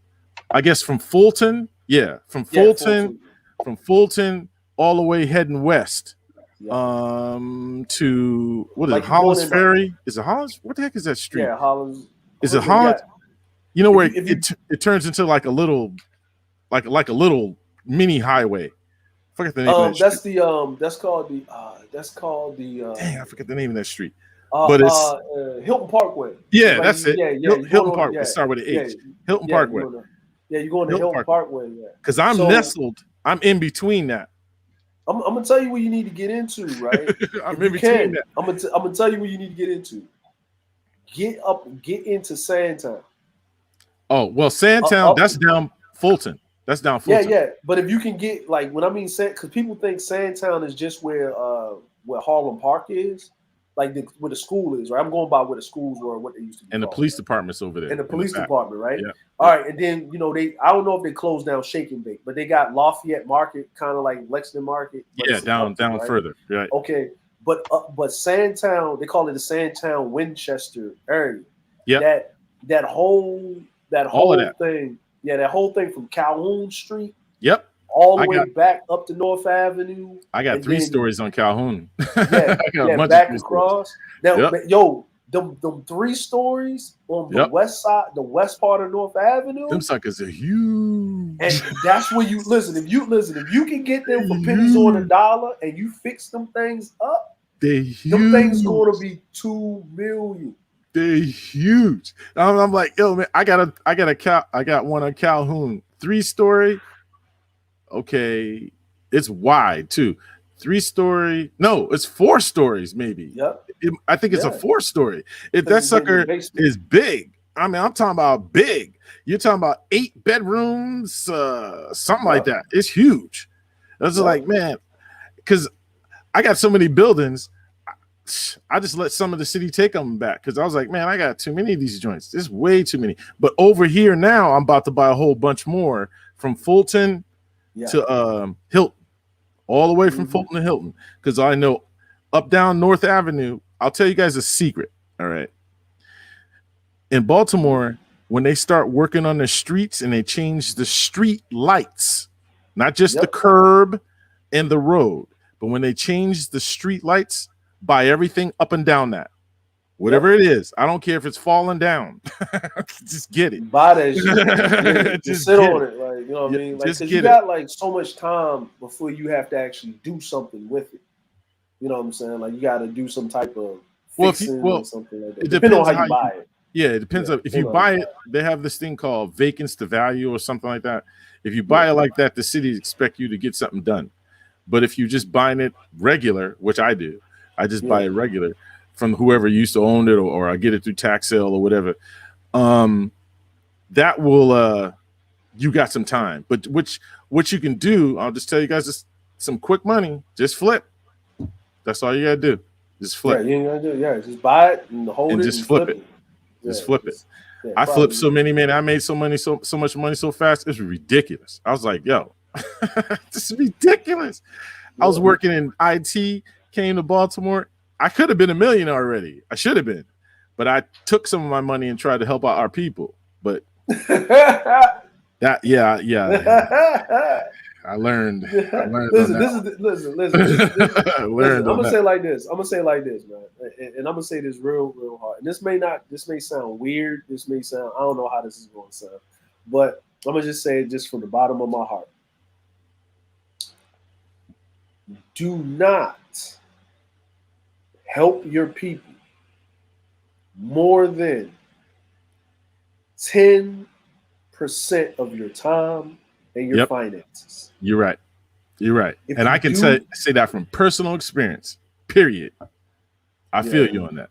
Yeah, don't do it. And if you decide that if this is your calling in life, if The Rock said do it, if God said do it, whoever said do it, if you said do it, go and get you a 501c and get some and if you're going to give people your money and whatever and do a charity, at least get some tax breaks off of that shit. True. You know what I'm saying? Like, because I'm gonna say like this is like, and don't try. It's better that you help children, than you help grown folk. You're right. It's better that you help children than help grown folk. I'm just being honest with you. I gave mad jobs to, shall we say, grown folk. Let's put it that way, and it was disappointing, to say the least. It was disappointing. And I'm talking about taking Jews off the street. Literally, you're taking them off the street, giving them a job, putting a paycheck in their hand. And I even ate the taxes, so they didn't even have. It was almost like they get paid under table, but they didn't. You know what I mean? But so I did that, and I realized that's not a good move because our people, I don't know what it is. It's something about they don't handle the money right. You know what I mean? It just gets. Well, they don't appreciate it like you would think. It's just it's when like it's a lot of things. That's why I say it's better with children, and like you would have probably worked out better, doing a summer program. My uncle did this, right? He when he kind of retired from being a construction worker or whatever, he went back to work at the high school. Okay.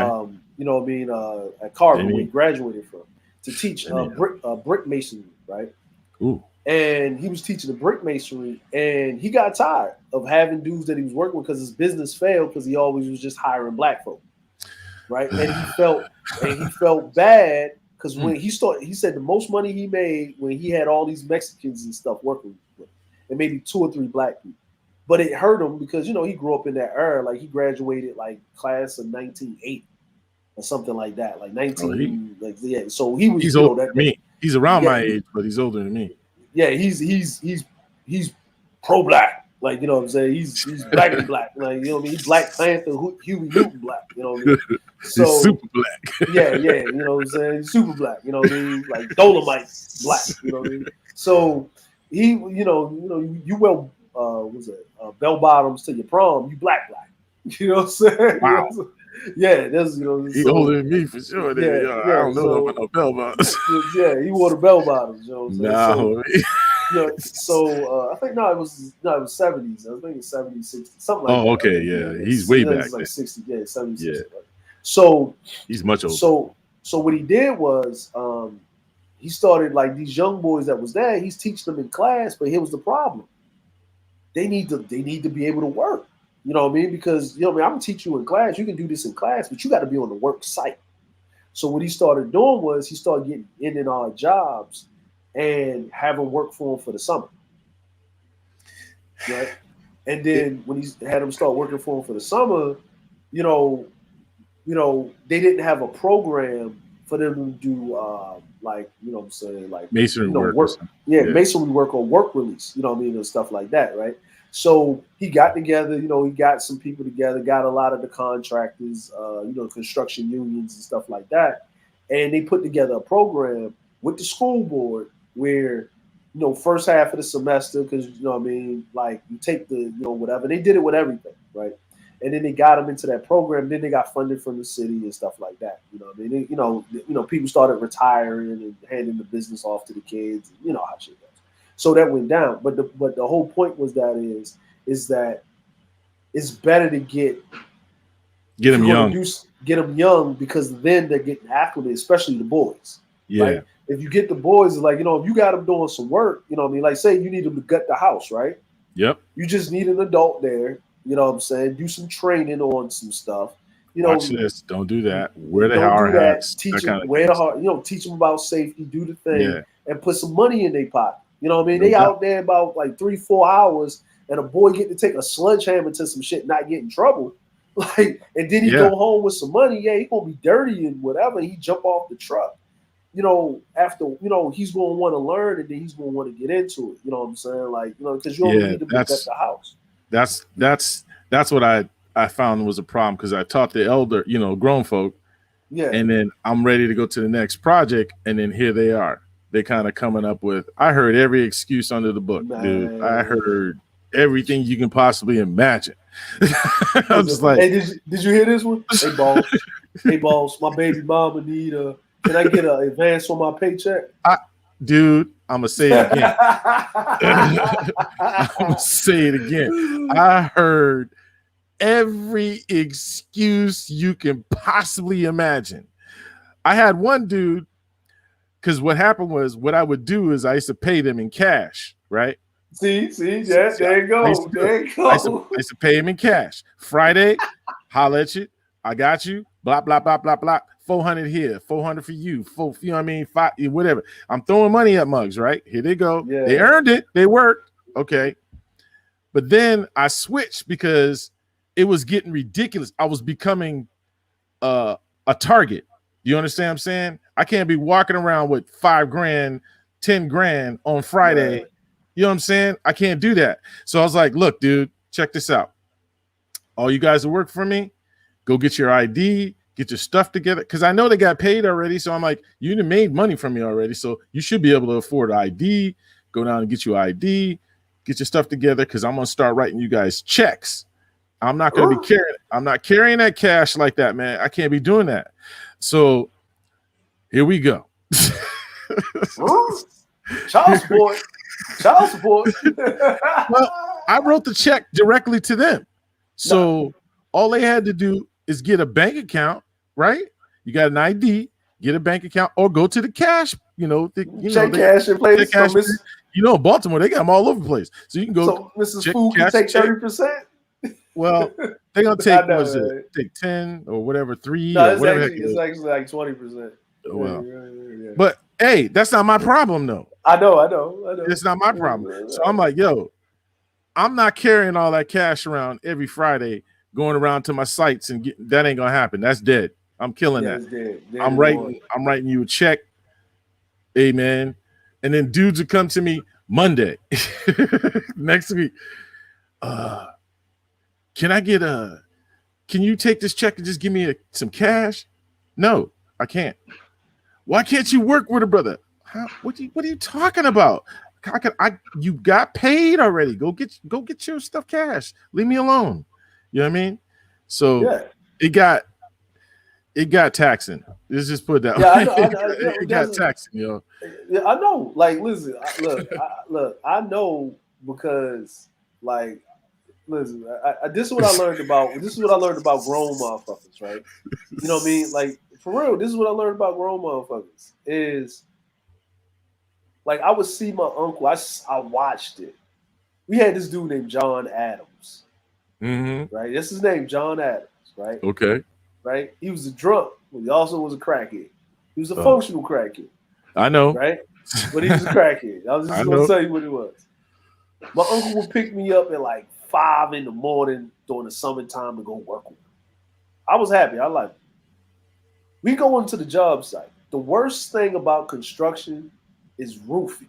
I hated tarring roofs. I couldn't stand that shit. Plus, it's hot as hell. It's hot as hell. Hot as hell. You just fucking up your shoes. You might as well throw them shoes in the trash. Man, you're supposed to get junks when you go up there. You go up there, right? My uncle gave me some junk and some bullshit ass shoes. You know, that's what you need. He gave me some bullshit ass shoes from Payless. Like, you know what I'm saying? And we up there, John Adams in the truck. It's me, my uncle, and this other guy, right? And he was cool. Dude was cool. So my job was to put the tar in the bucket and fucking heave that shit up there on the pulley. Yeah, I got you. Right? So I did that. I sent them the shingles up, heaved the tar up there in the bucket. Then I was to climb up there and shit and hand them the shingles when they did it. Right? And then once they laid it, we slopped it. Yep. So I'm like, John Adams in the car. Wouldn't this go faster if it was 4 of us up there? He said, yeah, I know. Shut up. Just keep doing what you're doing. So we doing it. So lunchtime comes. So my uncle, I love lunch because he used to, get them subs. We used to sit up there and eat and drink and, whatever. Yeah. She said, all right, nephew, come down off the roof. I said, but we ain't finished. She said, we going to the other side. And I'm like, my uncle don't never do no jobs half-assed. Like, this don't make sense. This is me thinking. So John was in the car. He knocked on the window. John had slept through lunch, right? He knocked on the window. John, what's up, Will? What's up? What's going on? What time is it? It's after lunch. Oh, all right. Oh, man. Oh, okay. He said, dang, what am I eat for lunch? My uncle said, you ate it. Sleep. The nigga get out the car. Because he used to talk to him like that. He said, nigga, get out the car. Damn, Will, it's hot out here. He said, John, shut the fuck up. He said, John, I want the rest of that roof shingled and tarred. We going to the other site to go lay down we was doing the driveway for somebody, right? He said, I'm going to be back at 7 o'clock. You got me, John? He's like, I got you, Will, I got you, Will. So we leave, right? We over there laying we go get the concrete and stuff over there by Upton and stuff, get all of that shit. We laying it down. We go to pick up John Adams. He's sitting on the front steps of the house. This motherfucker done tarred the rest of the roof, shingled it perfectly by himself. Yeah, I had a couple dudes. I was like, what the fuck? And I had a couple dudes. I told them, and I said, first thing, what they used to do is before they get to the site with me, they would do whatever they was doing. You know what I mean? Yeah. And then, because I'm like, you're a grown man, just you ain't gonna be doing it on my site. You know what I mean? Yeah. On my project, on my house, I ain't gonna have all that. That's extra liability bullshit I don't need. Okay, yeah. So what they do is they take their little thing in the morning. Yep. Come lunchtime, they go do whatever they do. It's their time. I ain't got nothing to do with that. As long as it's not on my site, I don't care. Walk down the street, round the corner, whatever. I don't care. As long as you don't do it here. As long as you don't do it here. So they do what they do, and they come back. And I kid you not, them dudes would work. I don't know what that crack do with them, man, but it do something. That crack. You know what I realized with that crack is the original ADHD medicine. You know what I'm saying? I saw that, and then he was like, "Hey, Will, I did a good job, right? He said, yeah, John, you did a good job. So I saved you some money, right, Will? He said, John, what you want? Hey, man, I need a little advance, like $50. Yep. Need a little $50. You got $50. Can you give me $50? Man, come on, man. Look at the work I did. You know, crackhead start explaining. Look at the intricate. Look at this. I did all this by myself. Will, come on, man. He said, John, we got a project tomorrow, John. Come on, Will. He said, I'm gonna give you 25. They would bug you to death. He said, what? Will, come on, man. You gonna do me like this? And I'm listening to this motherfucker. I'm like, nigga, you was sitting in the goddamn truck. You lucky you got a job. Like, what the fuck? I'm looking at my uncle and my uncle like this. He said, John, I'm gonna give you 25. You show up tomorrow, I'm gonna give you the other 25. I said, come on, Will, come on. You gotta believe in me. He said, he looked at me. I said, I already know this nigga's a crackhead, so you ain't gotta try to fucking sugarcoat. He sugarcoat that shit. I said it, right? He's like, boy, what you know about that? He said he know more than what you think he know. He already know you're a crackhead. He said, nephew, what should I do? I said, you know, if you give him the rest of that money, you ain't gonna see this nigga never. You're right. You're so right. And so that's how they do. He said, if you give him the money, unless they hurt. Unless they hurt, I said, you give him the money, whatever we gotta do tomorrow, it's just gonna be me, you, and you know what I'm saying, Mr. Tone right here. John ain't gonna do shit. Nope. He said, what we doing tomorrow? He said, we changing out copper pipe for the PVC in the house. We doing anything else other than that? Nah. So you might as well give him the 50. Because he ain't gonna do shit. You know he gonna that. Be sitting there complaining, or he gonna be throwing up you know what I mean, or some shit, or hiding some goddamn where. They be doing some stuff, man. I went through it all. In Baltimore? Yeah, man. I went through it all. I was like, man, I'm a boss and I'm going through changes with changes. You know what I mean? I'm like, yo, look, man. And I did everything, and I held to the end. I never hired the amigos, as they call them over here. They call them amigos. The amigos. Yeah. I didn't hire any Latinos or anything. I didn't do any of that. I always try to make sure I take care of my people. But the thing about it is, yo, I need my people to get their act together for real, because it's ridiculous. Because real talk, if they would have acted well, I would have. Shoot, man, I had so many properties and so much stuff. I was like, dude, I got work for like ever. I got work forever. And then you know what I mean. And then that's what I mean. Like, you know, like my cousin, he had to do that. Like he was flipping houses, and he still does it. Like he doesn't do it on a big basis, but he still does it. He does like 3 or 4 houses. He's just doing enough so he can, make sure his bread.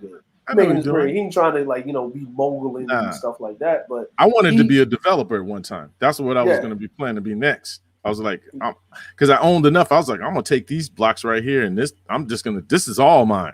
Yeah, you know what I mean. And the problem is you gotta you got the money to buy the blocks, but then you need the money to develop, and then.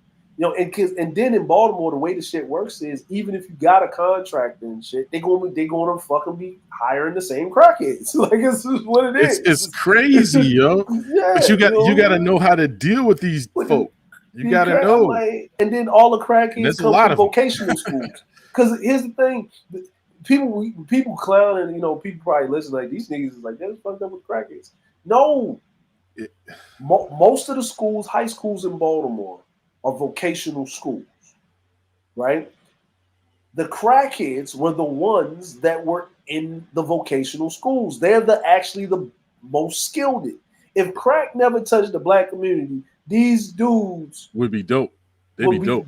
They'd be dope. Like it's it's the product of their environment, but you can't reverse someone's addiction. That's not your that's not your problem. I can't. There's only so far I can go. I can provide a job. I can maybe provide a place to stay. I can provide some cash in your pocket, but I can't fix your addiction. That's not that ain't my business right there. And if you don't fix the addiction, everything else means absolutely nothing. Like you know what I mean? Like you just gonna be a functioning crackhead. But that's what they are. That's why they broke all the time. All the time. They want to crack. They want to crack. Like the dope dealers loving them. Yeah, like the dope dealers was loving you. Like matter of fact, they were loving me. You know what's so crazy? People don't know that I used to get mad respect from the dope dealers. Of course, you know what I Because mean? I'm paying the Of course. people, and the dope dealers is scooping up their checks. Yeah, and then they didn't even want the checks. That's why they was like, you know what I mean? Like matter of fact, I bet you was this. If you would have came there and some nigga would have robbed you, and you would have told them dope dealers, they would have had your money back ASAP. You know what Yo, I'm saying? yo, real talk, real talk, real talk.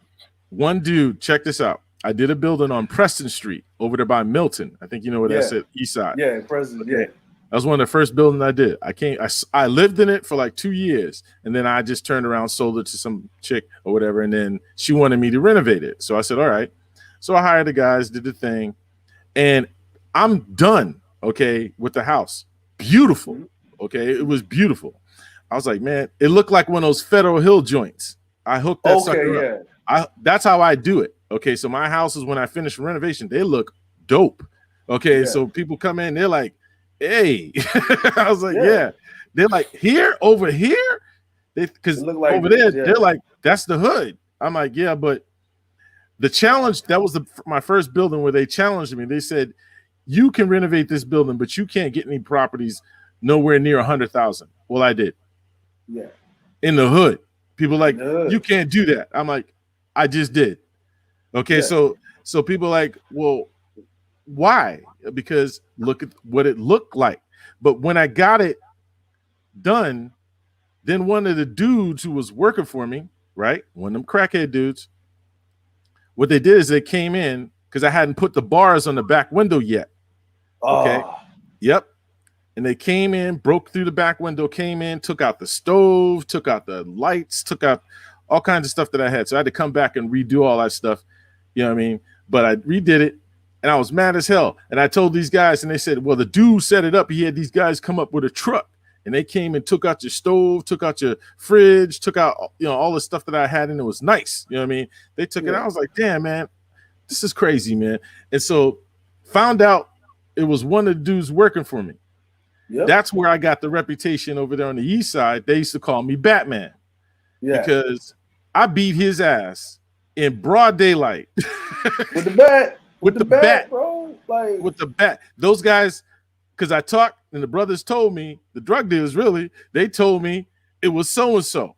And this is how it was. And they told me what he was doing. So I went over and I confronted him. I said, yo, what's up, man? You work for me. What are you doing? He's like, well, you know, you know how they got all these stories, whatever. Yeah, they tell me all this stuff. Yeah, they tell me all this stuff. I'm like, how you going to screw over the hand that feeds you? That was my thing. I was so pissed. I was like, you know what? And right there in the middle of the street, people watch me. I beat his ass with a bat in front of the whole neighborhood. They were like, yo, they were out there in the middle of the street clapping. They used to call me Batman on the east side because they were like, you gave one of them old school ass. So I was like, because he stole. And they're like, yeah, we know because they saw me. I used to live there in the neighborhood one time, but then I'm renovating and trying to lift it up. So they were like, yo, this dude's trying to do right, man, and you just screwed him over, man. And I told them, I said, if I even see you in Baltimore, because one of my dudes was with me, my foreman. Yeah. He was like, if I see you, because he was going to cut him. And I was like, whoa. No, we ain't going to do all that. No. We ain't going to do all that. Now, I'm going to ask you a question, though. Here's the thing. In Baltimore, here's the thing in Maryland, people don't understand, especially in Baltimore City, right? Did you use a wooden bat? Yep. All right, good.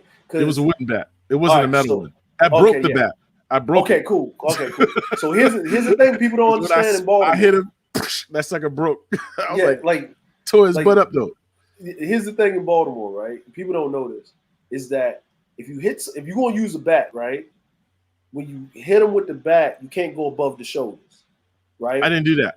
Yeah, and then if you use a metal bat, if you use a metal bat, even if you use a metal bat and hit them, even if you don't go above the shoulders, it's pretty much they hit you with an attempted murder charge. Yeah, because the bat doesn't break. But see, that's the thing. The thing about it, the whole neighborhood. This is what was crazy because my reputation, even though I was like, they knew that I wasn't Baltimorean, but they knew that I was good for Baltimore. Yeah. You know what I mean? So they were like, the whole neighborhood. They said, "Oh, 5-0 coming or whatever they, you know what I'm saying." Yeah. Once we say one time on the West Coast, but they say So they were saying, "Oh, 5-0 coming." I was like, "All right." So I put my stuff down. But I said, "But if I see you here in Baltimore again, dude, I'm gonna tell you, my foreman, my boy right here, he was gonna do you in, but we ain't gonna do that. But you come back and I see you in this city again, you're gonna have some serious problems, bro, because you can't be doing us like that. If we're trying to help you, don't turn around and burn us. Don't do that, okay? Because at that point, I don't have no sympathy for you. That's all gone." Like You can't come to me talking about help me. I don't even want to hear all that. No, man. Like, see, the thing about and that's the thing about that addiction, man. And see, here's another thing, like, you know what I'm saying, about here's here's the difference about Baltimore with other places that I noticed is that as much northern as they are, like as how it kind of feels, it's still a southern place. Mm. And drug dealers, everybody gets the same amount of respect if you're doing something for the community. Like they understand, this nigga's selling drugs, but he's selling drugs because he has to. But he has a code. Right. He doesn't go beyond. It's a code, right? He ain't going after children. He's whatever. He's respected in the neighborhood. He don't want to have no boys out there on the corners. It's just, the people that belong on the corner are supposed to be on the corner. You know what I mean? You know what I mean? But when they see somebody literally fixing up the neighborhood, giving back to the neighborhood, and actually bringing in some type of bringing economy, bringing bread into the neighborhood, they're actually going to protect it. They're actually going to watch out for your property. You probably came on your site one time and Baltimore, they like to sit on vacant houses, steps, and all that other shit. They do that shit all the time. They didn't do that. You know what I'm saying? They actually gave me respect. Real talk. Yeah. Was it degenerate Sherga said, "What's a southern place?"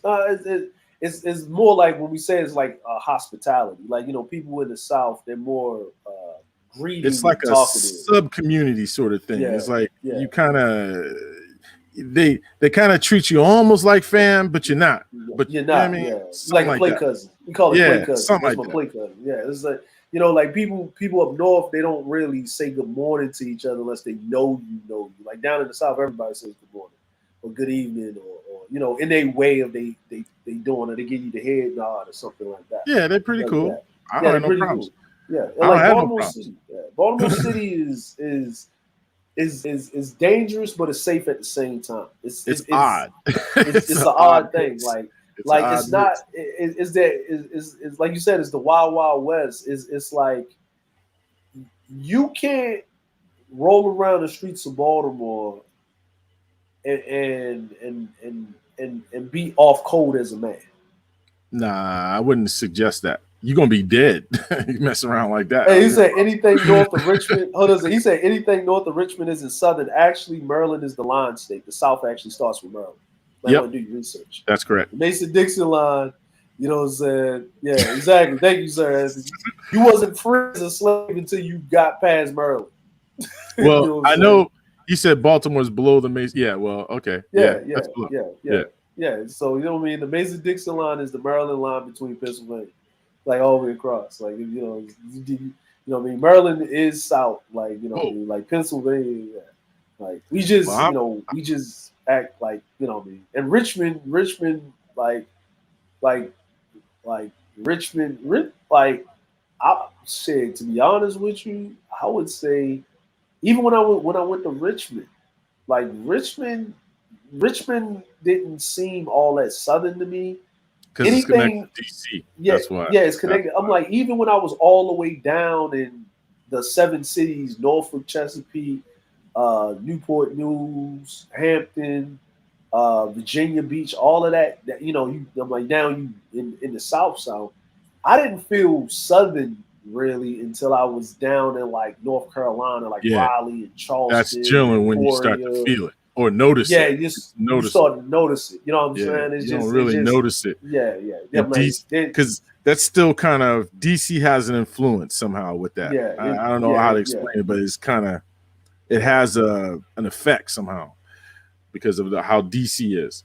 But he said, hold on. He said, "What's it to differentiate the North from the South?" I said, "Okay, well, if that's the case, if you don't feel that way, go to Hagerstown, Maryland. See how that work out for you. Ooh, well, That's north of Baltimore. Go to Hagerstown, Maryland. Let me know how that work out for you. no. What's the other? Sun City? What's the name of that? Sun City. Yeah. City. Ooh. Yeah. Don't want to go there. Yeah. Go to That's Ocean City. That's a Yeah. sundown spot, bro. Yeah. That's north of Baltimore. Go yeah. go on that line of West Virginia and Western Maryland.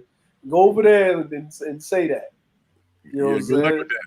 Get on good with that. You know I'm just saying, if you're gonna do all that, just make sure you got your strap. I'm just saying. I'm just saying. Like, listen. I had to play football. Hey, you remember? You know that like that high school called Fort Hill. I can't tell you that. Yeah, it's we had to play our playoff game. Okay. Like this, you know what? This is how Southern Baltimore City is. My high school was for a long time the only city school to win state football championships. Oh, you guys for are a special. long time. Oh, special. You know what I'm saying? For a long time. Dunbar already known for their basketball. But it was and that wasn't until 95. Took a minute. 95. And it hasn't been since. I don't think it has it. Yeah. So it was always, and then we talk about 1A, 2A, 3A, 4A, and 5A. So the Southerns, like, you know what I mean? And the reason why is because, like, I was reading because I'm in part of this Baltimore group, that it wasn't until 75 until they started desegregating the schools in Baltimore City. Mm. So, you know what I mean? Like, it's like you got to go do your. I got a Baltimore elder that I talked to. He tells me, well, he said Baltimore was great until Bethlehem still left for the most part. That was a big hit to Baltimore. Because that was the first. Because all of my family, like, you know, like Elijah Cummings, he was, you know, he's like my second cousin and shit, right? So the Cummings, the Showells, the Allens, the Dowdies, the Dingles, and the Phillips. They actually all came from South Carolina. You know, the Southern migration after after the Korean War. And everybody started moving up north, and instead of going all the way to New York, everybody kind of settled into Baltimore to Bethlehem still. Yeah. Yep. Bethlehem still over there, man. Domino Sugar Factory too. That's still there. But yeah, that's still there. Bethlehem was what I was told, Bethlehem still was it. That was it for Baltimore. Once they lost that. He said this, right? He said, I refuse to believe the DMV in Baltimore. Well, you say anything north of Richmond isn't the South, but Richmond is in Virginia. Yep. It is. It don't matter. You can believe what you want. Believe what you want, man. Believe what you want. Hey, I ain't gonna trip. But I gotta go. I gotta go, y'all. It's late. Yeah, man. Yeah, it's like 1 in the morning for you. It's like 2 in the afternoon, man. I'm gonna get over here. You good. I no wonder why you get talking. Yeah. I'm actually on break. See, because I'm actually on y'all time. Because I had to go to sleep and wake up like 2, 3 in the morning my time to do these. Because they got that Paralympics coming over here, man. So I got to do these contracts. Because I did the Olympics, but I wasn't there in the Olympics. I got you. I was, because I wasn't staying in that bubble, bro. Like, you got to. No, I'm not staying in the bubble. Well, they wanted me. Yeah, they wanted me to get at me, bro. Get at me, man. At my soulandblack@gmail.com. Hold on. Put it in the private chat. Let me. Okay. This is my. Because you one of the Baltimoreans, yo. yeah. I know you out there. You know what I mean? Man. Yeah, it ain't that many of us. You know, when we leave, we leave. But I'm gonna tell you, you don't sound like you Baltimore though. You know that. I've been gone for so long, man. Yeah, when I talked to you, I didn't. Until you said so, I would have never thought you were from Baltimore. Yeah, like me and Charles were talking to a certain degree. Like I lost it a long time ago because I haven't lived in Baltimore.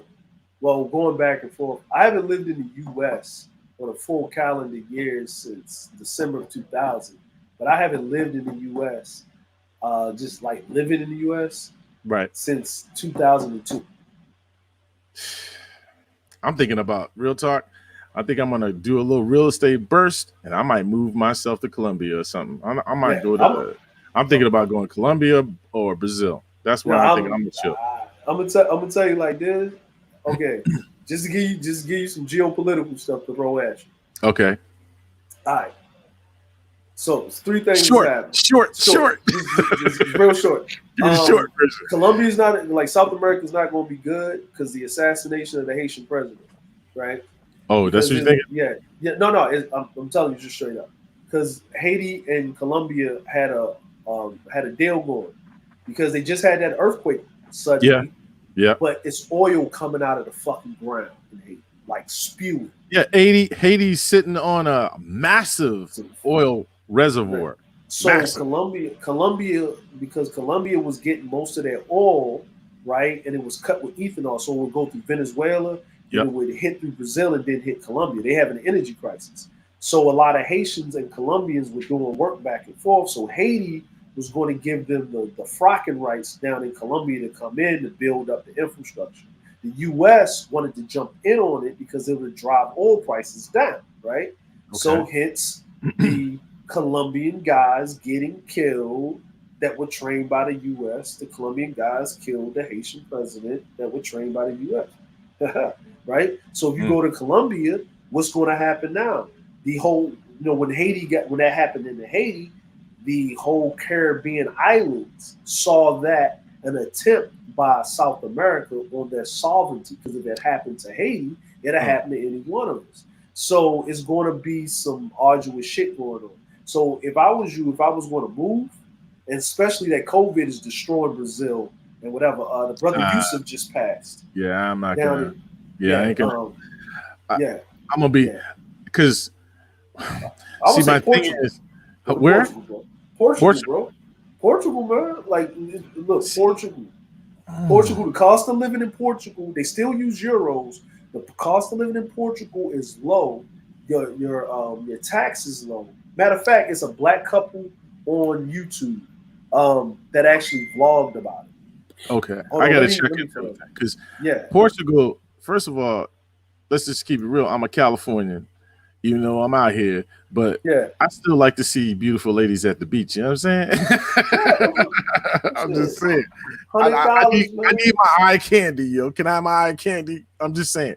I might not even be touching it, but I at least want to at least see it. You know what I'm saying? That's all I'm saying.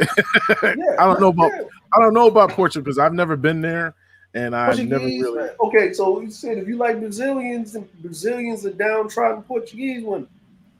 Hmm? You know what I'm saying? Like, I'm gonna have to do some investigation. yeah, man. But you know what I mean? Hold on, black family in Portugal. Because I was surprised. Because I was looking at some other places, man. I'm trying to be some place where there's some motherfucking infrastructure and shit. Oh, so this okay. is Yeah. hold on, it's Our Rich Journey. Here you go. Hold on. The Our Rich Journey. I'll put it in the back chat for you right here. Chat. Yeah, there you go. That's the link right there. So they got a channel, and they was talking about because they I think they do real estate and they do something else, right? And and they say the banking system is easy because they can transfer money back and forth and all of this and whatever, and then the tax is everything in your visa situation. See, that's another thing motherfuckers don't understand about living overseas. I got crypto, so you know what I'm saying. Yeah, but I mean like the visa situation. Oh, right? It's easier. Because it's easier because a lot of countries that you go to, like Japan, you can't stay in Japan or a lot of countries, being an American past 90 days unless you don't have a work visa, unless you got a parent or a spousal visa. So or you own property. That's the one. You gotta own. Yeah, but then they won't allow you to own anything in Japan unless you are a permanent resident for at least 3 to 5 years. So in certain countries, I ain't going to Japan. Yeah, so but Portugal, you don't have to own a damn thing, right? And you ain't got to do with certain other countries where you got to throw a certain amount of money at, like invest directly into the economy, right? So Portugal, you just got to show that you are self-sufficient. Like you make a certain amount of money, you just show them that, you just pay your little tax or whatever, and then they'll give you a visa for like 2 to 3 years or whatever, however way you want to do it. and Oh, it, okay. and they speak a lot of English, and the cost of living is low, even though they're using euro. Even though they're using euro, the cost of living is way lower. It's actually So your euro equivalent. goes further, Yeah, basically. your euro goes further, but the cost of living is lower. So you're getting a stronger currency with the same cost of living in Brazil with way better with European infrastructure, with I got universal health care and all of those. I got you. Well, I don't need Yeah, that, but okay. yeah, All right. yeah, yeah, So I'll look into it, man. I appreciate yeah. that. No problem, man. You Because have a good one, man. overseas, because I'm getting real talk, man. I'm not a young buck anymore. I'm just like at the point where I just want to go ahead and knock out this bread real quick, and I'm gonna chill.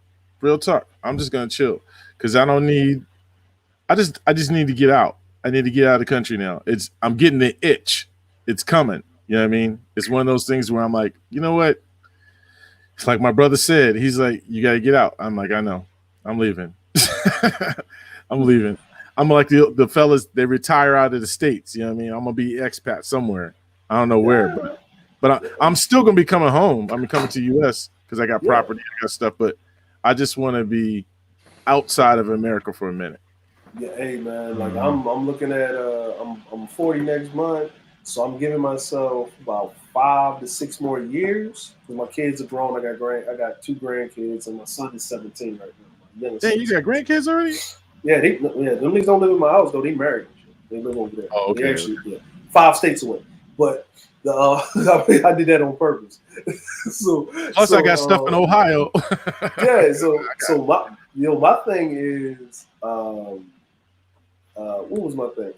My thing is that I'm looking at a place to live at, like just to retire, make sure my residual income kick and just kind of do whatever the fuck I want to do. But I'm looking at Cambodia or Oh, Vietnam. you trying to? Oh, okay. That's real Yeah, cheap. Ooh, yeah, it's yeah, super cheap over there. yeah, yeah. And see, you in real estate? You in real estate, Man, I'll be living bro? like a ridiculous king over there. It'd be Listen. ridiculous. No, I'm talking. Listen, you think? Listen, man. The numbers you throwing around. Listen, the numbers you're throwing around. If you get into that international real estate, especially Hanoi and motherfucking Hanoi and goddamn Cambodia. Well, not, Cambodia, and Vietnam. Well, I said Hanoi. Thailand and Malaysia. Like Mm-hmm, that right there. mm-hmm. You know what I mean? With all of these expats that come over, man, you only thing you need is 3 properties, and all of those right there. Somebody dropping you $500 a month to stay in your little like condo or whatever the fuck it is. That's You know not, what I'm man. saying? That's Or my they, VA money. yeah, it's That's my. $500 a month. It's Yeah. more than that, but it's like you know what I'm saying. I ain't Nigga, even got to work for that. listen, I just got to listen. I'm gonna sit tell down. you. I saw a property, $80,000 US, 5 bedroom villa, full pool, What? full pool. 80 Yes, grand? 80 grand, 80 grand. Go look up shit in Vietnam, in Cambodia, and in Malaysia. Go look at it. You know what I'm saying? Not in And that's Kuala Lumpur. now. Outside of that, you know what I'm saying? Look at those. What about Look the at tax? that. That it Huh? is like it's like a when you buy it. You know what I mean? Like we pay Yeah. property tax. They don't have that, do they?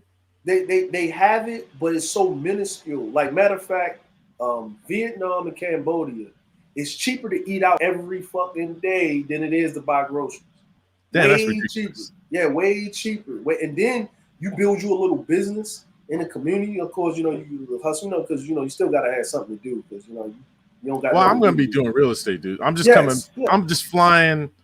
I'll fly back home, buy something, do some things, whatever, go I'm on back, telling you. or sell something, whatever, and then go on back. That's all I'm gonna be doing.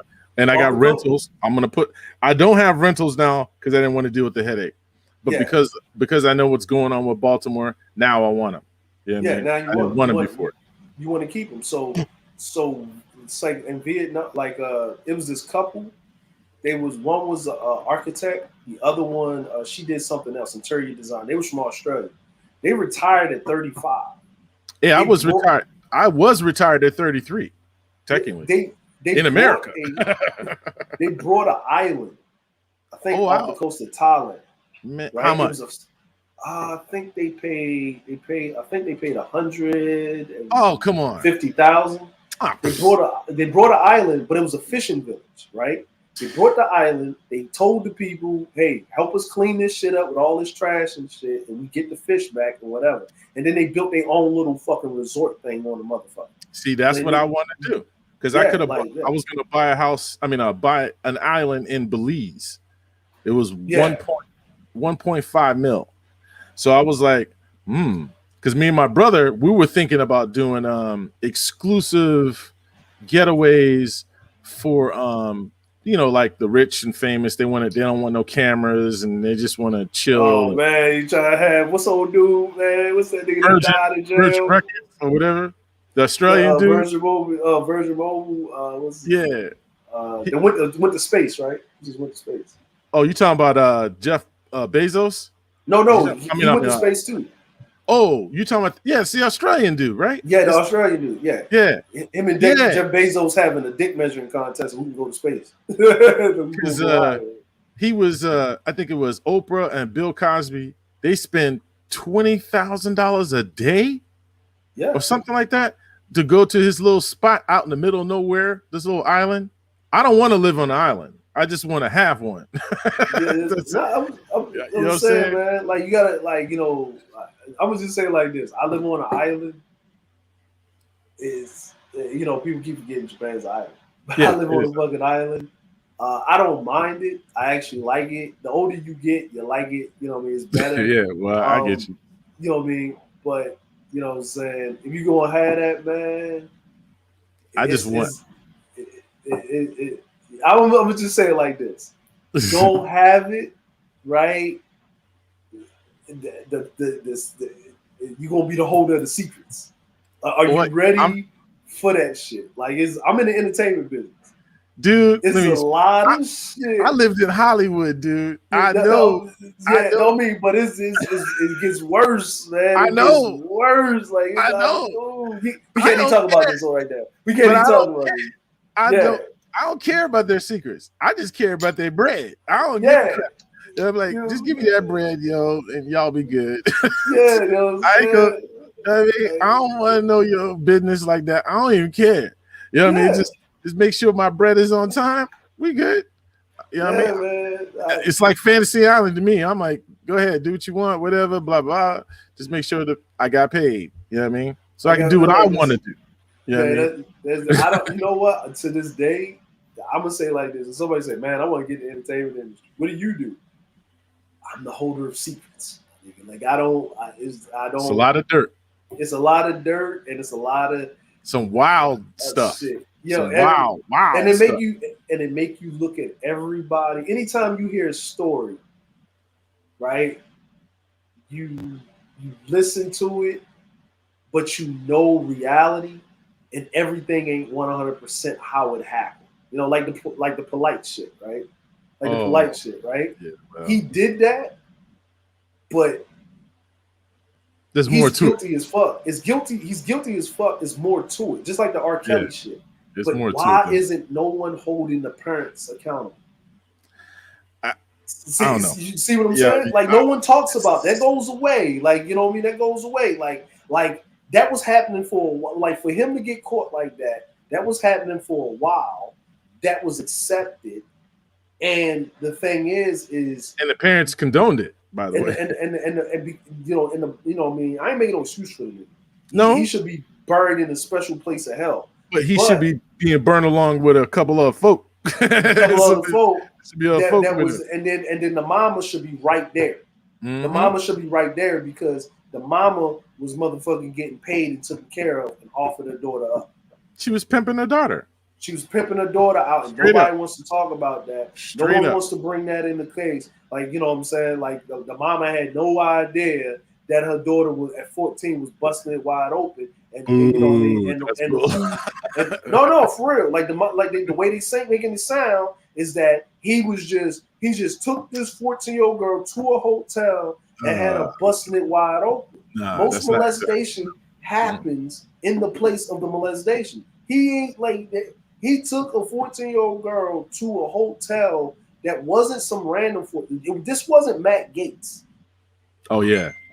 right? We you know what I mean? Like, because you still got a white dude with evidence that's still running around representing the country and shit on a fucking tour. But we ain't gonna talk about that. Yeah. But he took this girl. He felt comfortable enough to book a hotel, take this 14-year-old girl to the hotel, walking past security, all of them cameras into the hotel room. They had whatever sex they had, came back out, and now everybody act and this was whatever. Not Yeah, I know. saying so. Who reported it? Who No reported one. it? It's money's How on did- too much money in play, yo. Money. No, I mean, like, I'm like, how did he get locked up? Like, who reported it? Like, this is what I'm trying to say. Did the mother report it? The unsatisfied recipients of dollars he was given. There you go, right? They wanted so more money. they wanted more money. So did the mother report it? Did the girl report it? I don't Right? know. Nope, obviously not. The mother didn't report it. The girl didn't report it. He was being investigated.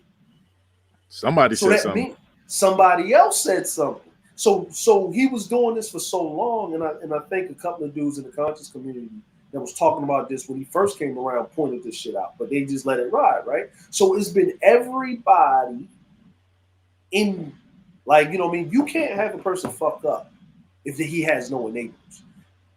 True. And that's what it is. But yo, I know you gotta bounce, man. You bounce, yo, man. Yeah, yo, we can be back. We can be up here. Sir. Yeah. I've been Yahoo. Yeah. I was like, you just vanished. No, I've been listening. No, it's been a hell of a stream. Yeah, man. Yo, this sucker's been long because I'm looking. Is that right? Yeah, it's 4 hours. It's 4 hours, man. Yeah. And nobody got into no niggatry. No. But see, it's been consistent. But see, I midway to like 1 hour, 2 hours. See, I started opening the pen around like 20 minutes, right? Yeah. And then 1 hour was so quick, right? Out of the box, I had like 13 in between like the 1 hour, 2 hour mark. So people's in and out. It was like 10, 11, 9, and boom, bounced to 8 to 7 the whole time. That's how the views went up. And the reason I can tell the concurrence and all that, see, I got the live stream thing going, and it's got like 206 playback. So this is the longest time man. I haven't been on a panel this long. This is probably the longest one I've ever been on. Yeah, this is probably decent. This is my first record. my longest I would say will be, I hate to say 16 hours, but it's usually 11 hours. They cut it off, like it's on different several pounds. Yeah, I know. Yeah, I can't do that. Yeah. You got me on this one, but and actually if you add Wackies, that makes me, I didn't gave up at least 6-7 hours today. Yeah, on panels, 2 panels, just 2. Yeah, but I appreciate it though. Yeah, you know, not a problem. We got some stuff out. We got some stuff out, and hopefully, people are blessed, man. And I hope you are too. And I appreciate just DeAndre, right? Yeah, man. Yeah, all right, yo. Appreciate you, man. Yo, I send you an email, man. We get up, man. We got to talk about that real estate, man. Yeah, that's what that's my game. That's my main game right now. Well, it's kind of I think it's crypto's my main game now. But I'm going back. Too complicated for niggas. Nah, it's too complicated. When I was in here before in the Manosphere 1.0, I was showing brothers about Forex. That's what I was doing too, because I'm diversified, so I don't just do one thing.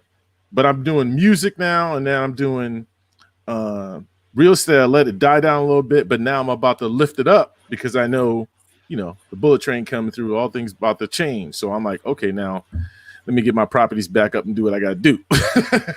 Plus, it's a buyer's market now. Well, see, it don't matter to me because I know a lot of backdoor stuff. I know stuff, real talk. So I'm always going to make money in real estate. It ain't going to matter to me because I used to teach it. Matter of fact, Trump wanted me to be one of his instructors for his real estate stuff. That's what he wanted me to do. I just declined him. I was like, nah, I'm good. Oh. Now, I was making bread. I had millionaires and all kind. One of the biggest dudes here. I don't know if you heard his name, but he's not necessarily a good guy. What's his name? Damn, I forgot it. Is he a Jewish dude? Damn, what's his name now? I forgot his name now. Okay, Stanley Rochkin. Rochkin. Okay, I used to work with him. He's a millionaire, multimillionaire. So I've been working with big dudes, but I just didn't like how he was doing our people too. So it's like I just had to get away from it's when I got into real estate, I saw a lot of ugly stuff. Let's just put it that way. Redlining and stuff like that. Because money, when you start talking about this money at certain levels, man, you see some stuff. I'm telling y'all, y'all see some stuff. It's cutthroat, man. It's cutthroat. Well, it's not just cutthroat. There's some seriously underhanded bullshit that people they get away with. I mean, they get away with it. It's like, and I'm like, how do you sleep? I can't sleep at night with that. I can't do it. I can't do it. Let me ask you a question. Let me ask you a question. Listen. Like you was in the military, right? Yep, Army. In the Army, right? All right, I was in the Navy, right? I sleep perfectly fine at night, knowing that I was on a vessel that dropped tomahawks and decimated hundreds of thousands of people. Well, I understand that. You know what I mean? Because war. Battle and war, my mindset's different. But when I'm in the civilian world and seeing the stuff like this dude, I was working with him doing deals, and then I found out he got like ridiculous lead paint. In Baltimore, that's a big deal. Yeah. Lead paint. This month, dude, man, that's our people. I'm like, yeah, I know. I can't work with you. You know what I mean? My partner's like, man, we making money. No, I can't work with this dude. Okay, because I can't. And as a matter of fact, I had like it was so bad. I had like 200 investors come into Baltimore City, right? Mm-hmm. I'm about to bump out. I'm trying to throw out like 50 to 100 properties at least, okay, with this dude. I didn't get none of those sold, mess around with this crazy dude. And I was mad as hell at him. Okay, I had another one over there, Clark's Lane, right across from the, there's a mall up there, right by the MVA. Dang, what is that street up there? Not Park Heights. It's past Park Heights, I think. Hold on, past Park Heights. Hold on. You talking about Ricestown Road Plaza? Yeah, Ricestown Road Plaza. Ricestown. Across the street is what is known as Clark's Lane. Okay. Yeah. There's a apartment complex. I think it's 90 buildings on that one. Yeah, because the Social Security used to be over there. Right. I had that sold 5 times. I had buyers 5 times for 5.6 million, 5.4. This dude blew all those deals. All of them. I was like, yo, you know what, man? First, you messing up my people, screwing up deals. I ain't got no business with you. I don't care if you're a multimillionaire. I don't care. I don't give a crap. You came to get me. I didn't look for you. You were looking for me because I was making noise here in Baltimore. Such noise. I had people from the West Coast contacting me. Trump was contacting me. Oprah was not Oprah, but Magic Johnson. All these different people were contacting me. There's even what's his name? Warren Buffett. You know him, right? Yeah. He even I got mad motherfuckers who was contacting me. So I was like, and I was a nobody, became somebody quick. You know what I mean? Because I was doing so many deals. So I was like, you know what?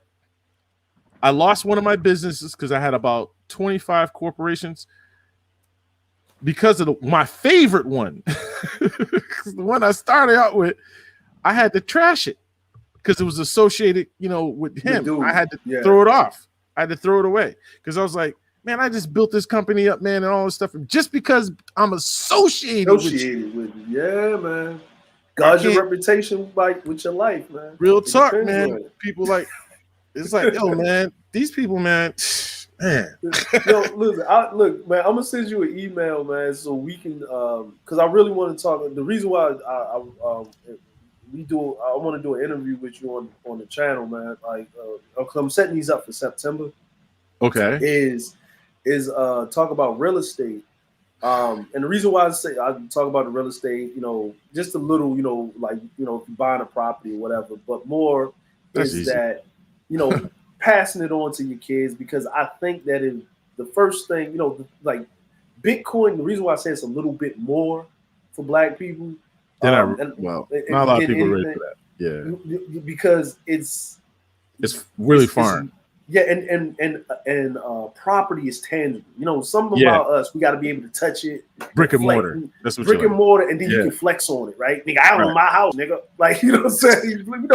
You know, I know how we are as a people. You know what I'm saying? Like, you can't desensitize 400 or some years of not having shit and tell them to act civilized when they get some shit. Come on, man. We just get you. Hey man, I was here in Baltimore training people. I had realtors. I had all this stuff. Century 21 up there in Randallstown. Yeah. I was on. Hey man, I had a bunch of realtors on the east side, and I kid you not, my realtor, she worked for Long and Foster. Because I never worked with realtors because I didn't need them, but because I was good on my own, but because I had so much. You need people to manage all up and that. down. Remember, I told you Washington Street and Wolf Street. Yeah. Well, what they found out, my realtor, she goes, you know, you got like 70% of these properties that are listed in east of Baltimore. I go, I got 70%. She goes, yeah. She goes, I saw your name on this, on that. I was like, it's like, you know what? I'm gonna tell you something, man. You probably don't know. You might know it, but you don't know it, right? Okay. That I know that you know. So you know where the light rail stops over there on Dorsey Road, right? Yeah. And then you ride up the street a little bit, and then there's an ice house, right? Like if you're going downtown Anne Arundel, right? Got you. Anne Arundel, Okay. right? Yeah. So if you turn off where that ice house is, there's a whole bunch of warehouses back there, right? Ooh. Right? Now, my uncle got his church over there. Okay. Right? In one of the warehouses. Okay. Okay. It's 5 of them on this one property. He's got one of them. 5 warehouses? It's 5 warehouses on the one property. He's got one of them. So it's 4 left, right? Okay. So now when he was trying to get the property, the Anne Arundel kept blocking him from getting it. They didn't want a church over there. Then my aunt that worked down there, she worked down for the law firm downtown on Charles Street that did the deal for the stadium and the Under Armour deal, right? I guess. Okay. Fucking. I remember Miles and Stockbridge. And Stockbridge, right? Okay. She found out that those properties aren't listed at all. Okay. So the warehouses ain't supposed to be there. Oh, I know what that is. Yeah, right. I know what that is. So to keep their mouth shut, they let them get the warehouse and all this other shit. That one right there, but they still got 4 of them that's unmanned. Ain't nothing in them. Is fully cleaned out, naked. See now, in something like that, I got a buyer for that right now because I got a brother down in Oklahoma, and he wants cold storage warehouses. Yep. He does trucking and stuff like that. So see, that's the kind of stuff I don't know. We have to talk about this another time. It's like just look into that. I'm just, you know what I mean? Just to throw that at you. See this? We help black. I can't do nothing with that information, but I'm gonna just pass it on to my man over here that's gonna do something. I know he's gonna do something. He already looked. You can hear the gears turning in his head. Yeah, because look, it's my commercial game. Real estate is a whole nother beast. Like that's a whole nother beast. But you can make. I'm not a millionaire. All right, I'm chilling right now. I'm low right now. Even though I own stuff, I'm just chilling. Muggs is like, how are you so comfortable? Because I already own shit. And when you own shit, you ain't tripping. You know what I mean? That's right. You do shit. Yeah. I ain't tripping. I was good. Well, let's see. I got divorced around my age 33. That's when I retired. Because I was working at first. And I was like, when I got divorced, I said, right before we got divorced, I went into real estate, me and my brother. Back then was the best time because I was telling you about that house on Preston Street. Yeah. I bought that house for $1,500. Yep. $1,500. Flipped that sucker around and had 85,000 cash that I could put in my pocket. And people are like, how can you get wealthy in real estate? You gotta know some stuff.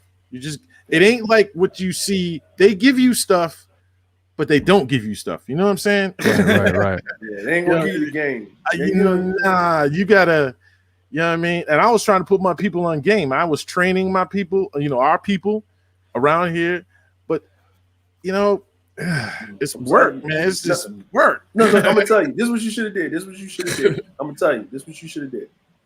I'm sorry to say this. Hey, I'm gonna tell you. I'm gonna tell you this before you go. What you should have did is you should have walked out a white dude that looked like Joel Osteen. Had these black people sign up, right? Make it look like no. You got to do like this. You got to make that he's only going to give a discount to black people to learn this real estate shit, right? He ain't got to know the real estate shit. He's just a trained actor, and he just follows a script, right? We call him a face. He's just a face. He's the face guy, right? Yep. And remember, like, say the real estate course or the thing you was going to do was like $400, $500, right? Nah, my one. I was charging 10 grand. Okay, so let's say you was charging 10 grand, right? So you charging 10 grand and was getting it, right? So say you was getting it, you get the 10 grand, right? You get the shit, but you got the white dude there, right? Then you can like charge 15 grand, say it's 20 grand, but we won't give you 5,000 off because we're giving back to the black community, right? And then you just sit off to the side and everybody think you the assistant, right? They're gonna play up to you, get close to massa, right? Because you might not knowing that you running shit, right? But hey, let's go with it, right? And guess what? Niggas would have took it and ran with it. You know what I mean? Like, yo, this program helped me so much. Well, see, oh God. See, it was funny because, like I told you, I was working with this millionaire and stuff. The millionaire, after a while, even my mentees, they used to come back to me and say, "Hey, man, I saw your contracts," because people would, they look at my contracts and see what I was doing, and then they would use my contracts. Next thing you know, my contracts were throughout Baltimore City and Baltimore. It was people don't even know they're doing business off of my paperwork that I drafted and put together. They don't even know it's mine. Man. But it was the mentees would come back and they would say, "Yo, man, I went to go talk to this dude and do this deal." And I looked at the contract and I said, "Yeah." He goes, "I got a copy of it." And he brought it to me, let me look. I was like, "That's mine." That's my stuff. He's like, "Yeah." I said, "Wait a minute. Oh, so they biting off me already now." It was ridiculous. It was ridiculous. It was ridiculous. But I gotta go. But yeah, we're gonna get into this. We get into it, man. I got you, man. I'm gonna send you an email, man. No doubt. Yeah. Y'all be safe, man. All right, man. I'm gonna say shalom to y'all, and I'm out. All right, shalom to you, brother. All right, brother. Yeah, that's the legendary Soul in Black. Yeah, it's been like 5 hours and it's worth it. I mean, I was dozing off, but I was listening the whole time too. But, when you have great conversations like that, man, that's great. And this is not the first time I was dozed off on the panel. I've done that a few times when I had like 3 to 4 hours. And the most I had was that 6 hour one with, I think with you on another panel. And then Underrated Doctor said that, yesterday morning, he said that was crazy over at Raj. I said, yeah, it was lit, and I enjoyed that one too. This one I'll have to rewatch too. This is worthy because that's a lot of views. Whew. I was looking at that. I'm sorry, sir, man. Like, it was a pleasure, man, being up there, man, with you. Yeah, man, I had to do it. I had to do it for Wacky. The after stream, the conversation was good. He got mad at Big Truck, and it turned into something else. And it's a great conversation. I know Koo's gonna probably watch this and see it. And I told him, yeah. And I said, "You had Soul Black, yep, another heavy hitter, man, from 1.0, man." I'm just gonna say, I had him. That's 3. I'm gonna just say this. I'm gonna just say this to you, sir, man. And this is just my observation, man. My wheels are turning. I'm gonna break out my DeLorean and crystal ball, man.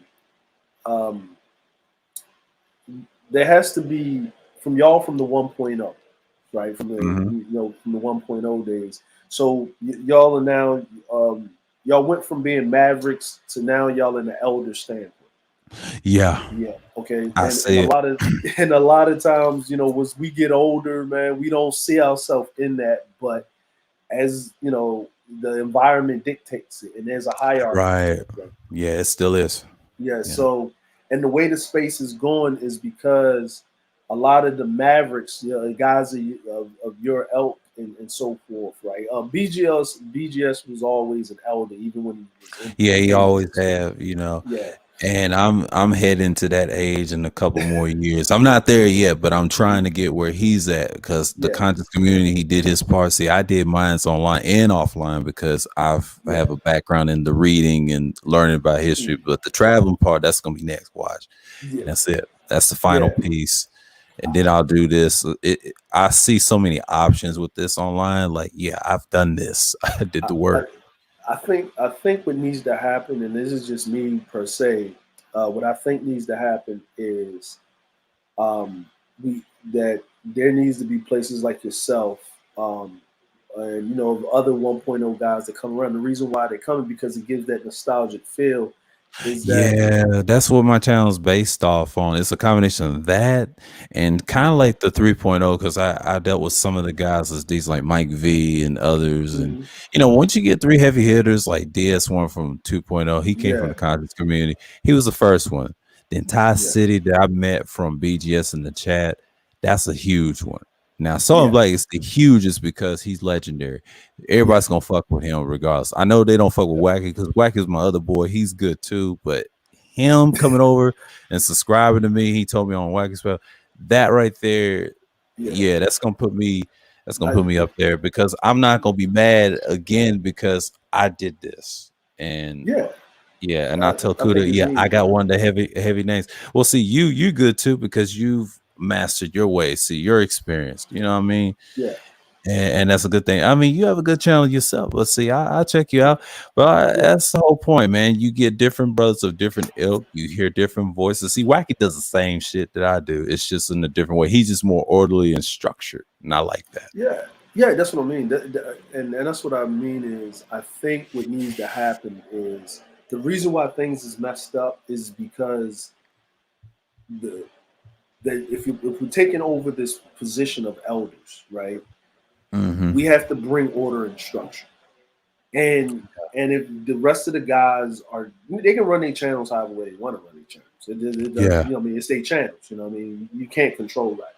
But when you come into the space, or when you come on to say your panel or Wacky's panel or whoever's panel, it's across the board that it's understood that there needs to be some order. You can be kind of loosey goosey with it, or you can be whatever, but there has to be a step in of respect. Like, nah, man, we ain't gonna do that all over here. We're not gonna have a nigga moment. Like, not, no, we don't do that.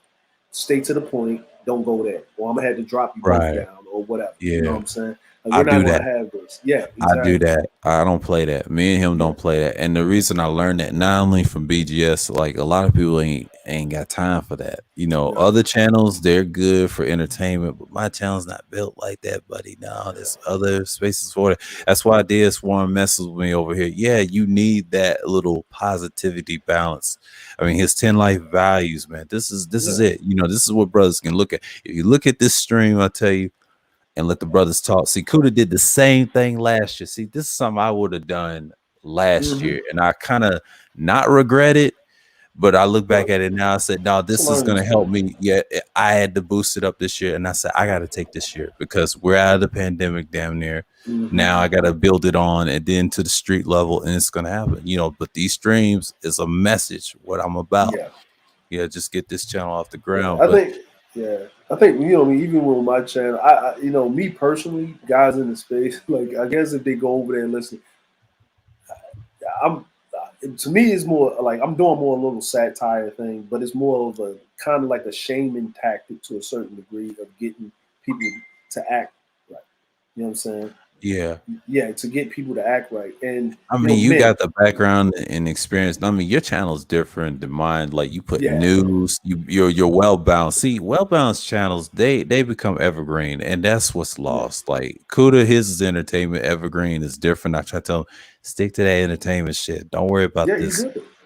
black pill talk. I try to tell him stay in that lane because you can Yes, he does transition better, man. faster. See, me, I try to tell him, no, no, no, no, no. I'm that monster that they don't want to deal with. Me and what we be cutting heads off. We don't be playing over here. We just stay in the Okay. cut in the entertainment realm. See, the reason I hang with Kuda in that march. That's that relief. Get away from that political nonsense they be talking about. See that fresh and fit shit that's been handled by the 21 convention people.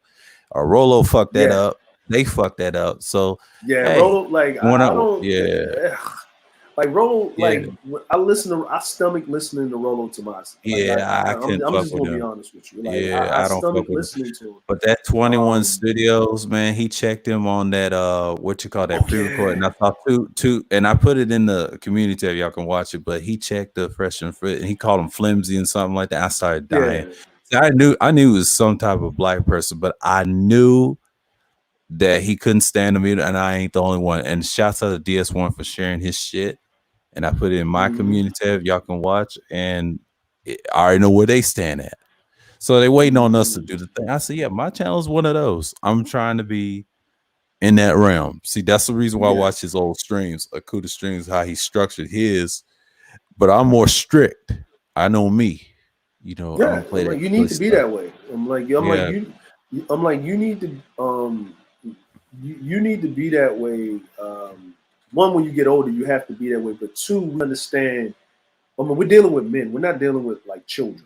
We're right. dealing with men, and if there's no structure or there's no line, then they'll cross it, and then they'll cross it in mass, and then it's too late. Like it Yeah, gets to a point where it snowballs into a issue, and it's just too late. And me personally, if I was Cuda, I look at his numbers. I'm on his panels. When we up there shooting and shit or vibing, and they showing women and whatever, but they're doing it in a pleasing way. Like it's not like they're being like disgusting about it or they're being super perverted about it. They're just being men. You know what I mean? And and just and he he actually has conversation and women come up there and whatever, but he has the disposition and the energy where he's a fun guy. Like, you know what I mean? that's Like, all you know that what I'm is. saying? Yeah, And he's I a don't fun hate guy. that. I don't And I hate like that. it. It needs to be that. It needs that. See, that's his character, and DS1 said the same thing because he's not threatening. No, he's not threatening Yes. because of Yeah. his aura. You got to understand. Yes. Kuda is a little of a nice guy. Yeah, he's got a main streak, and I know because Yeah, not yeah. only he's a Capricorn, see we're Earth signs. I understand where he comes from. Like I get it, and I told him I'm very similar too. See, I'm quiet on here. See, the laughter and the banter is just as a distraction of people. That's just who I am. But on outside of this, I'm a serious dude, man. I do Yeah. what I'm supposed to get done. See, when I see a problem, I clean that shit up, man. That's how I was raised, man. But see, I was taught a certain way. Yes, I'm conservative minded off here.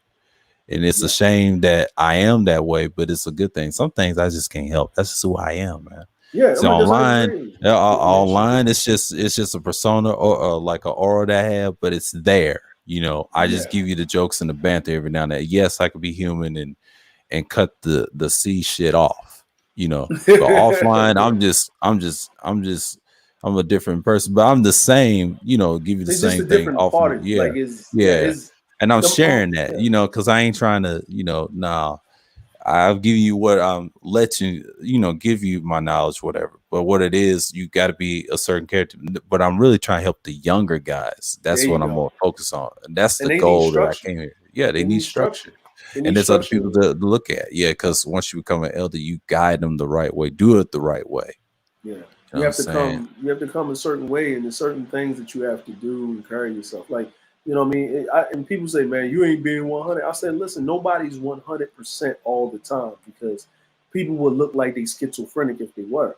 Like, what I Yeah. mean? Like, it's a give and go. Like here online, like, what I'm saying? Like, everybody's audience is different. I try to bring a balance to everything because technically I'm not feeling the everyday problems and struggles that people go through in their Right. Same situations here. in that Yeah. environment.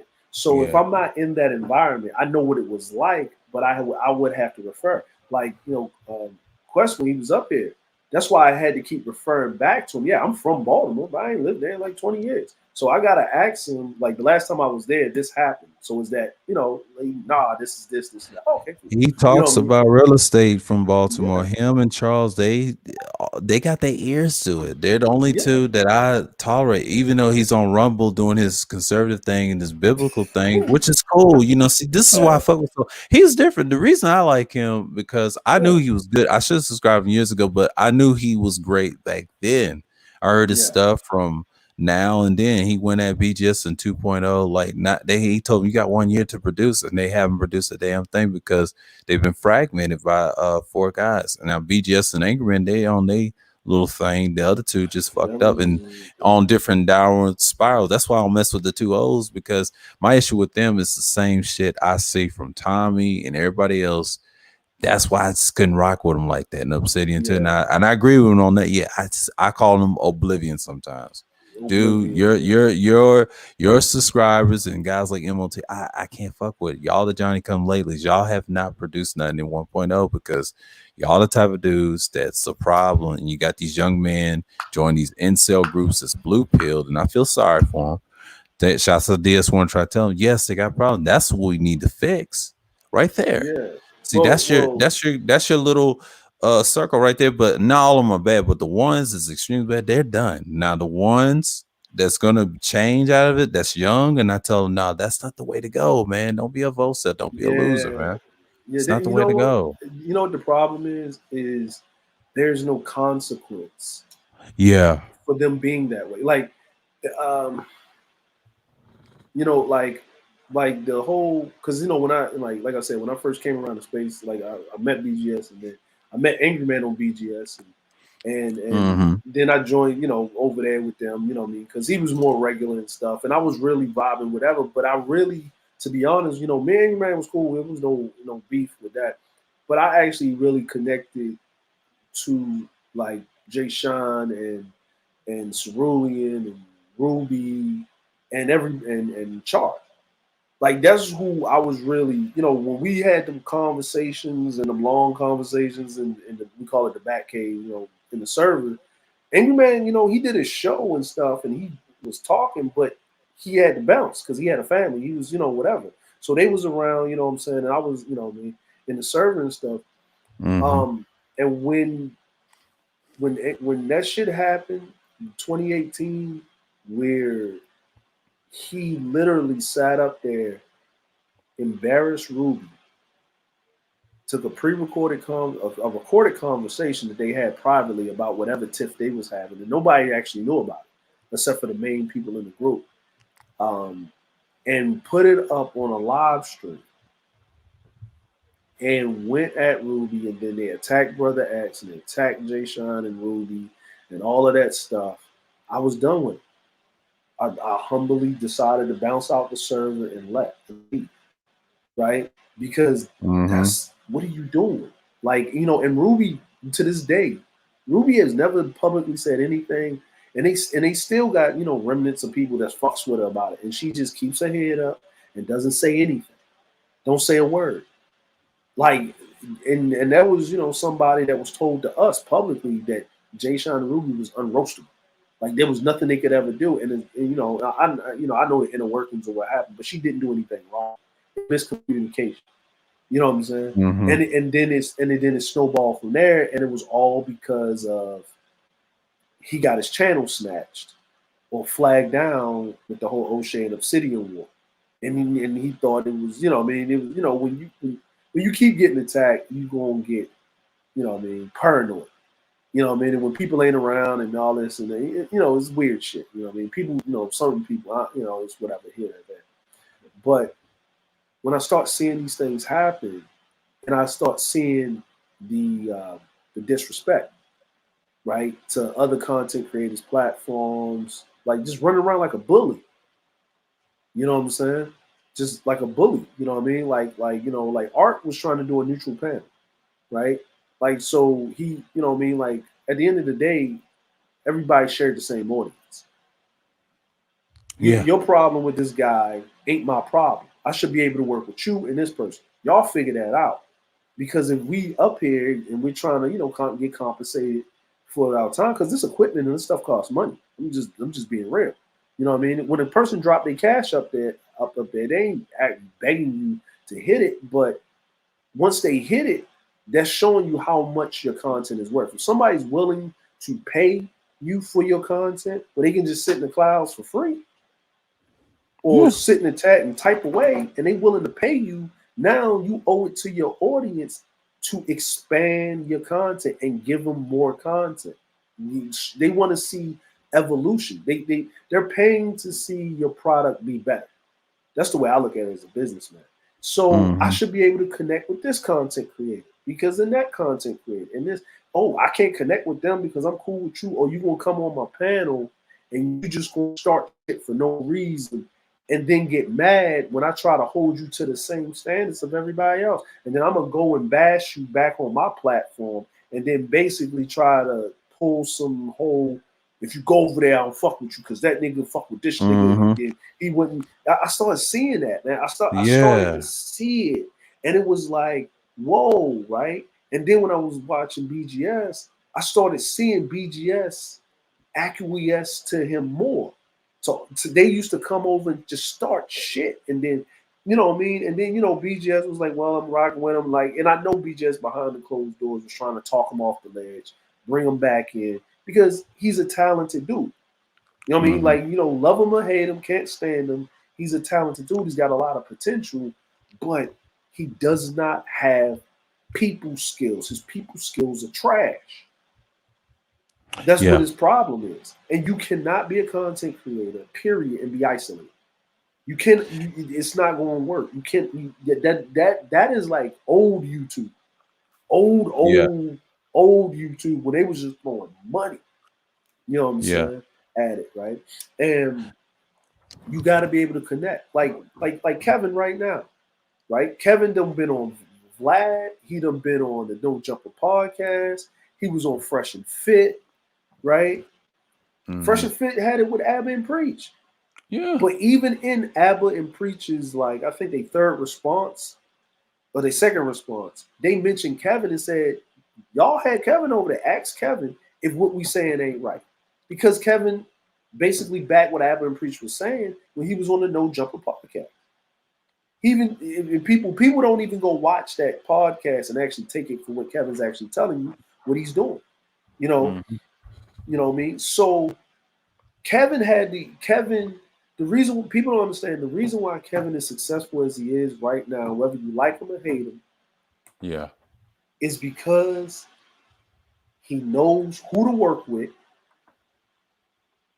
how to reach out and talk to people, work with those people, and then leave. And go back to his own thing. Yeah. And he doesn't get in the banter of the back and forth unless it's up. And he attacks the talking point, not the person directly. And he's willing to sit in front of that person. Like Tasha K was running, going at talking about how Kevin this, that, and the third. But when she got in front of his face, it was a whole different ball game. It was a whole different energy. You know what I'm saying? Yeah. If them cameras was off, and her husband wasn't in the room and she wasn't married, everybody knew that energy she was giving off. If you was a man and you understood, even the women understood. They're like, she actually caught a lot of flack from that because the women wanted her to give them the work, right? But she couldn't. She couldn't give them the work because it's different from listening to a person than sitting in front of their face. And then that was a learning lesson for her. So, and that should be a learning lesson for men. That should be a learning lesson for men. It's how you carry yourself. You got to stand on what you're saying in the face of opposition, but you do it respectfully. You do it respectfully, with Quest was up here, we was up here, and with the, I don't when people talk about religion, I don't really get into it like that because you're not going to convert me. I'm not going to convert you. We can talk about the differences of ideas and ideologies and stuff like that. Yeah. But I want you But he tries not to on YouTube because a lot of people are sensitive about that. Me, him, and Wacky, we don't force that. That's a choice. Yeah, That's your choice. And that's something we do on the side, whatever. And I try to help people based off that, but sometimes I try not to force it. Because when I was younger, and I realized, or I used to be a former Christian, I never force it. You know, if yeah. it moves you, it moves. If it don't, I'm gonna Um, leave you alone. I'm on that type of time too, because especially in the yeah, black pill mindset, what I learned from this utilitarian mindset that I have, I'm like, no, I can't force it on people. It ain't for yeah. everybody. It's only a And select few. actually, you actually draw more people into it because you're not forcing it. Yeah, that's unique just Yeah. about me, because see, when I told you how I started with this live stream, it started out like 4 or 5 and 6, and later it hit up to 10, stayed up to 11, then bounced off to 8 and 9, but it maintained around the 8 and 9 mark Yeah. each Yeah. time views. And the reason it did that and it lasted like 5 hours is because of consistency. Yes, the playback is ridiculous. And then when I checked on the your videos, it was 140 something, probably higher than that now. But that's just showing all the conversations was in. We took our Yeah. time and it's consistent. Yes, I dozed off in between probably the 4 hour and 3 hour mark, somewhere in between. I had to watch the replay and see where I went off. And Rashawn, he's a loyal panelist on here because he Yeah, came man. from Cuda, and then I Yeah. saw him at Platinum, and now he's learning different people. And I said, yeah, that's what I try to do. I get certain brothers that are tired of the gender talk, like I've heard Mhm. over the years, and I want to be those channels, And then CG3 said, yeah, continue to be those spaces, and I'm sticking with it, and I'm sticking with my Yeah. word. So you gotta Yeah. be, you gotta You be, gotta be, man. Like, I enjoyed the conversation. Like, and just as a recap, man, I enjoyed the whole thing, the whole conversation. And I'm sorry to say this, it was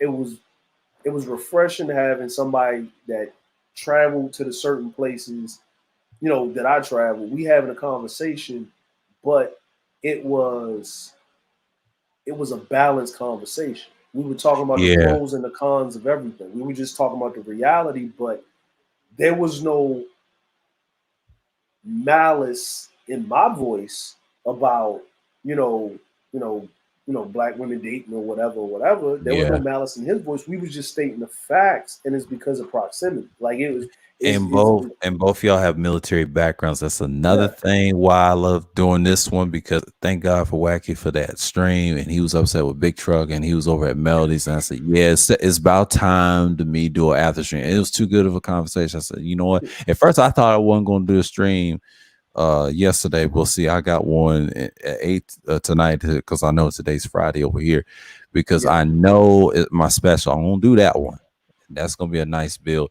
But this one, yeah, it was yeah. needed because of Wacky, man. Because I shout out him again. Him and DS1 shared this video, and yes, I got the views in, and I make sure that people got what they got out. Yeah, And thank goodness for Rashawn coming through. Shouts out yeah, him, Rashawn, yeah, a man, loyal panelist, man. Like yeah, he get to witness your greatness, man. And Soul and Black was like the third one on, and yeah. So, it was us four, and then down to three, and now it's yeah. us two.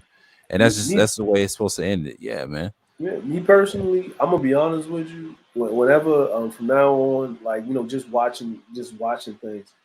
Um, when I do like panels or streams or like interviews or conversations, me personally, I don't think, other than like X out the host, I don't think there need to be more than like four people plus, like the host plus four. Yeah, Yeah, four I is a don't like nice all of, size. yeah, you don't Yeah. need all those See, people. see, see, see. Me, Wacky, we usually get 4 or 6 people on panel. The most I had was 6. Yeah. And that was the most, probably 6 or 7. I don't usually get 10. No, because Mhm. see, Kuda deals with the music and entertainment. That's the difference. Oh yeah, that's a difference. Hey, it's a whole different ball. That's a big difference. I can't do that because I ain't got that much time constraints to deal with a whole lot of people. Because a lot of people Kuda's be on doing some work, other man. bullshit. No, Kuda is just an entertainer. Doing work, man. His background speaks for itself. That's Yeah, all but I can tell I'm you. like, just to be able, like, people don't realize it, just to be able, because when he does third shift, it's like 2, 3 in the morning, Yeah, and around this time. he's doing 11, and then you look at the stream, it's like 11 hours by the time he's done, and that's 2, 3 in the morning for you guys. right? Yeah. So that's like 3, 4 in the afternoon for me, and then it's going into like my nighttime, and then I gotta like what I say, man, I gotta go to sleep because I gotta wake up early in the Yeah. morning to do I these. skywatch him. Yeah, I'll tell you a story on Eastern time around this time. I skywatch him around midnight. I'll be asleep and then I catch him in the morning around this time, like I would say about 2 or 3. Or when I get up around 6 in the morning to do breakfast, I hop on the panel around 7 o'clock in the morning. Your time is a lot faster. And the yeah, like reason 8 in the being, evening. yeah, man. And in that long bill we had, that lasted like 12 hours, but it was a cutoff. And Yeah, that was the first time I think that's the first time I met you on that panel. Now I've seen you yeah, around on panels and stuff with Charles and BGS and yeah, things like yeah, that. And then when I finally got you on the panel, like the first time on this side of the sphere, I learned a lot about you. And then, you and Faston went at it and you told me, so, yeah, Faston was needed. And that was a good string. Triple Black, he was out of nowhere, That was the long yeah, panel. And I told him about it. No, that was the longest build. That's one of my favorite third shifts right there out of all of them. Because what you got was information of what we knew and hmm how people were, and we had different ideas, different hobbies that we like. Y'all yeah, had great hobbies, you and Soul and Black. Now, this is my favorite, according to my side of the channel. This one's gonna be yeah, my favorite because of yeah, how long we structure it. That's something I yeah. can listen to for 5 hours. It, Now you got another one that was open topic. That was a good one, yeah, about the yeah, locks. That would be my second. And my yeah. third, That was like, and I my like that. third, I'm gonna say that 6 hour. I'm gonna have to watch that one too because with Broke Genius in it, and I'm surprised he Yeah, came through. It's like, yeah, I'm getting people that knew me from the chats from BGS and the combination of Angry Man's, DJ yeah, Kudas. It's a combo, man. Like I'm looking at the analytics who likes who and Bernard Rise. That's my yeah, crowd that I have to deal with. Okay, yeah. Oh, because if something happens, if something this happens to Bernard Riley and them guys, I have to take their crowds, man. yeah. And I'm me personally, Bernard. I tried to give it a. I don't know, man. It's just something. I It don't mess with just them either. I just I tried to give it a try. I went up there once, but when I listened to him, right, he's doing numbers. He's doing numbers. But Yeah, when I listen to him, right, I'm a fair person. I don't have to like you per se to agree with a point that you make. Like mhm. I'm not like, since I don't like you, nothing you do is ever. I'm not like that. You know what I mean? I'm very fair and balanced. You know what I'm saying? So what I what I try to do with Bernard Wiley is I try to give him a chance, but he's too flip flop, right? I Yeah, can he is. tell. I can tell when he's talking and he's looking at the chat, and depending on how the chat is moving, in mid sentence, he'll change his position. That's what he do. I can't Yeah, stand that, I and can't that. I can't stand that. yeah, I can't.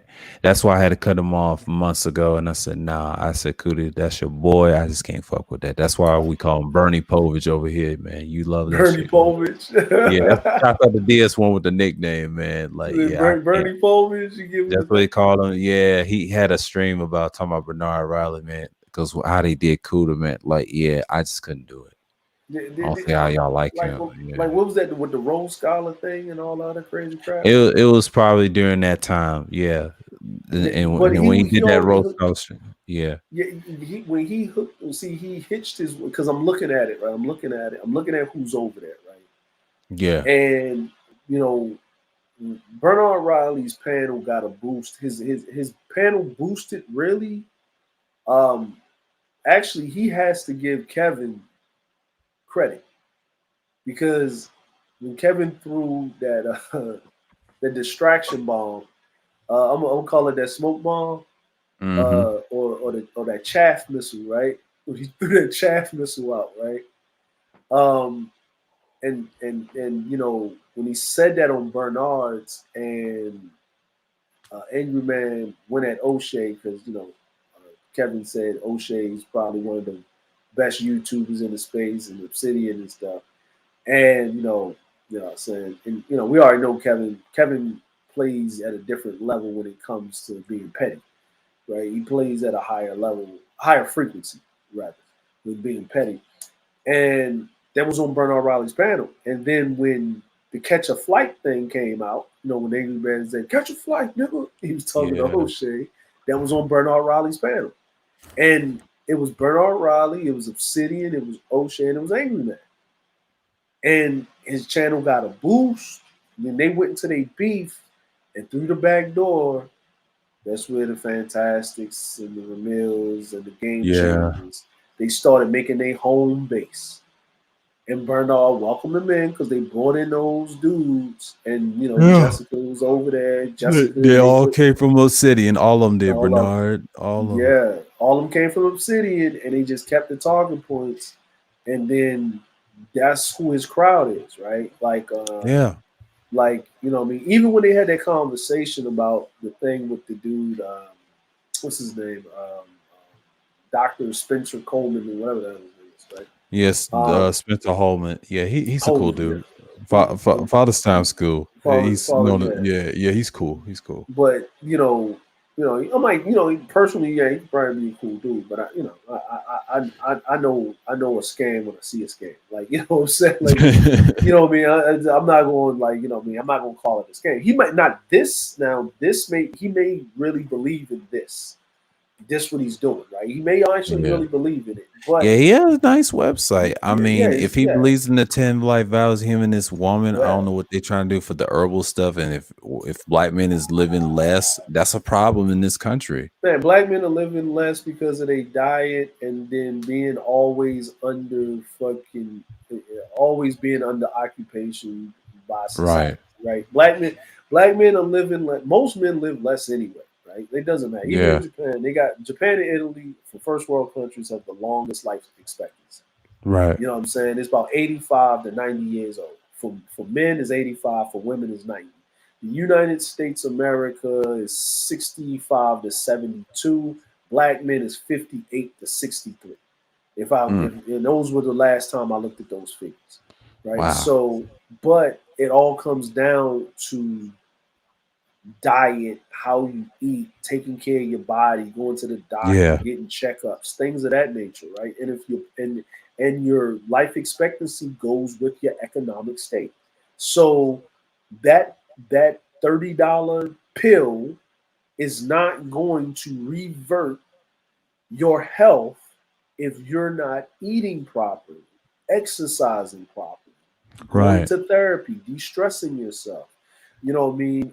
Making pointed goals and learning when to take a break and things of that nature, and getting your spiritual self together. Now I understand with the 10 life value, but the 10 life values mean absolutely nothing if your economic state is trash.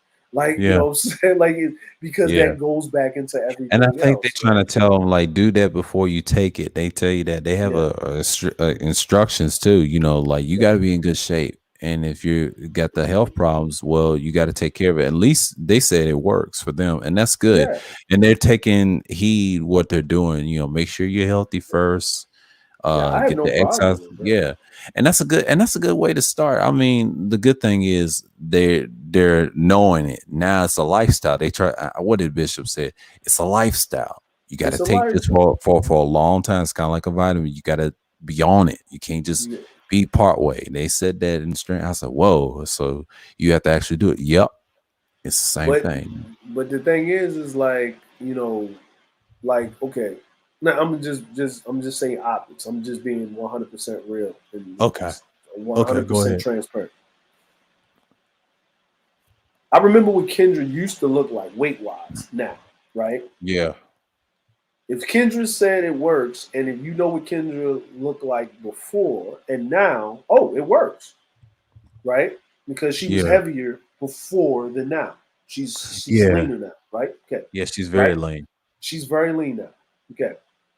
If you I don't know what DS1 looked like before or not, right? But he's got the body type of someone around his age, typically in America. He's not a pudgy dude. He's a bigger dude, right? So He's a big dude. He's he's what he said. He's 6'4" and he's a big dude. Now I he's a seen him big camp dude. up. Yeah, he's a big dude. He can't help Yeah, that runs in his family. So that runs in his family. So, but that doesn't mean he's out of shape. You know what I mean? That means he's he's just a in good strong. shape. He's healthy. Yeah, He's healthy, yeah. right? You know what I mean? Health doesn't mean abs. You can have abs and be fucking dying of cancer. Like, it Right, doesn't right, matter. Yeah, right. it doesn't matter. But I can tell that he, the way he talks or whatever. But if BJ's saying it, you looking at BJ, you're not going. No, like I'm just no. Like I'm the bishop. No, I'm just Yeah, no, yeah. no. Like you, no. You know what I mean? Because At least he's being consistent. What he consistent. does, He's walk, yeah, yeah. And once yeah, he works it, he's working on it. I can yeah. He's tell in working his on voice, and and he's a walk in progress. it. Yeah, That guy is cool. Nice to me in the chat. I said, dude, keep doing yeah, your thing. If you got to have some prayer, whatever, I'm like, I always yeah, respected him. Now Ronan's in great shape. You know, yeah. Roman, yeah. I think he was heavier when people saw him, and then yeah, it's worked. The It people does a that lot. are the Yeah. people that are promoting. See, here's the thing, right? The people that are promoting, right? I know, like those, like let's say DS1, Ronan, Kendra, BJ. I know Kendra and BJ because Yeah. I mean, I was cool with them when we was over there, whatever the break was or however way they were. Kendra and BJ, it is, I mean, I don't, whatever, right? He said Kendrick doesn't count. It's a game for men.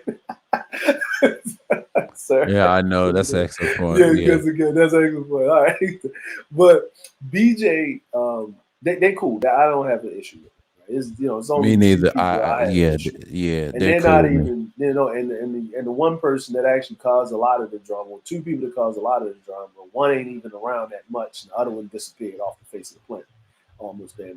But the reason why I'm saying this is that they actually, when they run with something, they actually believe in it fully, right? They believe in it fully. They run with it 100%. They will wave the fucking flag until they're the last people standing, right? My issue is for them and what they're talking about is this guy who he says he is really of what he's trying to do, because this thing that y'all are talking about is a lifestyle change. And what people are doing, this 3.0 manosphere, are the people that's going to consign to this is like a religion to them. They're not looking at it as a tool to better themselves, to find themselves, to basically get off of this nonsense and detox their trauma. You get what I'm saying?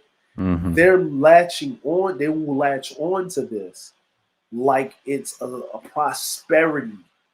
Like, you know what I mean? Like Hmm. you left the storefront church and went to like Creflo Dollar or Joe Olstein or TD Jakes. Like you're not evolving and maturing mentally, physically, and spiritually. And I see that if because everybody's looking at the leader. They don't Hmm. they met who the guy behind the scene is. These people are the spokesman for the guy behind the scenes because that's always been their role. And that's understandable. Yeah. Yeah, you know what I mean. That's just my because Yeah. this will actually be this will turn into a bigger problem long term than where they're currently at now.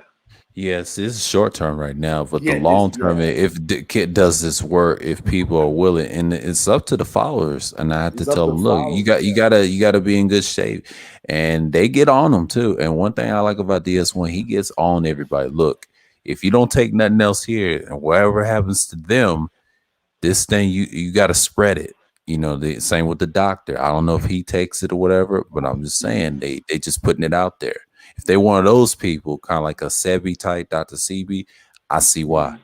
And it's Yeah, hard to get rid of that information, you know, because it's whatever hard happened to. to him, yeah, it's out there, man. Because everybody's doing the herb. I be seeing it a lot on YouTube. See that right there, you But need you, it now, you know.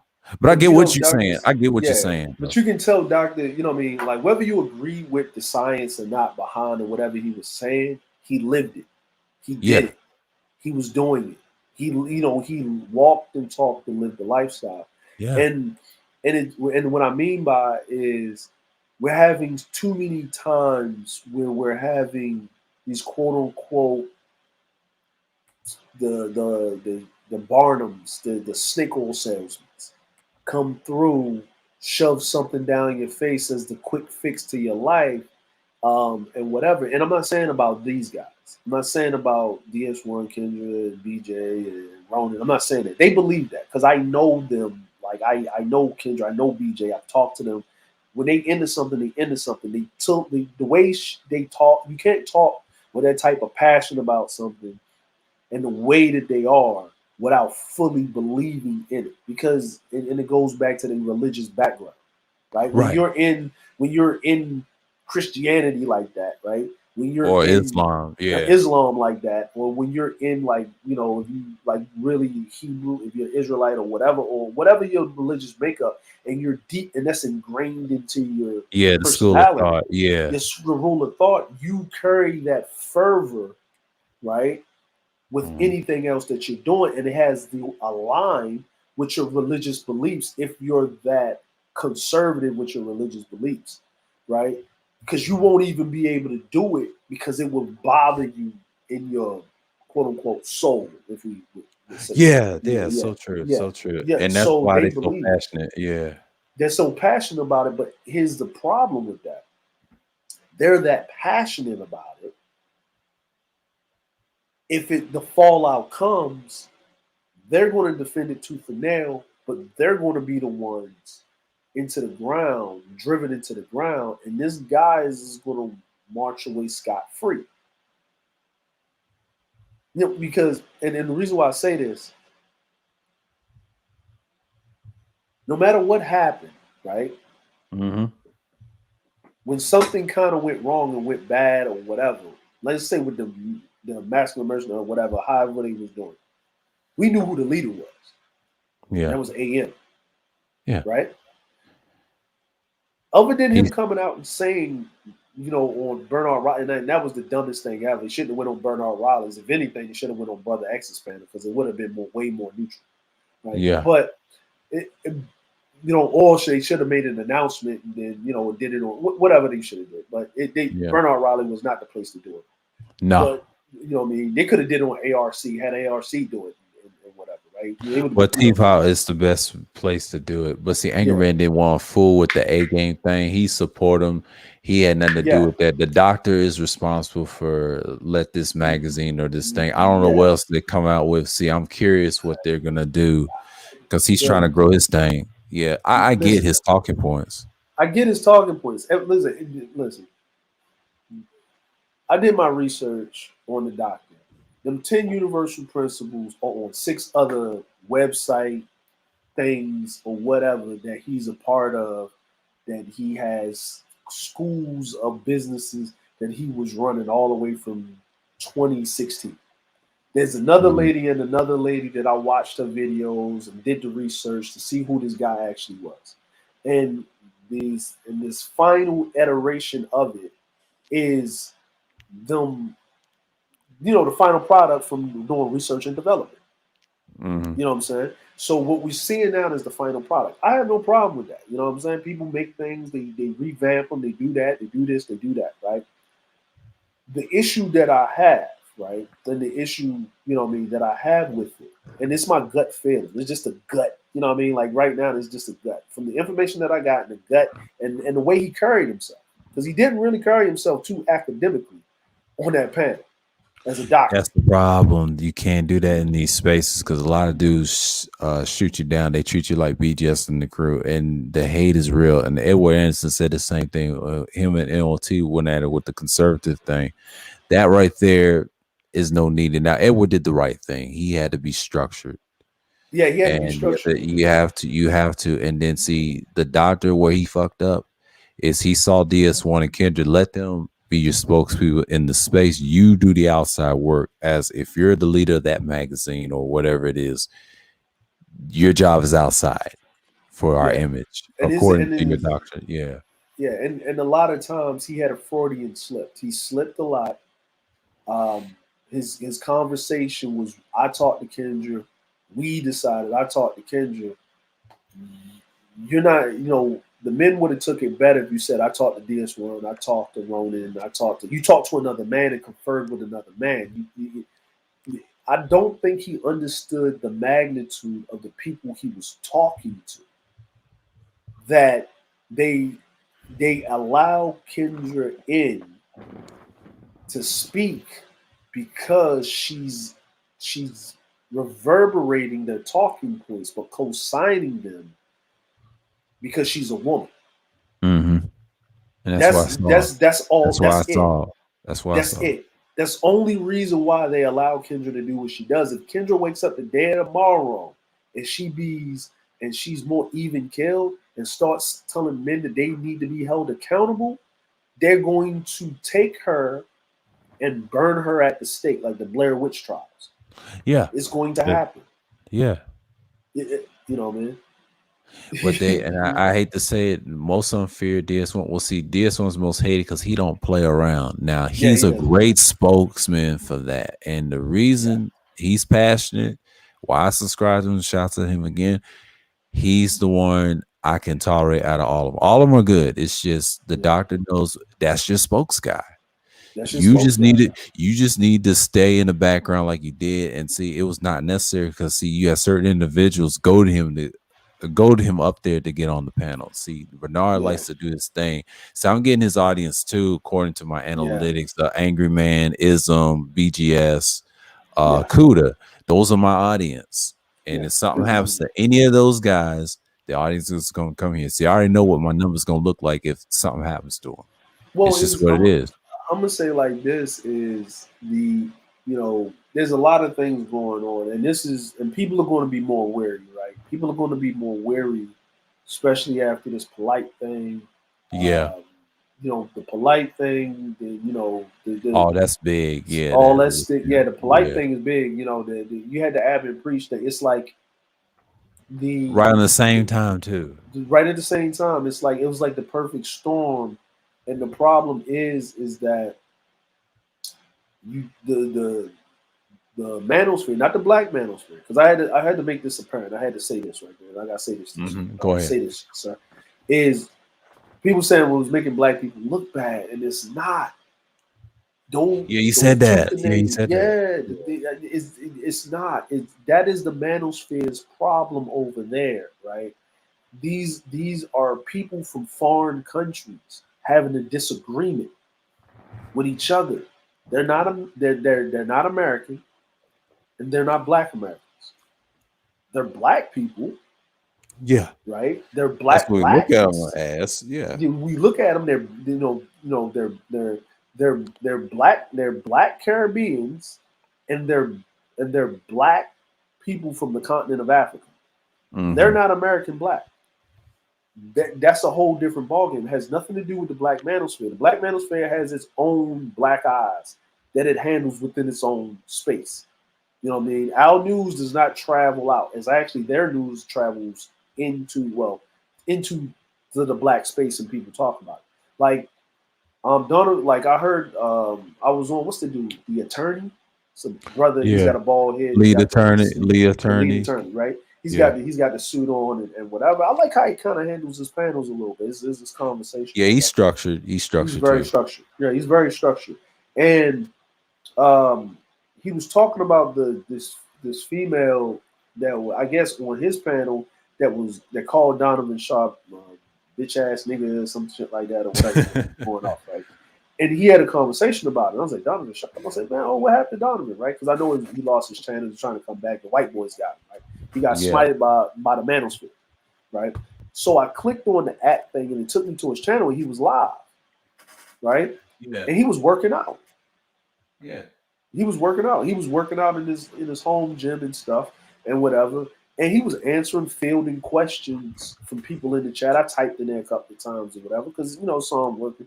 Like I might not agree with a lot of his talking points, but but the man's married. The man's married. He's got a wife. He's got multiple businesses. He done had 3, 4, 5 channels, but he has not stopped doing what he does, and he makes his money. Mm-hmm. And he goes and meets people, and he goes and collabs with people, whether you like him or not, or like his talking points or not. He keeps to himself. Even when the whole C Boogie and Obsidian beef happened, and C Boogie had him talking, he even maintained everything above the belt when actually having the conversation, even when him and Obsidian had a fallout. Like when Donovan Sharp and Obsidian had their little fallout in Tiff, right? Mm-hmm. I didn't have a problem, right? I don't have a problem with that because I want to hear differences of opinion. I don't want to hear echo chamber nonsense. You know what I'm saying? From either side of the coin. Because everybody makes their points and it's their experiences at the end of the day. The issue is, and this is my thing is like this, is that when it blows up in their face, right? I'm talking about with the A game thing and all of that. Yeah. When it blows up in their face, I hope they're ready.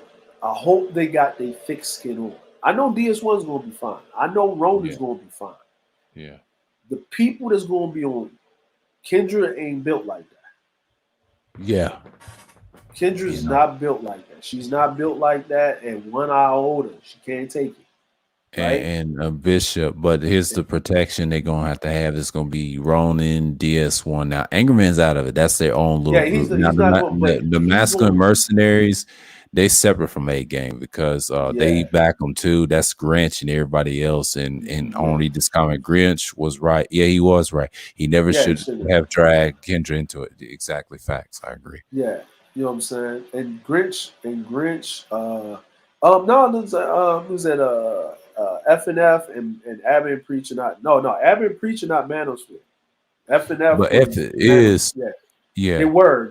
I guess they got excommunicated recently. No, they still with Rolo. They still with Rolo. AMP's not. AMP's yeah, they already said they're not. They're not. They AMP. Shaka Nula said he's been subscribed to Avon Peace for like 2 years. I'm gonna check out their content tomorrow. Yeah, I'm like recently they started like they do a lot of deep diving in conversation. They do a lot of pre-recorders, but they do a lot of reaction videos. Yeah, let me look at their content tomorrow. Oh yeah, man. You know who's what's the dude? I was just watching one of the. It was one of these incel dudes that was very cringy, right? Ugh. That white dude that was doing weird stuff. That is funny. Then they do the Jubilee things. Yeah. You know when they did the Jubilee stuff where they break down the relationships. They talk about political. They talk about a whole plethora of stuff, man. Like and they do short videos and stuff, and they just give their take on it, man. I've been subscribed to them for a while. I had to resubscribe to them because YouTube with that little shadow banning thing they be doing. But Abby and Preach, man, they're very even, and they don't agree like with each other a lot of times. They just let each other say each other's points and go about each other's business. You mean Black Man? Yeah, you're right. Yeah, they not Black Manosphere at all. And here's another thing. This is a shame, right? My homeboy Hiatus Black asked me a question. He said, why? He said, what separates the Black Manosphere from the white Manosphere or the Manosphere? Like, how would I know the difference? Well, and you know what I said? And you know what I said? He said, other than them talking about black women. Like I was like, I said, you know what I said, you know how you separate the difference? He said, what's that? Check their subscriber count. Yeah. He said, what? I said, because I said, like, once your subscriber count reach a certain amount of subs, like about 100,000 or more, Or and millions. you go live and you sitting on 1,200 people in your live stream Or to 12, 3,000. like 2,000 in the chat, Yeah, 4,000 in the chat. those If in you the get those chat. numbers, oh, Yeah, it's done. yeah. And Yeah. you doing like live streams like 3 to 4 times a week at the same time, like it's If a your live television. streams is like 3 hours or 4 hours, that's their max over there. They don't do Yeah, no 11 hours. You 11 got to be hours, and it's concise because yeah. it's pointed. It's not. You better make your points. You better say what you need to say. And the You most got panels is like 6 to 8. yeah, That's six the to most. eight, They don't do and 10. and you gotta have people on there. If you do a call-in show, you got a Yeah, they do members call-ins. chat. They do a few panels like this. They do 4, and the most Yeah, they do is 8. They don't do yep. 10. If it's And 10, that's important. They have everybody on the panel yeah, taking it's like, and it's turns. heavy. Yeah, it's heavy hitters on there. Like you got Yeah. there's heavy hitters on, and people, and then it's like you got to meet up. Like you literally Yeah. got to meet up and stuff like Yeah. that. I Or said, for yeah, they special occasions, you don't meet up yeah, as much. They much. do it on special occasions. The reason they meet up is if you're doing business with them, you meet them in certain location. They don't rush it because they're Yeah, they're very careful. Black Minister don't do that. They do it whenever, because they we doing meet whatever. up. Yeah, if you're in your own area, that's the difference. And the difference is we got 3 layers of it. And I tell them over there, I call mainstream answer over there because even though they're in the podcasting over there, we're not. We're more in Yeah, broadcasting to podcasting, but eventually we'll get to the podcasting level. And I try to tell yeah, Kuda, most of in this sphere on this side is broadcasting. We're stuck exactly. in the '06 to 2012-ish. We're stuck in that. They over there have been doing this since 2012, and now they're in the Kevin Samuels mainstream mode. So that's mainstream talk. See, mainstream Yeah, podcast is trash. I'm gonna tell you that right now. A lot of people yeah, don't it like is. it. Yeah, Some people like some of it, not all of it. And I try to tell Kuda yeah. it's not easy as you think because if you do an alternative podcast and be like Devin Hmm. Wade and Gilly the Kid, that's where the market is really. If you want to make some Yeah, dough and do other things, they don't just sit on their ass. They do stuff. They yeah. do shit. They Well, travel and they do all that. They do stages. They ain't gonna look at you in the same spot. You got to do something innovative because a lot of times your subscribers are fickle. We said yeah, this that's earlier in true. the stream, and that's what I'm looking at. I ain't worrying about how I'm gonna get them. It's who's gonna fuck with you long haul. So Yeah, you there you got go. you got you got you got supporters and you got fanatics. I don't like Yeah, fanatics. yeah. That's why I Fanatics, want tolerate. yeah, Yeah, they they're the want you. worst. Yeah, Yeah, they'll be as soon as you do something they don't like, they flipping tables. You know what I mean? Yelling at you. They went from being your best fan to your worst stalking troll from panel to yeah, panel, chat to chat. yeah. All that crazy. Who's a degenerate Sheridan? So I was right. Kevin's KS ain't Mansfield. No, he's not. He's not Mansfield. I'm like you.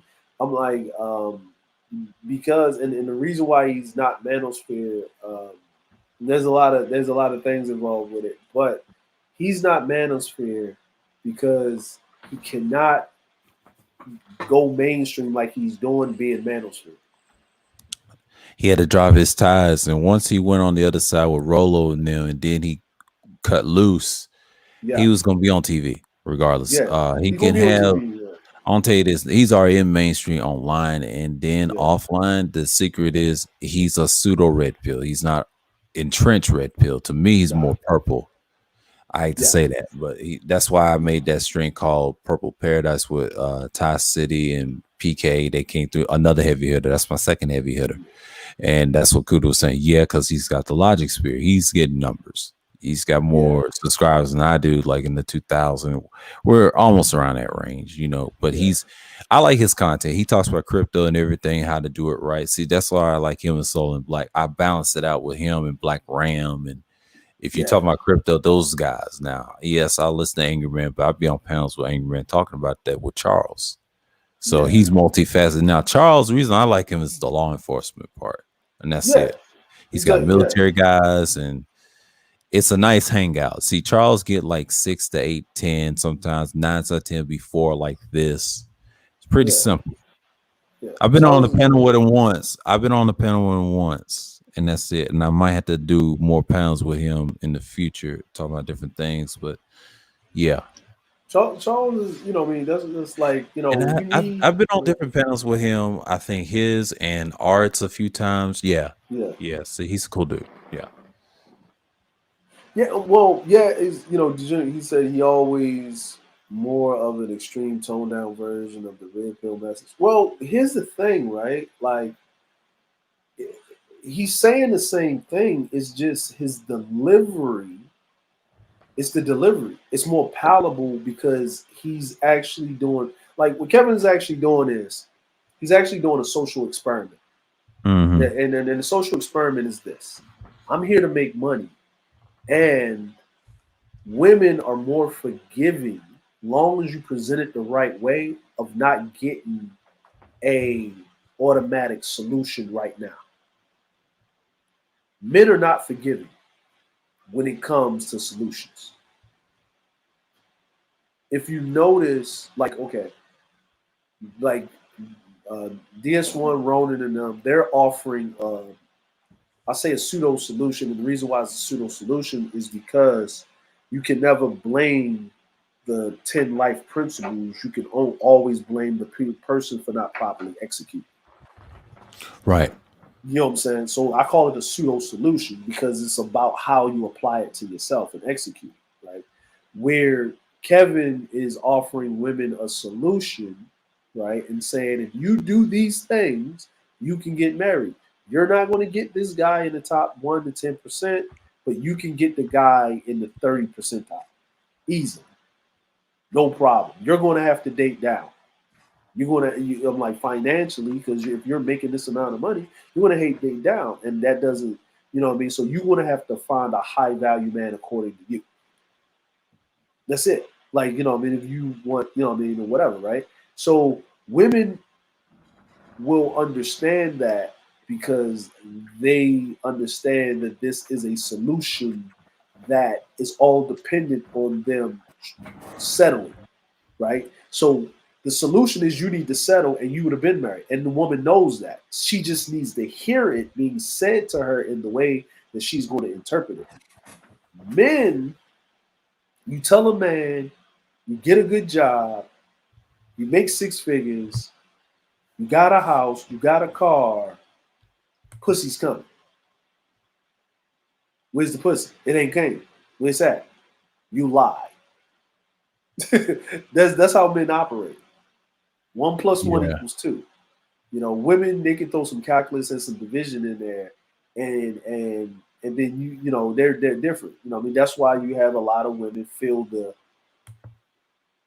I'm not saying spiritual institutions because there's a difference between spirituality and religion, but the religious institutions, and that's why you see a lot of men not in those religious institutions right. because men want results right now.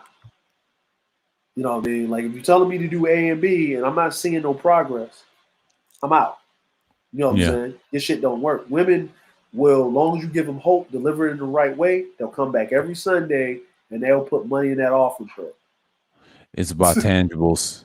It's Yeah, about tangibles. It's about tangibles. They like hope and faith and and how you deliver it. And that's how Kevin, his audience is really for women. So he has to show. That's why you see those testimonials. It's never a man saying he got a good woman. It's a woman saying she finally got married. he's not the most masculine guy around. Well, I say this on my channel, Degenerate. I call him a finesse man. That's what they want in America. That's what they Yeah. want in the world. They don't want somebody like an angry man or any of us on here. They want somebody in the suit. I mentioned this yesterday on the Well, uh yeah. a They couple don't. of They days ago yeah. on They the don't want the stream jerk. with a Raven Knight. It was a private stream. He privated and I mentioned it to Raven Knight. I was telling this young dude named Lil Slow. I said they want guys like that in the suit, and that's what's selling. But he's finesse. You got to look at sports and everything else. That's what they want in a man now, especially a black man overseas. What y'all talking about in the stream? The same thing. That's what they want. They Yeah. don't want That's what they no want. a militant like You Malcolm. Yeah, know what I'm all that. saying? Like, Yeah, don't yeah, they want don't all want that. Sergeant Slaughter. Like that thing that The Rock be doing, running around the goddamn blowing up shit, looking like a Yeah, chiseled demigod and shit. No, nah, they don't want that. No, man, That's too classic. They wanted Yeah. they wanted like semi-classic. You know, and the reason they brought and the reason why the Rock get his roles is to make sure women show up to see him with his chest out, Facts. looking like he's there he's eye candy for women. You know, the Rock is eye candy for the 35 and over single white women, the Yeah. divorcees. You know what I'm saying? The My avatar wears a divorcees. suit. I know, Sir Anthony. Yeah, you classic with Yeah. it. Yeah, that's I'm like they don't want you know what I mean, like Kevin, but you know what I'm saying, like but what was it, the laws of attract, you know what I mean, the book I was the book I talked about that on one of the streams I did when I was doing one of my randoms. How, you know what I mean, you have to understand, like no one sits up there and breaks down these books, man. Like the 48 laws of power, um was it the laws of attraction, no, the art of seduction, right? No one breaks down the 48 laws of power, the art of war, and the art of seduction. And you know what I'm saying, and how, you know, how it's used. Like Kevin is using the art of seduction. He's using it. That's what he's doing. But he's doing it for women. Like people don't. He's taking manosphere talk. He's taking what you guys were saying. The time that he's spending in the manosphere, he's taking what you guys are saying. He's transmutating it, right? And literally telling women, this is why you're not getting a man, because this is how men think now. It's no different. It's like the other side of the coin of what Steve Harvey when he made that book. Think like a man, act like a lady. It's the same thing. It's the same thing. But he has to show some type of result. You know, he has to show some type of result. And he knows women will pay. They will invest money in their interest. They won't just invest their money, they're going to invest your money too. Yeah. two to three streams of income. Yeah. He said, put some middle-aged black women in there. You know what? The reason why I say I don't really say the middle-aged black women because his wife is white. Yeah. They can't, you know, the black women they There's no can't stand need, it. man. Yeah, They yeah, irrelevant. Yeah, we yeah. covered that. They don't like that. They don't like that. The Rock, like, you know what I mean. You know, when they found out, I think when he divorced his first wife. I'm like, he divorced his first wife. He's Yeah. married again. He married. He's married to a white woman. He Yeah. married to a white woman, but him and his first wife, She's a little darker. Yeah. she's I like, don't, yeah, I I forget think her. she's like Latino. She's like Yeah, she's Latina. yeah, Her name is yeah, Danny. Yeah, she Danny, did yeah, last Danny. time. But Yeah. the crazy part is they don't have no problems, and they brought the XFL league together. Yeah. Yeah, they got a perfectly working relationship. Like they fine. Like they have no issues. Like his daughter is in the She, WWE now. yeah, she's wrestling. Yeah. Yeah, she's I'm wrestling. not Yeah, surprised. I'm not yeah. surprised. I'm not surprised Tradition. either. Yeah, tradition. Yeah. You know what I'm saying? It's She ain't all that good. She's gonna be like Ric Flair's kids. Like the son wanted to say, that's what she reminds me of. I said, damn. His son killed himself. His son killed himself. Yeah, but he's got another son, David Flair. He wasn't Yeah, good. That's what yeah, she he was. reminds me of. She reminds me of Charlotte's David actually Flair. good. Charlotte's actually really good. Like she Charlotte's good. she good. She's But just tall and lanky. she's more from a David Flair perspective. She's gonna be decent, but she ain't gonna be that good. She's not a star. She's not a superstar. She's not a star. Yeah. I'm like, but she, you know, she's like, you know, I'm sorry to say it, but she's a female. But the problem is she doesn't fit the Vince McMahon archetype. Like she's a quote unquote Amazon. Like she's tall. Like she's 6 something almost. Like she's tall and she's strong. She ain't little. She's not the Trish Stratus's or like the No. the what's old girl, the black chick, Banks, or the I know who you're talking about. Yeah. the other the British chick, what's her name? That looked like an emo or some shit. It's all pasty looking. Yeah, I know who you're talking about. Yeah. Yeah, those chicks. Like, because men watch wrestling and they still want their women to look feminine. It was like They that's why do. they still like China didn't work out too well because she looked like a damn dude. Like he was just like Yeah, a dude. she lasted for like a couple of years and she fell off, and I don't know what happened to China. She Yeah. actually committed suicide. Like, Yeah, she's dead. yeah, Yeah, yeah, yeah, she yeah, did. yeah, Yeah, yeah, yeah. like she I remember her because she growing started up. actually she all started falling off when they started making her be more feminine looking, basically taking off the roids. Basically.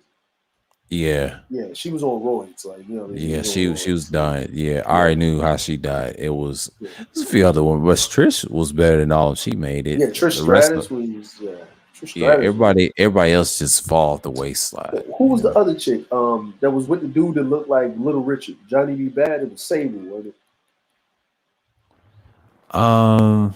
The dude name was Marco. He looked like he looked like his name was Johnny B. Bad in WCW, but he looked like Little Richard. Yeah, I know what you're Yeah, talking yeah. about. And then he Yeah. came to the WWF or WWE, and Now. it was the Yeah. chick Sable, and that's who Stone Cold Yeah, married. And then Sable. Yeah, yeah, Sable was something else. Yeah, she yeah, was high yeah. for a White Rust. I liked the ECWs better. Dawn Marie and Francine. They were okay. Francine, yeah, man, Yeah. man, They were vicious. who's old girl? Oh, Beulah McGillicuddy. Man, he used Yeah, to throw her she's through a yeah, table yeah, every. she's wild. Yo, Beulah, I Those was the like, women I Tom, like. Yeah, they feisty. I like them feisty like that. You know, but New man, Jack, rest in peace to New Jack because he had yeah, that heart messing with me. problem. Yeah. Yeah, That rest in dude, peace to that him, man. yeah, he's something else. And he told it like it was. If you watch his interviews, I'm They said subscribed to his Paige. little Okay, yeah, New yeah, that's Jack's her name. Yeah, interviews. yeah, degenerate. Yeah. Yeah. Paige. That dude broke a lot of down about the racism, Yeah, the wrestlers, the drugs. He knew everybody that did steroids and drugs, and he was the only one I can tolerate to listen to in interviews, and he was honest. you, He you said, I know, tell it like it is. Yeah. you know who's funny. You know who was that I remember I heard a podcast on Jim Cornette, right? Yeah, Jim that Cornette raised his I ass. used to yeah. Yeah, Jim But Cornette he raised was his. cool with New Jack. The one thing I like Yeah, about Jim, even though he has a little race, so he admit it. yeah. And then He one from thing I Tennessee, like, right? no, he's from Kentucky. Kentucky. All right. Yeah. See, I'm familiar with that Yeah. Sorry. Go ahead. region, because no, Yeah. he worked in Tennessee, but he's familiar because it's like home to him, right? Yeah. But at least he's honest about Vince being racist and everything else, and he Yeah. doesn't like Southern people. That's why he's in Connecticut. He told the truth Yeah. about that because if you watch all his podcasts, him and then New Jack in the interviews, they tell you that's how it is, and they resent each other, and that's the beautiful thing Yeah. about them being normal like that. And he can't stand Paul Oh, Heyman. Yeah, you can't stand yeah. who New Jack, right? Yeah, New Jack Yeah. and Yeah. Paul Heyman, they can't stand Paul Heyman, and they told him he wasn't shit. He was a crook. He was about his money and Yeah. stuff like that. See, him and Cornette, they were like that. Him and New Jack were like close to the Smoky Mountain. See, he discovered New Jack. Yeah. That's why I like Cornette a little bit. I don't care if Yeah. he's a Jim little Cornette. racist. Yeah. Yeah, and he lets you Jim know, Ross too and is racist too. yeah, a little bit, and they'll All of let them. you know. It's just, they're not extremely like Vince though, but they tell you Yeah. Vince is Vince. the Yeah. most racist out of all of them. I say, I, wow. I think that But because coming from two white guys saying that, like, I'm amazed yeah. how they said that in the I'm interview. like, they don't care. They don't like. Well, Man, the thing is like when I was like diving into it a little bit, yeah. and um, I didn't know why Vader left WCW, right, or Mm-hmm. NWA at the time, and Harley Race told Vader, "Hey man," because I used to watch that battle between Vader and Sting all the time. Like I was an NWA guy. I wasn't really WWF. I used to watch it because I just watched wrestling, but I was an NWA guy. That was my thing, right? Because they had better wrestlers. To me, they had better wrestlers. So um, I think he got hurt. He hurt his knee or something like that, right? And that's when Ron Simmons, him, Yeah. him and old dude split up. because they had that tag team. They used to wear masks all the time. Oh, you're talking Yeah. about acolytes or whatever. No. Before that, remember he was Ron Simmons was in Nation and NWA for Domination. no No, way before that. NWA. Yeah, Yeah, he was yeah, I in know he's talking NWA. about. Yeah, I So forget the I tag didn't team he know had. Ron Simmons, because Ron Simmons beat Big Van Vader for the championship for the title, Yeah, right?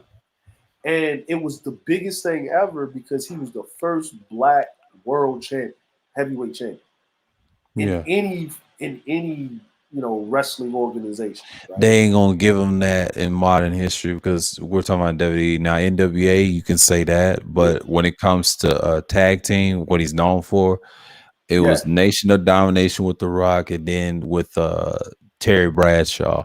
Yeah, yeah. that Terry was it. Bradshaw. Yeah, So but I know what tag team you're talking about. When the mask, I forget they fucking name. they was I forgot what it was called. I think it was Doom or something like that. I think it Doom or was some Doom. shit. Yeah, Doom like so that, right? No, because he retired, they gave it to him.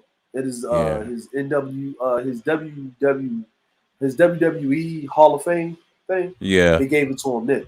So so Booker T was talking. I remember he was talking on someone's channel, someone's podcast, and this when he had the short dreads. When he was, I think Hmm.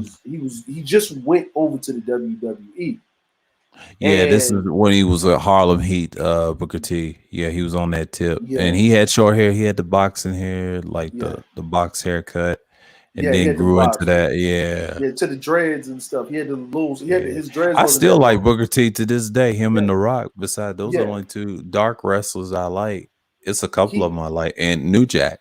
That's New it. Jack, and then Booker T was talking, and when he was talking, he didn't sound like Booker T. Like this dude's highly educated. This dude's like investing and making money. Yeah. And before he went over, and he was talking, and he was talking about some things. They was like having a conversation. I forgot what it. I gotta find that thing and look at it and send it to you. But Sting didn't go right. Sting didn't go to the WWE for two reasons. When they made fun of Booker T, like act like whatever he did in WCW didn't matter. That's why he held out for so long, right? The other thing is he didn't appreciate how they He's talking treated. about Butch Reed. Oh, I know Butch Yeah, Reed. I know exactly who you're talking yeah, about. Yeah. yeah. You know what I'm saying? When he went to and he was talking about how they treated Ron Simmons when he went Yeah. over, right? Because I mean, they just basically like sent Ron Simmons like to like tag team hell or faction hell and all this stuff. It did the whole pro black. Black, that's what the Nation of Domination was about, basically. And Yeah. when the Rock, like people don't even know the Russo brothers, when the Rock betrayed Farouk, turned the nation against them. That was actually a reenactment of what actually happened. Pretty much with most of the black leaders. That was actually a Yeah, slap in the face. but they stole that from New Jack confirmed it. They stole it from Smoky Mountain. They were Mountain, saying that in yeah, '94. He confirmed that. No, they stole that from him. And the reason yeah, the Nation of Domination copied them with him and Mustafa before they went to ECW, before they called it the Extreme, they call it Eastern Championship Wrestling. He confirmed this in the interview. He said they stole that from Smoky Mountain. All the yeah, cadence that you see, they got it from them because he said every wrestler done took everything from him because he was the guy that kind of changed black wrestling, period. And after in hardcore style, see, Vince couldn't control him. That's the one thing about New Jack. He kept his name until the day of his death and his retirement. He said, look, he's got a book and explain his story. He'll kill all this what people's stories about these wrestlers, like you see, they're fake as hell, and they're not really about that. He said the Dudley Boys is fake. He's saying yeah, they were more authentic with their message because Mustafa and New Jack, well, what you would say, like a Ron Simmons and everybody else, they got that from them. They yeah, emulate them. They're fans. And the sad yeah, part about it is people don't know that because New Jack said it in those interviews. He said, look, they emulated us. The Rock watches this shit.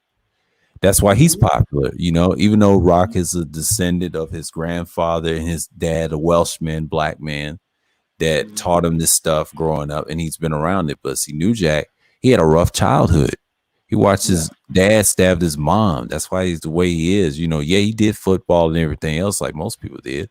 He went to school and everything. He went to Smoky Mountain. That was his break. And then when he went to ECW, he was a superstar. You know, he was the man. That man Transit, that's the thing. That white boy set himself up to get fucked up and lost that lawsuit. The Mad Transit. So he explained that. He wanted to get gutted like that. And they try to blame New Jack and trying to lock him up. That shit didn't work. He was lucky back then. Because back then, what was? Because I remember the first ECW that I saw was it was Taz versus Bam Bam Bigelow. Because I think he got kicked out of the WWF for I think he hurt Bret Hart. Or something. Like he did something and Vince didn't like it and got rid of him because Bret Hart at the time was the cash cow. And then he was in ECW and Taz put him in the Taz sleeper. And then, they went through the ring. Mission. Yeah, he put him in the Taz mission. He went through the ring and then they had a stripper come out while he was fixing the ring. I remember this, right? Because we had it on VHS. And then the Gangstanators and New Jack, right? I think the gangsters. The gangsters, right? They was on the balcony. I think this was in Jersey. They was on the balcony and they jumped off the balcony and dove on. I forgot. Was it the Dudleys? It was a 3-way tag team.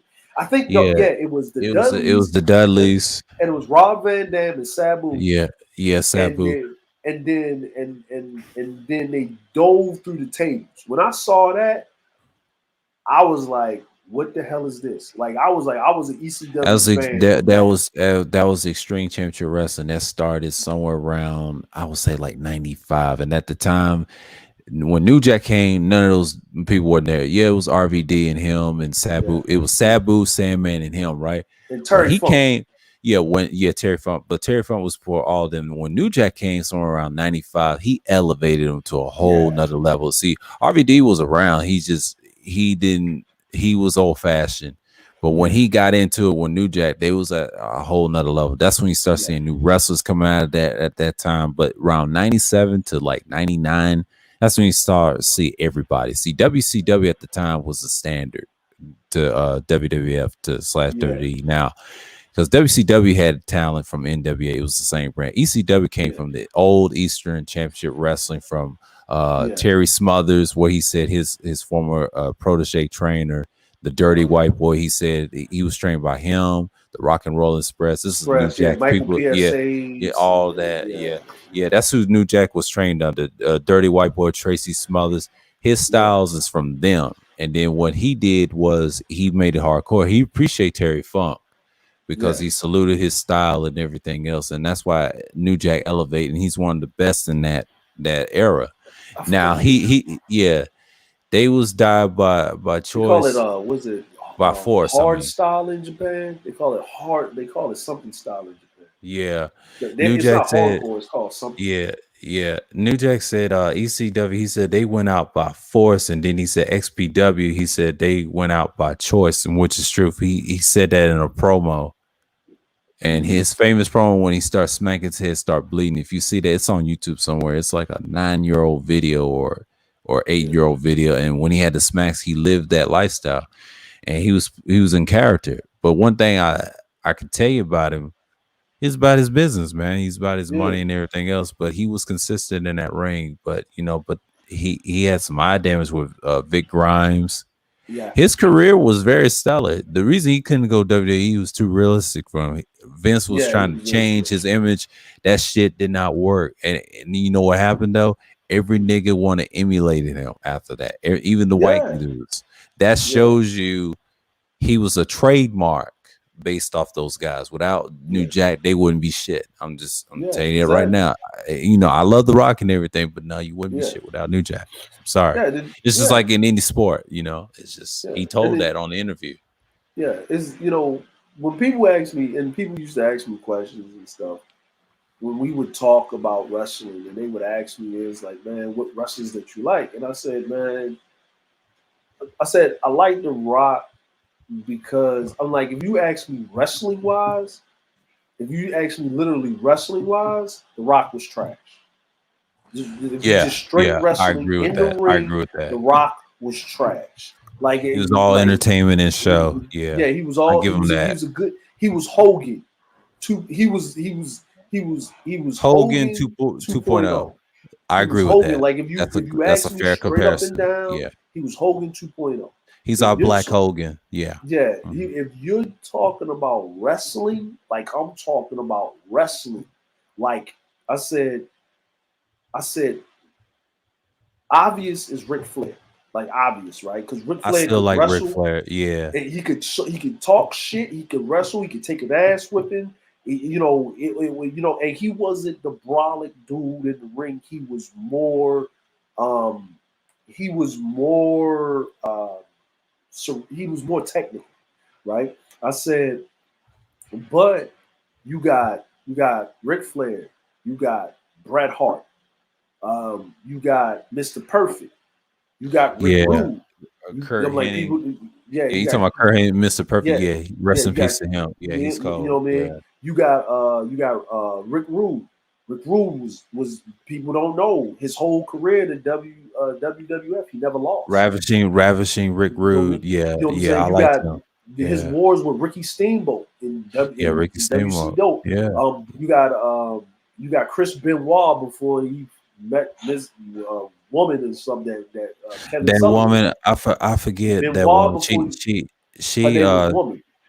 They called her Woman, but he married and it's like I forget it. Nancy. Her yeah, name is Nancy. That's Nancy. New Yeah, Jack. That's New Jack's best friend, and Nancy didn't start it. But see, Chris Benoit, he killed himself. He was selfish. He was on them roids that did that. yeah. He was But yeah, he had a hand every time a chair shot in ECW. See, his family lied. He said this in an interview. He hold his hand up before he got the chair shot hit to his head. And that yeah. shows you he was on steroids the whole time. And I ain't like what he did. Killed his kid and his wife. I couldn't Killed old co-sign it. girl. Yeah, yeah. Yeah, I used to be a Chris Benoit fan, and I lost Yeah, respect when he did that. You know, that yeah. kind of stopped me from watching wrestling at 19 in 2007. I was done Yeah, after that. Chris Benoit when he was in WCW, right? Yeah, Yeah, when he was his size. Eddie Guerrero before he went to fucking WWF. When he was in yeah, WCW, I'm yeah. I talking like old Eddie too. Rest in hunchback peace to kind of him. brolic Eddie.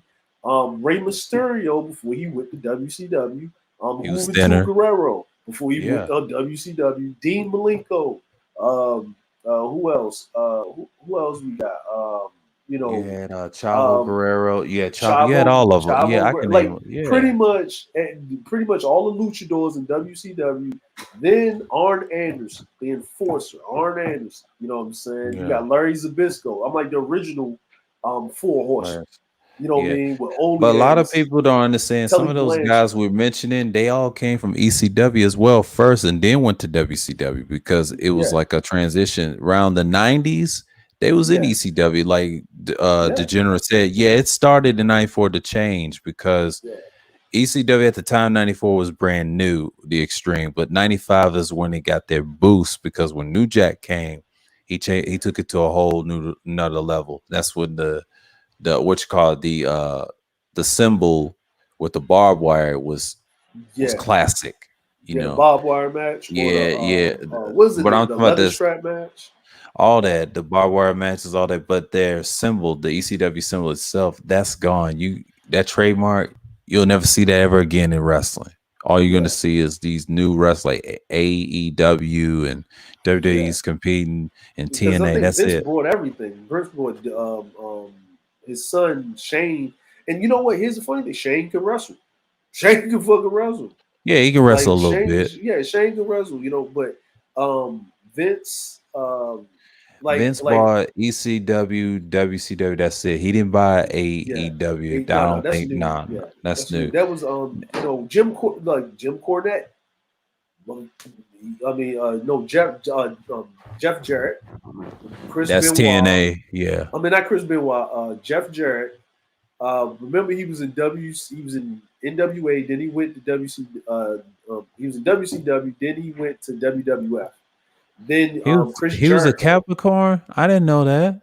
That makes sense now. Was That it? makes sense. Was Yeah, it? New Jack was a Capricorn. Okay, I didn't know that. Was it Jeff Jarrett? Chris Jericho. Let's see. Who else? Chris Jericho. Actually, remember what was it? Michael Jannetty Yeah, I remember could Michael wrestle. Jannetty. Yeah. Jannetty could wrestle. Like Shawn Michaels did all that flipping and jumping and shit. But Michael, like you talk about technically sound, Michael Jannetty could wrestle. Let me see. Was it? Then you got the Great Muta. I remember him.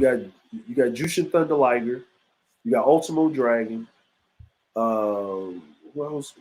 Ultimo Dragon. I remember him. Yeah. Who else could wrestle? Who else could wrestle? Shit, man, I'm trying to think, man. Fucking Owen Hart, man. That's a shame he died in Baltimore. Yeah, it's a shame. Yeah, Yeah. And then man, they did him dirty, man. New Jack said his brain fluids was coming out of his head after that fall, and you saw it. If you was a fan, you would have saw that live. It was awful. He was dead. Vince did him dirty, man. Like, and that was yeah. I mean, like that, like was who else? That was a sacrifice, by the way. Yeah. Who else was there? I'm trying British to think. British Bulldog can wrestle too. He could wrestle. He was just on them drugs, man. Davey Boy was a beast. Yeah, he could wrestle, man. He could wrestle. Jim Neidhart to wrestle. Wrestle his ass off. Let me see. What is it? Jake the Snake could wrestle. Yeah. Oh, and the Hart Foundation, they had some good wrestlers. Now Brett is good, but he was better than Shawn Michaels. He was way better than Shawn Michaels. Yeah, I like Bret Hart, but his brother was the best. Yeah, Owen was. Yeah. Owen was the best. Stunning Steve Austin could wrestle better than Stone Cold.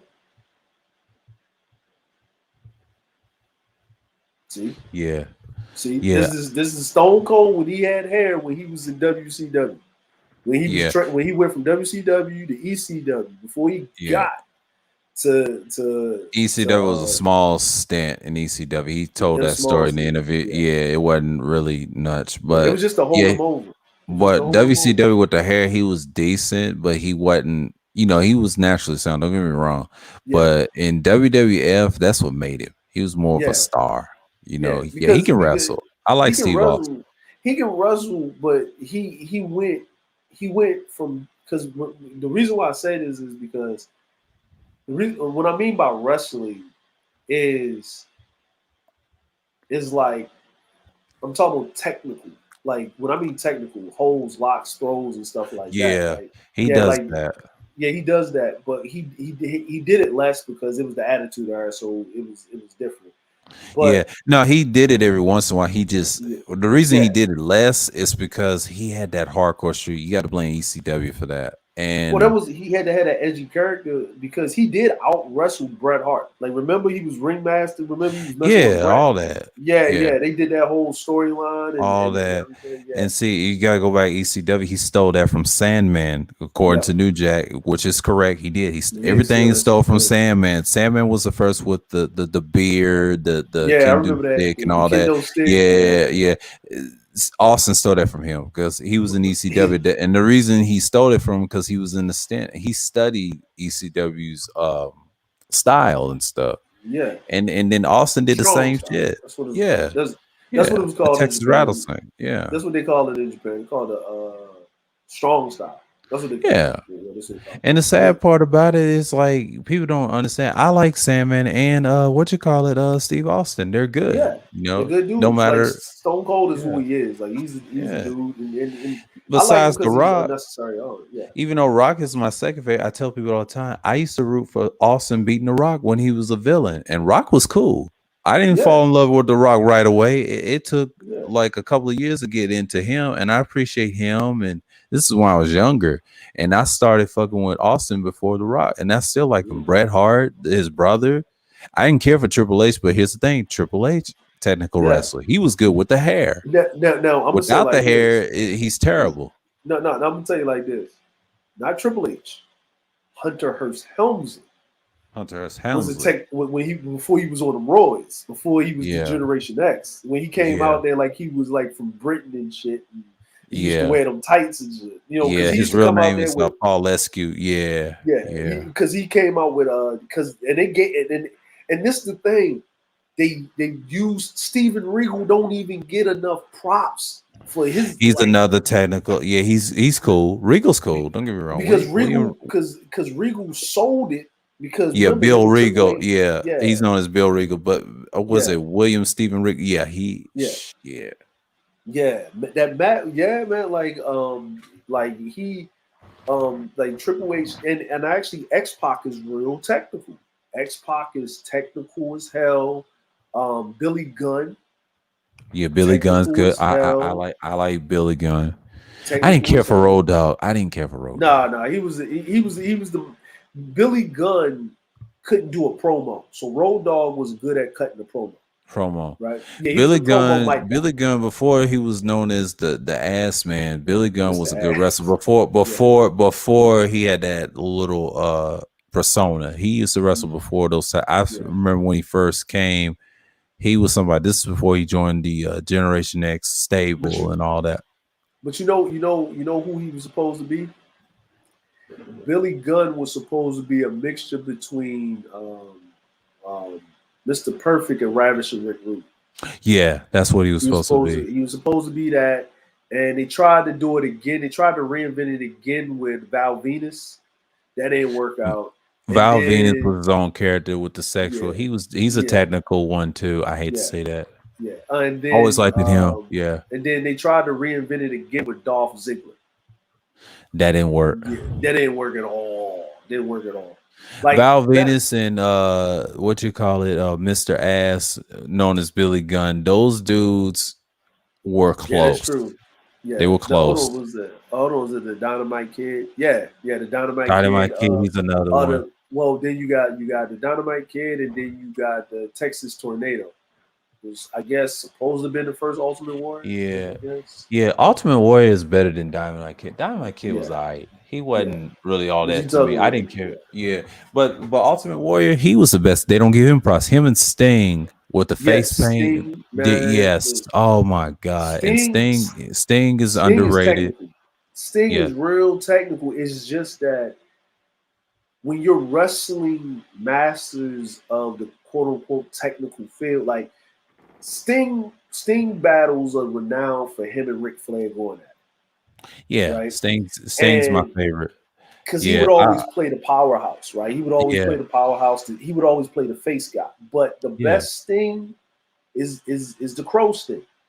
That's the black and white. Sting. Yeah, the but black and white. When I saw that Joker Sting, with the colors, when he went to the one when they had the octagon ring and then they changed it up. Oh yeah. I know what you're talking about. TNA. TNA. When he went over to TNA and they did the Joker Sting. Oh man, I'll tell you why he did that. That's the same WCW Sting that I seen as a kid growing up. Yeah. Now the WWE WWF Sting, the classic Sting, I like the one with the blind head. It's both. They're really the same. The difference is the Patriot Sting is a classic. Yeah. Now he will be considered like a Ric Flair, like him and Ric Flair. They're similar. The difference is Ric Flair is old fashioned NWA. Sting was just an upgraded version of the Undertaker and Ric Flair together. That's why his style was so unique. And that black and that crow. Now, if him and Undertaker were tag team partners, oh my God, that Lord of Darkness shit. Yeah. Now Undertaker's another one. He's another technical. Man, he's technical in a way. Like, he got the pilot driver. Yeah. Yeah, him and Kane. But I'm like, as big man. He was like he was 7 feet walking on the ring ropes and doing all that. And I mean, Undertaker was like what's his name? Glasgow. I forget his real name. He is 6'10". 6'10", close to 7 feet. But Kane was 7 feet. Yeah. Kane was 7 feet. 1. Yeah. Kane, massive. Glenn Jacobs and Mark Glasgow, I think. Yeah. Mark Glasgow's the Undertaker. Yeah. Here's another one, right? People don't get this man credit for being technical. Motherfucking Cactus Jack. Yeah, Cactus, motherfucking look, man. People he's don't give this hardcore man though, but he's credit, technical too. but he's Yeah, technical. Like he be like ECW. yeah. He was in. I remember it was. He was. I used to hate like because they used to. You know how they used to have him for a long time as a jobber, right? In WCW, Yeah, right? but in ECW he was a regular in Yeah, he was a ECW. regular, and Then he then went back and forth WCW, but in WWE he had to go Mankind. Now Mankind was fun. Don't get me wrong. Him and The Rock. man, him and Oh the my Rock. god. No, but that Undertaker, that damn Hell in a Cell, that Yes, the look, classic. Yeah. that's you can, and then he came back off the gurney. I don't care what you gotta say. Like, look, Yeah. you know the best announcer. There's three announcers that I say in wrestling history: Jim Ross, Bobby the Brain Heenan, Mm-hmm. and actually Vince McMahon. Yeah. People forget Vince McMahon was fucking announcer. Yeah, but Yeah, he ran the league. He ran yeah. the corporate league, and the reason he was announcer, it was different. He had control everything. Yeah, Or he people was getting fired controlling from it. that. Yeah, all that. It didn't make no difference. But the what you call it now? Him as Mankind was gold. He said, Oh "I was man, in a was boiler fun. room." You know that shit. Oh my god, Man, him that's and better than Mankind. Cactus Jack. I like Cactus Jack. Don't get me wrong, but I like the Mankind, Mankind was the man. best. You That know who's sock, good? This. Oh yeah, the Manimal Claw. Yeah, you know you know who they don't know what to do with, and he came in the wrong era. Is Bray Wyatt? If yeah, he came around back then, oh yeah. man, yeah, he came in the wrong era because you Yeah. can't. Yeah, he's good. He's How many technically people good. remember Brian Pillman? Yeah, man. When he died, man, Yeah, it's like awful. that's I what used to like Brian Pillman. like That was like he was technical. Flying Brian Pillman, Pillman. like He used to be tag team partners with I think Steve Austin and a few other guys, but yeah, Brian Pillman yeah, wasn't no joke. See, because he used to that's who replaced Brian Pillman was Chris Benoit. He replaced Brian yeah. Pillman. That's Yeah, what it was. and the His reason I didn't style. like it, like because he died because Flying Brian Pillman. I remember it was what it was the pay per view that they had. This is the first time everybody seen this guy, but he was overseas. He was known overseas because my Yeah, uncle would get wrestling tapes from Japan and Mexico and stuff. And that's the first time everybody saw Jushin Thunder Liger. And it was Flying Brian yeah, Pillman versus Jushin Thunder Liger, and it was for the light the cruiserweight title. That was the first time they had to make a title because remember it was the television champion. It hmm was it was the USA champion, or they in the WCW or WWF. It was the Intercontinental champion, and then you had the heavyweight title, and then you had your tag team titles, right? yeah, And that's when they start making that new division. When they started bringing in the luchadors, yeah. and it was Flying Brian Pillman The versus Jushin cruiserweights. Thunder Liger, the Yeah, cruiserweights, and it was for the cruiserweight title.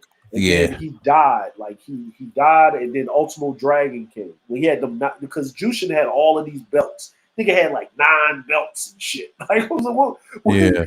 like, who do you get these And belts the from? cruiserweight is kind of like the light heavyweight championship. It's the Yeah, same thing. It's the same thing. It's just it's the another same. name for it. Yeah, Yeah, is it? But it was like I love watching the cruiserweights, and yeah. When WCW was killing WWF in the Monday Night With the Wars, my wars Nitro. I was a with Nitro, Nitro kid for years. Even though I love Raw, but I was a Nitro kid for years. Raw's War was like it was too much talking. It Yeah, was because I remember Nitro when it was like 1 hour, right? yeah. And Like they 8 o'clock, and I watched both. they would come in with these new guys, right? They was trying these new gimmicks. Like it was one dude. It was remember the dude, the black dude that was doing all the flipping. He was like Too Cold Scorpio. He did that Yeah, 450 splash. Then they had this one dude. He's supposed to be the Iceman. He had the icebreaker. Then they had this other dude, Adam Bomb, but yeah. he actually hurt the dude. Like he actually like snapped the dude's shit up. He had this weird hmm power bomb. He snapped the dude's shit up. And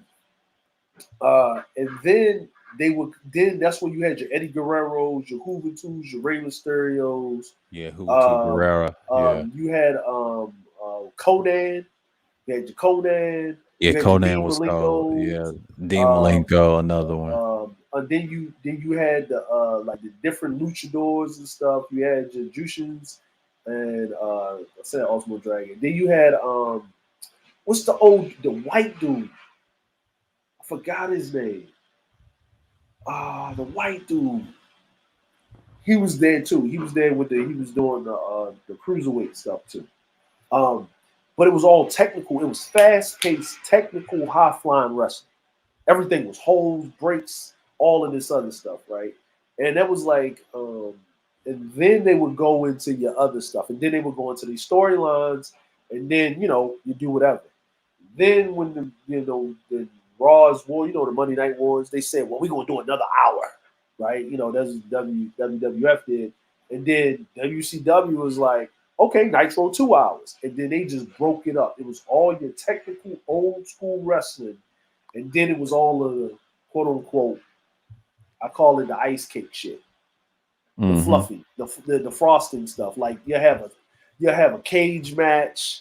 You have, they build their storylines, you get the heat going, and then when the NWO thing came, it was just a wrap after that. Like, and then that's when it went downhill because the Clique did the same shit they did in WWF. Fucked it up. Yeah. Scott Hall and Kevin Nash. He was known as Razor Ramon. Yeah, Scott Hall, Kevin. Yeah. I'm like, Scott Hall was. No, actually, Macho Man don't even get enough credit for being. Yeah, he's one of my favorites. Besides Macho Hogan, Man. I don't like Hogan, but I like Macho Man Randy. So the old Macho Man was before NWO. He was a beast. I used to have Legends of Wrestling. I collect the first two, and Elizabeth. It's like Macho Man, Reggie Savage. He wasn't playing. He was legendary. Listen, me personally, if Hogan was not around, the Macho Man would have been the face of. Of course he would. I mean, Hogan's overrated. Yeah, man. Listen. The only reason, man, what put Hogan over the top was him slamming Andre the Giant. Like, and Andre allowed him to slam. But what made his career, I liked him better in WCW as NWO with Macho Man. Yeah, him and Macho Man. I never would have thought they was going to be in that stable. They had an all-star cast. Him, Sting. NWO is better than Gen X. I'm sorry. I like the NWO as villains, and I look back at it now. I always liked them. Yeah. I always liked them. They had my favorite. They had my favorite dudes. They had Sting. They had everybody, even prior. Like that goes back when they was in WWE together, and they went to WCW. Lex Luger. Yeah, Lex Luger. Another one. I like Lex Luger. Sting. I think the only people that wasn't on the NWO actually was Flair. Yeah. Flair was the only person that was in. Yeah, and Flair was the Four Horsemen. He battled them, and then he later joined with them in WCW with the stable with Triple H. Now him and Triple H and Randy Orton, I like that one too. That was a nice heel. What was that called? What they call that? Because they didn't they didn't call it for it. They called it Evolution or something. Team Evolution. Yeah, they call it. Yeah, they couldn't. Yeah, because it was Randy Orton, Triple H, Batista, and then Ric Flair. And then Ric Flair, but they couldn't call the Evolution was a ripoff of the Four Horsemen, and I like that. And Triple H, he was done with that Generation X, and this is when he was super steroid. Now the D-Gener-X, I don't think he was that steroid like that. I think he was light juicing. He wasn't going all the way. Yeah, I don't think he was going all the way with it though. He couldn't keep up. What he wanted to do. What Triple H wanted to do, and I realized what he was trying to do. Right, is if you look at most of the leaders, right? All right, in D-Generation X, Shawn Michaels was the technical guy. Right? Yeah. So D-Generation X was pretty much like a ripoff of the Four Horsemen or whatever, right? Yeah. Ric Flair was the technical guy, right? He's the technical guy. Arn Anderson was the enforcer. He was the Broly guy. He was the muscle. right? He didn't say much. When he said it, he said it. So Triple H didn't want to be the Shawn Michaels guy, so he had to start juicing, right? When he started doing the Evolution, right? Yeah. So, but he, but Batista started getting a lot of heat because that's when everybody wanted to see the. Because we know, okay, after Bret Hart was removed and it was Stone Cold and The Rock back and forth, and then you had Diesel and all of this other stuff. WWF always push the Hogan dynamic, the powerhouse, the motherfucker that looked like a superhero, right? Like chiseled and all of this other stuff. So he knows that to stay in the heat, he had to look like that. He had to be technical, but he had to look like if he did something strong or strength worthy, right? It made sense. Right. If that makes sense. But Batista was a damn powerhouse. You know what I'm saying? He was an athlete. He was a goddamn, he was fast, he was agile, right? Randy Orton had the look. You know what I mean? Randy Orton technical as fuck. Randy Orton problem is he couldn't stay off the weed. Now I understand why Randy Orton was on the weed because he wasn't trying to be on the Randy Orton wasn't trying to be on those what's the name? The painkillers. He wasn't trying to get addicted to the painkillers. Um, so Randy Orton wasn't, so he's, he always, when Randy Orton gets some heat, he disappeared for a while because he got suspended. Yeah. He got suspended. And Vince wanted to fire him a bunch of times. He couldn't. Yeah. During the Evolution days, Triple H was both roided up, and I remember the same Yeah, he time. was bulky. Even before that, he was bulky when he left DX in that split. He was good by himself as a heel, but he had his name in his brand. He was trying to compete with The Rock and Steve Austin. See, back in the day, he was nobody. Yeah, he was nobody. Listen. From where Triple H came from to where he is now, I salute his hustle. He seek power. He came in, he got in where he fit in, he took over when he needed to, he warred with, fought against everybody, had some of the craziest matches, and he actually and the reason why I think Triple H get a lot of respect is because even though he was a part of the clique and he did try to, I remember listening to what's old dude, Mark Henry talk about it, right? That Triple H and Shawn Michaels and the clique tried to impede The Rock's success. They couldn't do it so much with Stone Cold, but they was really trying with The Rock. They would do little fuck shit, and it was actually Ron Simmons, him, and the Undertaker. It was Ron Simmons, him, the Undertaker, and Kane, and a whole bunch of other guys, and old dude, big dude, the Big Show. Yeah. That stood up for The Rock. In the locker room. They say in the locker room. That shielded him and protected him and shit. And Vince tried to do a lot of dumb shit to The Rock. But it worked so well. And they say The Rock is probably one of the smartest dudes because as soon as he got a chance to bounce, he bounced. Bounced. You know what I'm saying? But Triple H did the smart thing. He saw the end game, and Shane wasn't trying to run the company like Vince, but Stephanie was. But Vince is a patriarch, and he didn't want fucking Stephanie running the goddamn company like that. He trusts his son-in-law, Paul. He trusts Triple H, and Triple H was laying that pipe to Stephanie. He did. Got in where he fit in. You know what I'm saying? And that's why he's still the favorite today. Yeah, he's still a favorite. He's still a favorite. Like, and another person, who's Hulk Hogan 2.0, like 3.0? Who is that?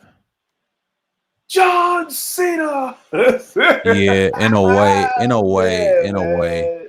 He's a combination of he's a combination of that and a few other guys. Yeah, because he got that STFU. It's like a old fashioned move I've seen in wrestling before. It's an old move he used, and then he had the the SFU lock. That's new. But when he had that slam, the FU lock, That that was came the from somewhere else. Yeah. that's the STF. Yeah, That that's the came from second. That's like that lock. Yeah, that yeah, old it lock came from who used to do it. I'm trying to remember who used to do that. to do that. I But it's think old. did Jeff Jarrett used to do it? I don't think he did, but they use it for like their secondary moves and other But moves. somebody had it as a primary finishing move. I'm trying to remember who used to But do it. that's It John wasn't Bob Cena's. Blackley. It wasn't No, Bob Blackley because no. he had the chicken wing. He had the chicken wing. Yeah. It Now wasn't. that's Cena's second Was it the Walden Brothers? finisher. That's Yeah, his second finisher. Now his first finisher is the FU. He got that when he first started. He had tights on and he had the colors. He was yeah, more like a Hogan light, but that hip hop thing, that's what blew him up. yeah. Because he That's was what from blew him up. Boston. Yeah, and that was it. I didn't see no Yeah, Hogan after that. Now yeah, his first match I remember was Kurt Angle. I do remember that. yeah. No, Kurt no. That's Angle why beat he him got it. twice. Yeah. That's why he got the STFU because Kurt Angle had the angle lock, and that was Yeah. his. That was because His combination was like a go around the neck, but that yeah, move that he's doing that came from somewhere in the 80s too. He copied yeah, that, and then similar to Kurt Angle, he mixed a lot of styles from other wrestlers. See, he yeah. grew up watching how wrestling was back then. Now he was a good technical wrestler before the Oh, hip hop shit. You had to go back to Young Cena. I remember John yeah, Cena Young Cena. before that. I liked him before he had the hip hop shit. That kind of turned me off a little bit, but then I understand why he did it for marketing sales, and he was good Mm-hmm. at it. He fought everybody. But when he was a fan favorite, a face, he Yeah, had those tights, those colored tights, and he fought Kurt Angle, and he beat Kurt Angle one time, and that was it. Now I think it was on SmackDown, yeah. It and was I'll on never forget SmackDown, that. and that's Yeah, I'll what. never forget Yeah, that. I'll never forget that. This is before he because blew up. he blew up, and like Cena, because that fu the you can't see the fu thing, Yeah. the fu thing. All right, Um, peace, Sir Anthony. Yeah. is there? You know what I'm saying? Like the fu thing is actually from Terry Saturn. Yeah. Yeah, that Death Valley Driver.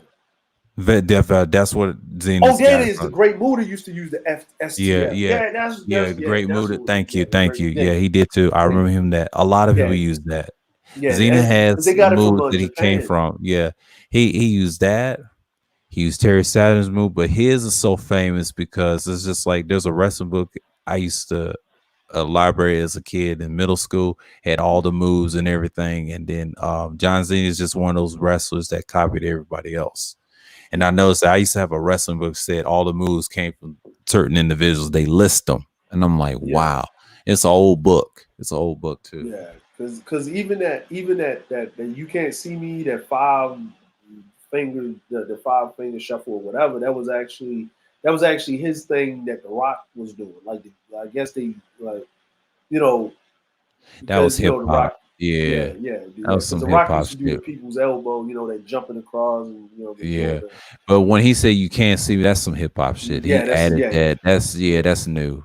yeah That that's ain't no wrestler has ever but done that. I give him yeah that. Outside yeah of yeah that, not so much. yeah everything else. Well, the reason why I was saying Cena was the Hogan, like he was a hybrid, right?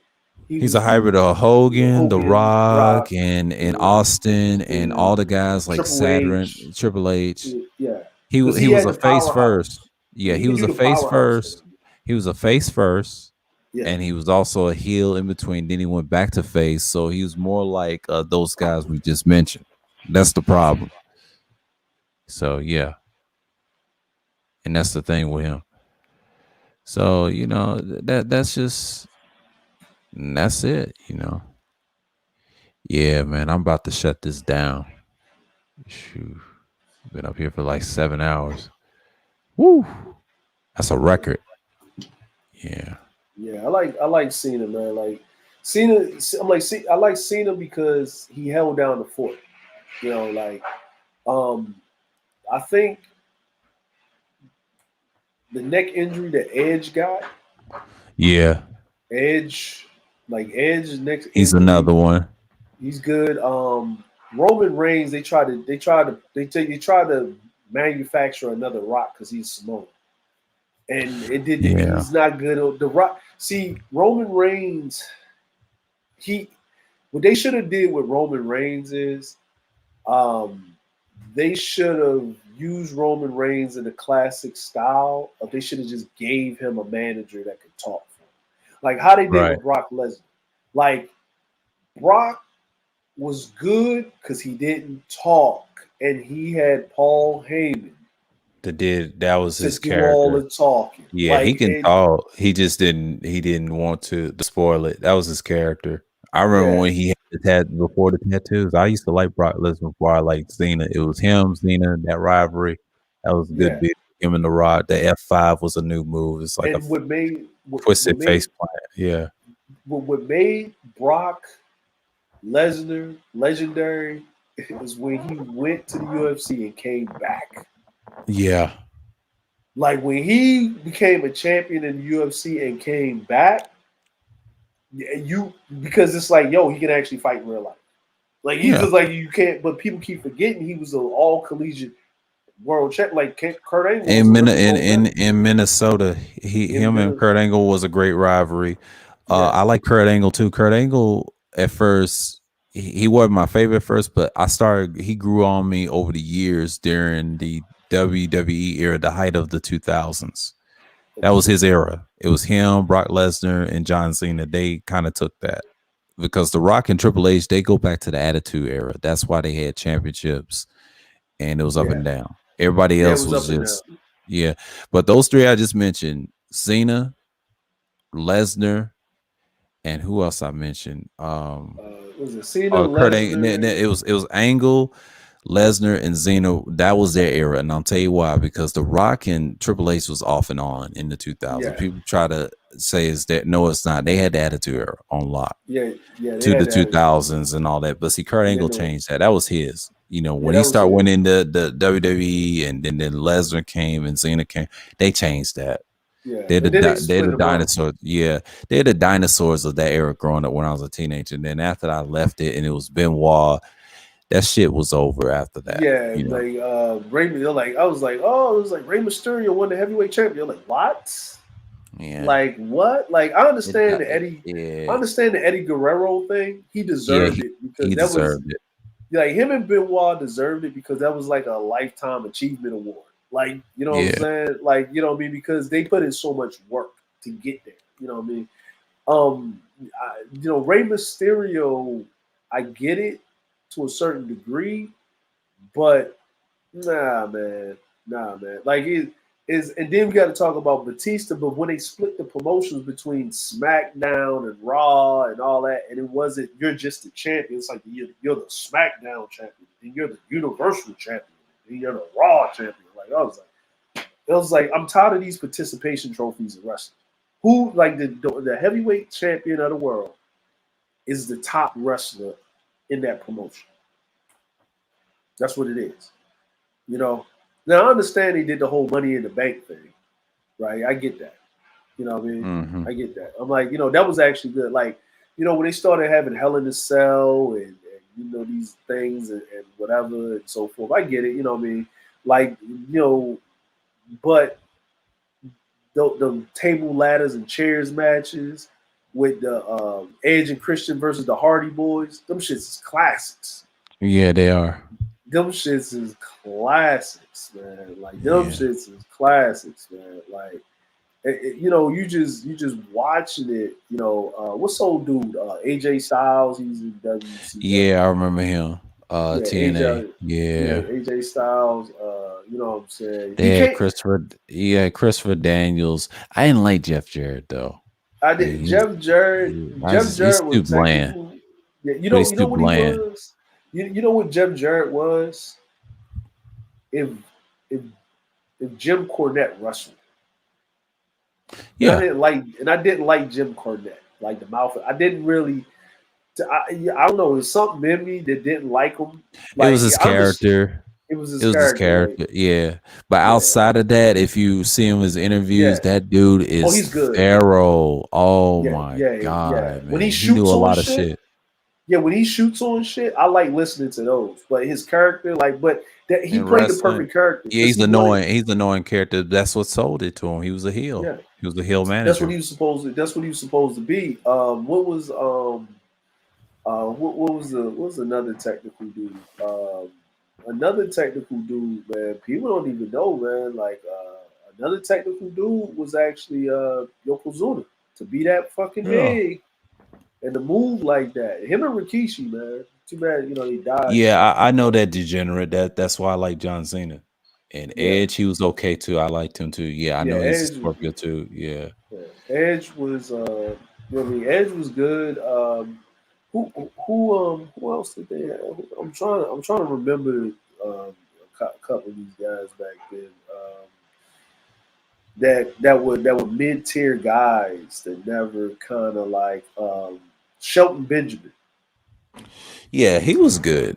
He's I good, liked man. him. He just you can He was the greatest, probably the greatest intercontinental champion I've seen in yeah, WWE man. But history. he could have, what I mean, like Charlie Shelton Haas Ben, held him back. He held him yeah, back, tag team Charlie, wise. yeah, Shelton Benjamin. He had everything. Yeah, did whatever. And then like when Kofi Kingston became the champion, because I looked at that, Kofi to me is like a Shelton Benjamin 2.0. That's all he was. That's all he was. Like Shelton And I Benjamin. mean, Kofi's cool. Don't get me wrong. I'm not big on him because I don't watch wrestling like that, like I used to. I mean, Yeah, my I son respect watches him it, so I though. catch it Yeah, every now and again. yeah, he's cool. He's cool. I He's a like cool dude. the reason the Shelton like Shelton reminded me of three people, right? He had that Bret Hart like technical style. He had that Taz thing with them suplexes, Yeah, and he had that submission. Them submissions, yeah, like he was just like you can tell he was trained right. It was, and he had a good character. He had a good thing, and he could get on the mic. But I can tell Vince, whatever they was there. It's that thing when you have too many. You get the sin of having too many riches, yeah. and there's only one spot, and Too, you want to get to the right too place. many. I'll tell you a story. New Jack had an interview. They asked him who was somebody that's tough. Is not tough in wrestling. He was saying Taz. He said Taz was a pussy because a lot of people slapped the shit out of him side his head. And Rob Van Dam played this game. I don't know if you saw this interview. He told him to slap hands. But the locker room knew he was soft. This is before he had the tan and everything. Like he did the decent soldier with that girl. He did get arrested, and that was some funny shit. It wasn't on camera like you see now when people expose themselves, whatever, on social media back then. Mhm. Boy, this is before he even had the tan, the fake tan, right? He's a white Right. boy from the suburbs. He was Italian, Yeah. whatever, right? With red hair. It's funny how he started when New Jack explained what Taz looked like before that orange and shit, which is funny. And he Yeah. had that persona. They created him. He was created in ECW as that character. He wasn't a real life. He's not a Yeah. tough dude with the neck and all that. And it's funny how New Jack say that because him and a few others in RVD, yeah, they're the toughest dude. And him and Sabu, except Taz. He said Taz is the only pussy in the locker room. He's a pushover. And Yeah. it's funny how he explained that when they get in the ring is the locker room fights, and it's so funny when he tells those stories and people don't know that goes on, and it's some truth to Yeah. that. And Yeah. that's deep. And I Yeah. kind of lost respect when he said that about Taz, because at first I was somewhat of a fan of Taz, but I didn't like the character either. When I look back at it now, I was like, yeah, he's weak. He's just all Yeah. talk. He's Yeah. all hype. Me personally, like with Taz himself, like he didn't work out well in the WCW. I mean, they made him into an announcer when he Yeah, in WWE, but yeah, he didn't yeah, last long. He had yeah, the European Championship, tag team, and that's yeah. it, I and think a he had the hardcore what championship. the 24-hour one, and then like I knew what Taz. I kind of felt I knew what Taz was, but the only reason why I liked him in ECW is He had all those because championships. He had all those championships. it was It it, was that. It was a lot of his moves. He was okay. yeah, it was his move set because he was a short, undersized dude, Stocky right? dude. That's all He he was a was. short, stocky, undersized dude, and they always had him wrestling somebody that was way bigger than him. right? That's all it is. Yeah, and then and then he, and and I was wrestling like for real, like the high school, going to try the collegiate thing, and it proved, technique wise that you know I'm like, it's physics. You get the right fulcrum, anything gonna move. You know what I'm saying? It's just as long as your fulcrum doesn't snap. And he Yeah. had the look. He had them big ass stocky legs. He didn't have no upper body. You know what I'm saying? He was just, a dude, and he wrestled, and he did what he did. Other than his so-called character and stuff, when he came out there with the towel on and did that little fucking Yeah. walk to the thing and With the whatever, all right, neck, with the that's neck. a little persona. He did that in ECW. A lot of people didn't care for that either. Before that, like New Jack said, he was a white boy from the suburbs with red hair, and he kind of dyed his red hair to black or whatever. And that Yeah, tan, he goes to those tanning places. That's yeah, why his skin looks GTL. like that. That orange, Yeah, the looking like that. GTL, Jim Tan the Laundry. Yeah, Like, it was look like them orange. It dudes on was the yeah, Jersey Shore. but he looks like it's orange. But all I knew, he grew up in a suburb, and it makes sense now. He ain't from Red Hook, and when New Jack's kind of doxed him in a way, but in a way it's true because a lot of these wrestlers is fake like that, personality Yeah, wise. But then, for except for New sure. Jack, because he lived that lifestyle. Now he's seen his dad did some foul shit to get him into that type of business, even though he did football on the side in Yeah, college. But when his career, it makes sense. Yeah, he yeah, did drugs and everything. He admitted it. All that yeah, shit, steroids and all that shit. He did every drug in the book. yeah, Cocaine was his choice. I said, oh shit. That's why his yeah, heart messed up. That's why he passed away. yeah. He caught up with him. Going up with him, like you gotta, you know, like uh, like I was listening to Stone Cold, and he was up there talking to Jake the Snake. Like, I like Stone Cold's podcast, right? When he does it, and he He's does got a great podcast. Yeah. like when he does it in Cal. I watch it on YouTube, but I like it because he just got some rundown like house in California with some folding tables and shit, Yeah. and then he don't give a fuck. Like, what I mean? Like, because then you like Stone Cold. He even said it. He even said it like, "Yeah, I was married to Sable. We broke up. He said I went upside her head a couple of times. You know what I'm saying? Domestic violence. Anyway, we gonna go like." It's just like, Yeah. he's like, yeah, I went upside her head. She was running her mouth. I couldn't control myself. I went upside her head a couple of times. And because like I'm like, dude, like, when you listening to it, Stone Cold is Stone Cold.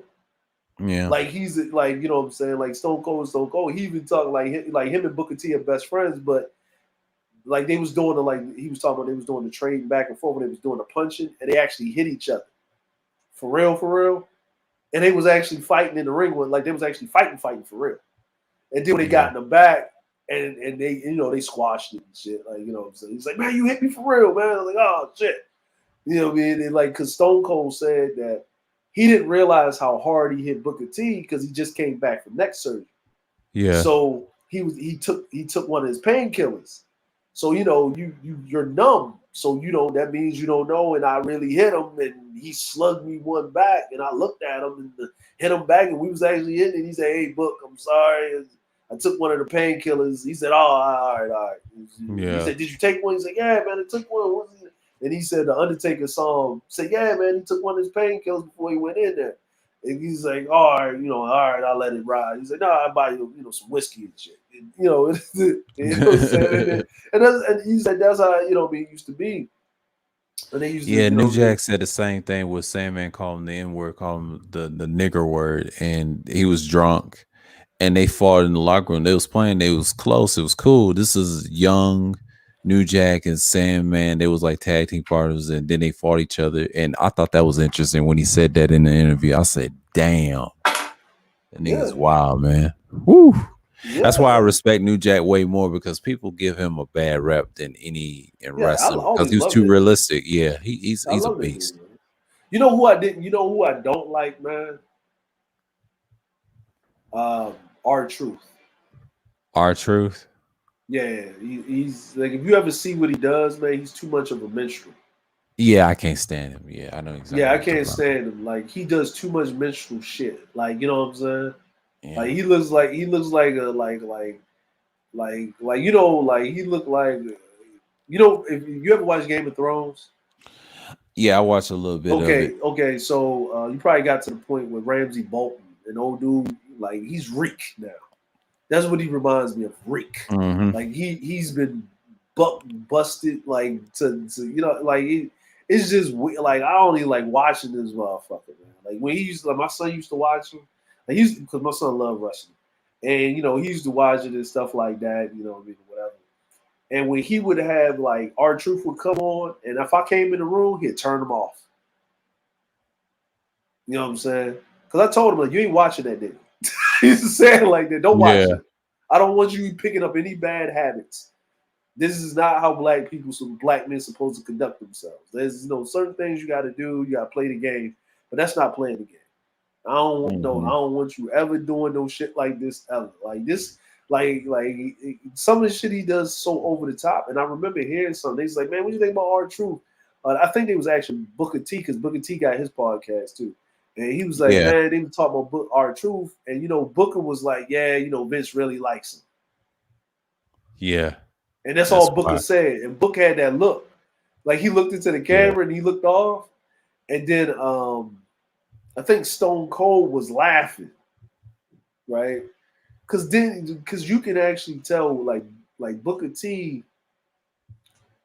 I can tell Booker T in WWE or WWC. He was like one of the elders to keep pretty much all of the black folk in check in line. Like, yo, you can do this, but don't go that far. Or yo, you hmm, won't have to do this because this is the business. Like, he's not going to say so much of what he was going to do, but he was like the elder statesman of black folk because he knew Vince was racist and all this other shit. He knew he wasn't stupid.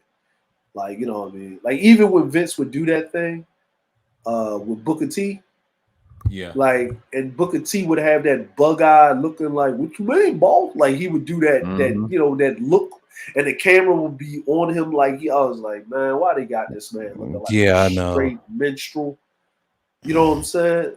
And I know, you know what I mean. And I was like, man, I know he got to do it because he ain't got nowhere else to go because WCW was gone.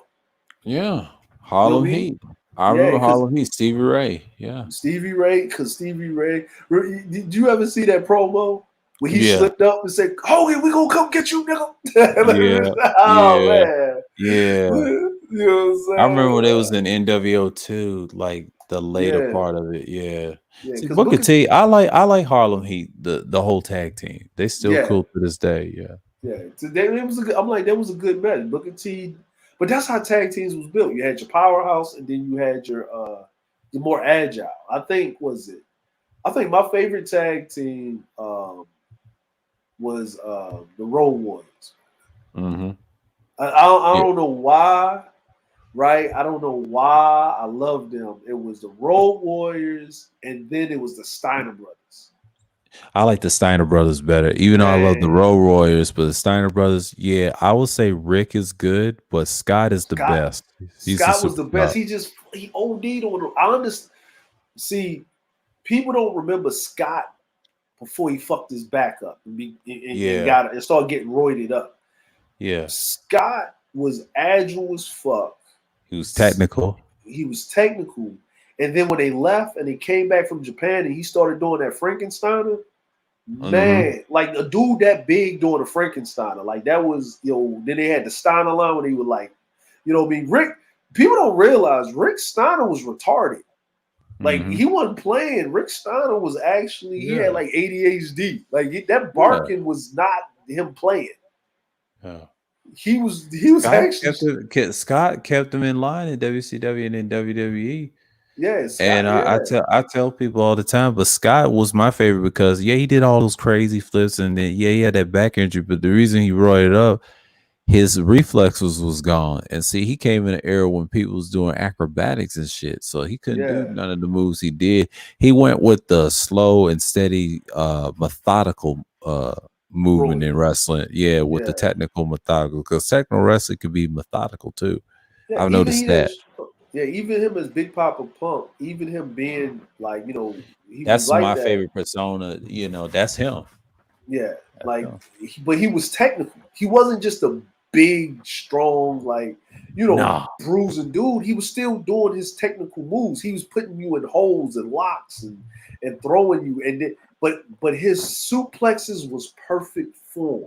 Them damn suplexes, and he'll catch you out of nowhere with them suplexes, man. Them suplexes. Who was another dude? There's another dude that's real technical. And if he lost weight, kind of toned up a little bit, is Samoa Joe. Yeah, Samoa Joe. He's another one.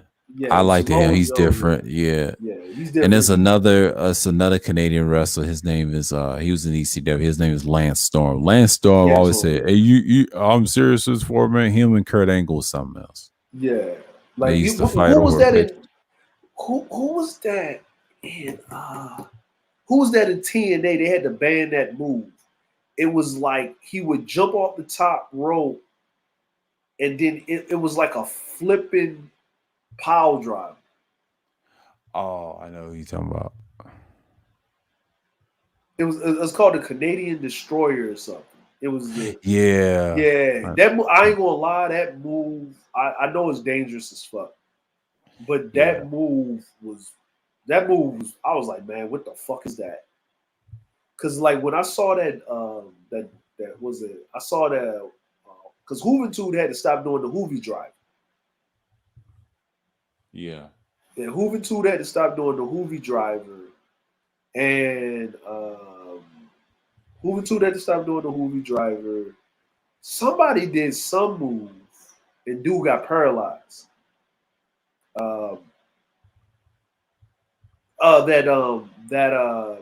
That DDT, like, oh yeah, through the ropes DDT. Because I think who does it? Because Randy Orton used to do it a lot. No, his is different. His is called RKO. It's a face buster.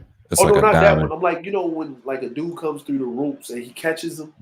Oh yeah. Matt Hardy does it. It's a lot of people do that. Jake Roberts, his is basic. It's so many. The tornado DDTs, they're common. They've been around for years.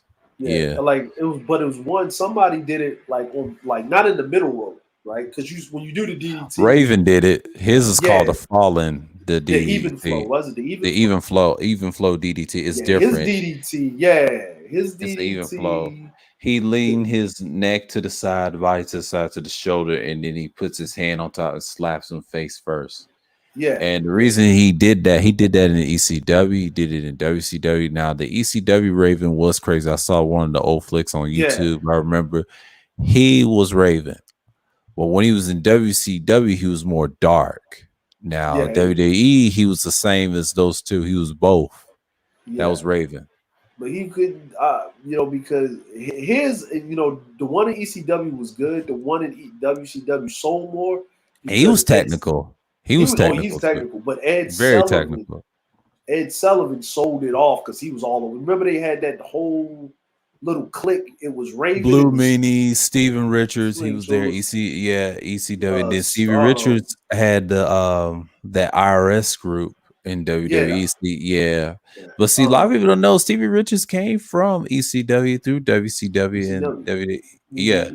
He was ECW first, Extreme Championship Wrestling, the WCW. I remember Stevie Richards was someone like a jobber and getting a few titles there and there. He was brand new. And then when he went to WWE, but see, I remember his face before because he came with ECW first with the Blue Meanie. Yeah, Blue Meanie, because people because the Big Show was actually in WCW first, and he was under Ed Sullivan. Ed Sullivan, and he was known as the Giant. He was known as the Giant before his Big Show. See, I remember when he was the Giant. Now I know he was Ed Sullivan. Yeah, he was with he was with Ed Sullivan because it was Terry Saturn, it was Raven, it was Ed Sullivan. And this woman, and that's what, remember, Ed Sullivan and Chris Benoit used to have that rivalry because Chris Benoit was trying to get, the woman that he married killed subsequently in real life. Yeah. But remember, he was trying to do it because Ed Sullivan, and then it was like everybody that was supposed to be batshit crazy was under Ed Sullivan. They had it was called the Sullivan Alliance. Like they was trying to make it like it was like I remember that. It was like a fucking psychiatric war, some shit. Like they was trying to go with that. Yeah, they was trying to go with that. Raven had the weirdest alliances of all time. That's why I like Raven. Raven was Yeah, different. He was yeah, similar to the Raven. Undertaker. Any wrestler that deals with the dark style, like Raven, Undertaker, Taker. Sting, shit, that takes you to the top. Yo, because you think Period. about it. Hold on, wait a minute. Because the Undertaker, he had Matt and Jeff Hardy. He had Edge and Christian. I mean, that's the first time we actually saw Edge and Christian. Because Well, they Edge was and with that Christian was his first. That's the Brood. You're talking about in Brood. Brood. Yeah, Yeah, he they had the knew. Brood. Yeah, because the Brood, Prior to that, it was just Undertaker and the Paul Bearer. That was it. Paul Bearer. Yeah, That Paul was Bearer. it. And the Undertaker didn't even talk. It was like, I'm like, He when you say need rest in to. He peace, played the character. He played the character yeah, similar man, to Paul Brock. Bearer. Brock Lesnar was Undertaker 2.0, and I'll tell you why. Yeah, Because that style goes back when Undertaker in the 90s. Undertaker ruled the WWF in the yeah, 90s. He was better than Hogan. He did a Tombstone Pilot Driver, put his yeah, ass to sleep. yeah. I'm He's like very Hogan. technical. Remember that Hogan. black and purple that he Yep, had? yeah. But with the That was tie, cold. he had the Yeah, tie and the hat, man. He used to come all out that. there, Then he had the black man. and silver, the gray. Yep, I was the a big urn. Undertaker fanatic. And I'll tell you why. Because Undertaker was a beast. He played the fan favorite first and the heel. Yeah, He was unique. yeah. I'm like, but you know what? He stayed the same. Now, when he started doing the Yeah. thing with the motorcycle and shit, I understand you Yeah. had to I mean, the motorcycle was reboot. really I get accurate it. to his dark style. It's just Yeah, an excitement. To me, yeah, it didn't last long. It was an yeah, excitement. He yeah. wanted to be Mark. That Yeah, was he wasn't. Mark. Yeah, it That's was all it Mark. was when he But cut I his hair. got it. But when he grew his hair back out back to the Undertaker, see people like that the most. It's kind of like Yeah, Sting. Sting and yeah, Undertaker have something in common. Sting was the excitement American color Sting, a scorpion with red, white, and blue flag. That's what the yeah, Undertaker's style remind me of. He did what Sting did, and yeah. it gave him some new fans after that. But people forget he had the dark colors. Yep. Like, oh my god, that's better than the biker thing. That was a I Sting think when move. he, yo, what was old dude's thing? Was it dude? Was it Dude Love when they first came out? It was on because they used to do them segments right with Yeah, WWF. do love and all that. Dude Love, and That then was did that was Mick Foley. Mick Foley played Do Love, but he was Cactus Jack for years. But Do Love yeah. was it was it wasn't all that.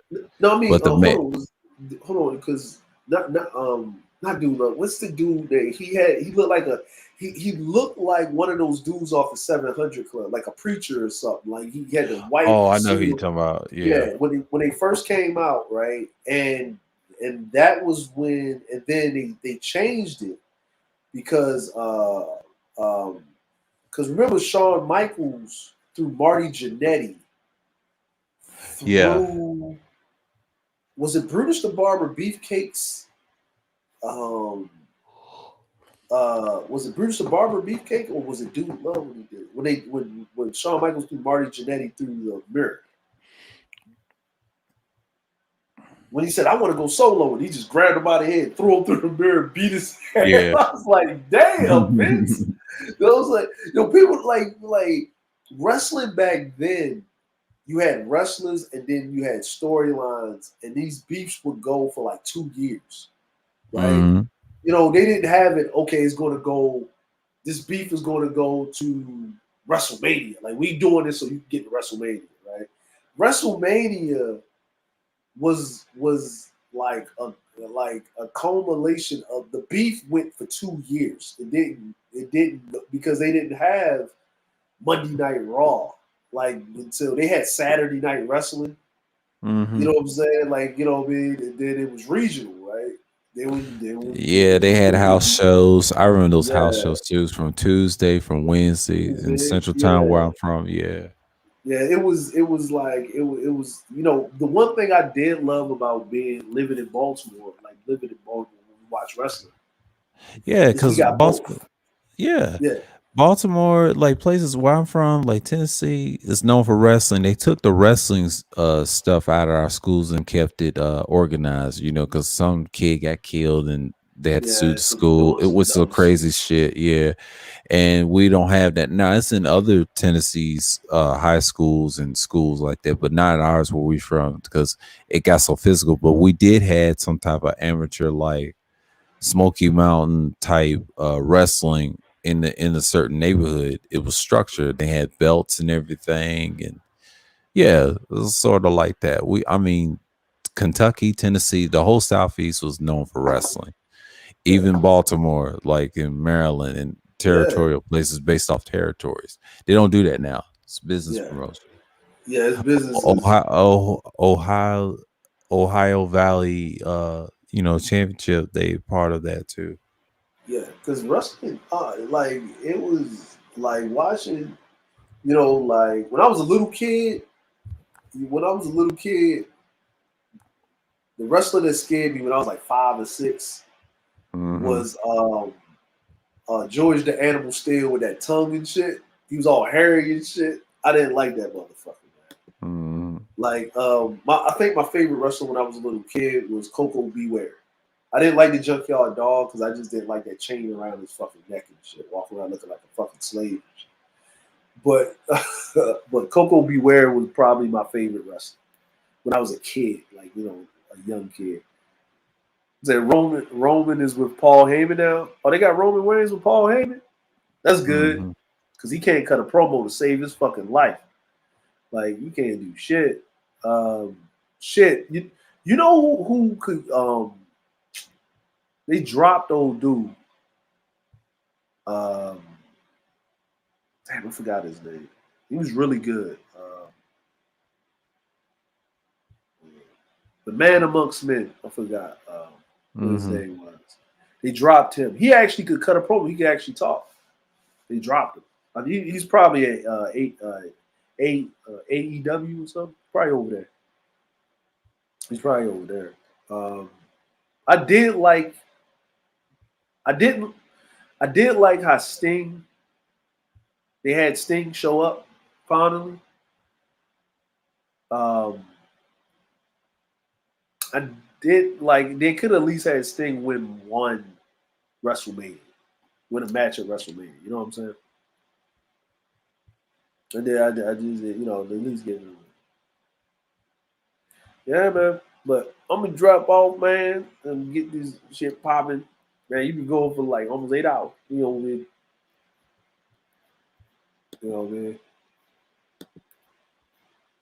All of y'all Yeah. up there. You know what I'm Yeah. saying? Yeah, I got to, what I'm saying, get off here. My new One Yeah. Piece chapter just dropped, so I'm gonna read this shit. Yeah. You Yeah. I'm about to shut this down. It's been 7 hours. This is a classic. I'm gonna have to know. rewatch this sometime this weekend in my streams and look what I've done. And yeah, that Soul and Yeah, Black joint is classic. Yeah. yeah, man. It's gonna be my favorites right. Yeah. This is another one. Yeah. Yeah, man. Yeah, I gotta hit the sack too, and then I'll get up Yeah, in the morning. So yeah. yeah, man. I'm gonna drop off, man. Read this One Piece new chapter to drop. You know what Yeah. I'm saying? Yeah, new chapter drop. I'll be on my anime, my One Piece. So Yeah. yeah, man. So I get off y'all, man. Appreciate you for letting me up. You know what I'm saying, man? Great building Anytime, man. panel. Anytime is a great build. And and shouts out to Wacky and DS1 for Yeah, sharing the man. bid, man. Like this is much needed. So yeah, this is one of my favorites right now. But yeah, take care, man, and and just be safe over there in Japan, man. Cause I know Japan can be a hectic place. I know you try to tell me it's good over there. Yeah. Oh yeah, man. Yeah. It's more Mother Nature than anything. Yeah. Yeah, you know what I'm Right, saying. right, right, Yeah, right. it's not people problems. It's Mother Nature problems. Right, right, I'm cool right. with I that. see. It's Yeah. an act of God. Hey man, it's just an That's act of right. God. That's right. Yeah, you know what I'm saying. Niggas, you can avoid that. But act of God, Yes. nah. Nah. Yeah. All right, man. All right. Yeah, man. I'm about to shut this down. Thanks for everybody coming through. Everybody, Justy Andre, Sean, and the legendary song Black.